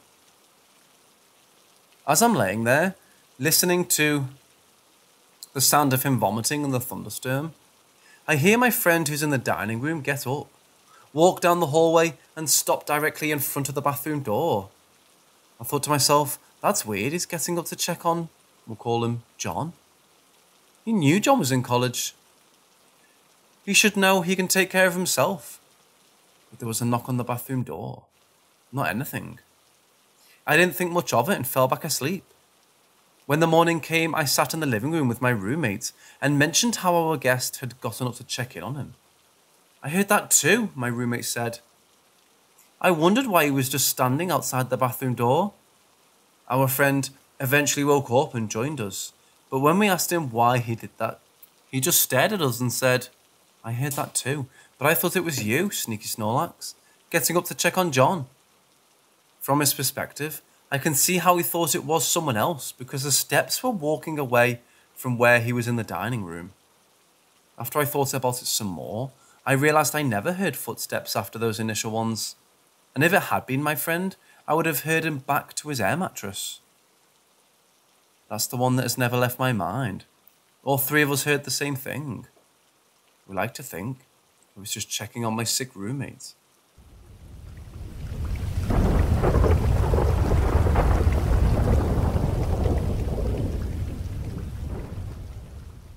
Before my house was a house, it was a VFW club.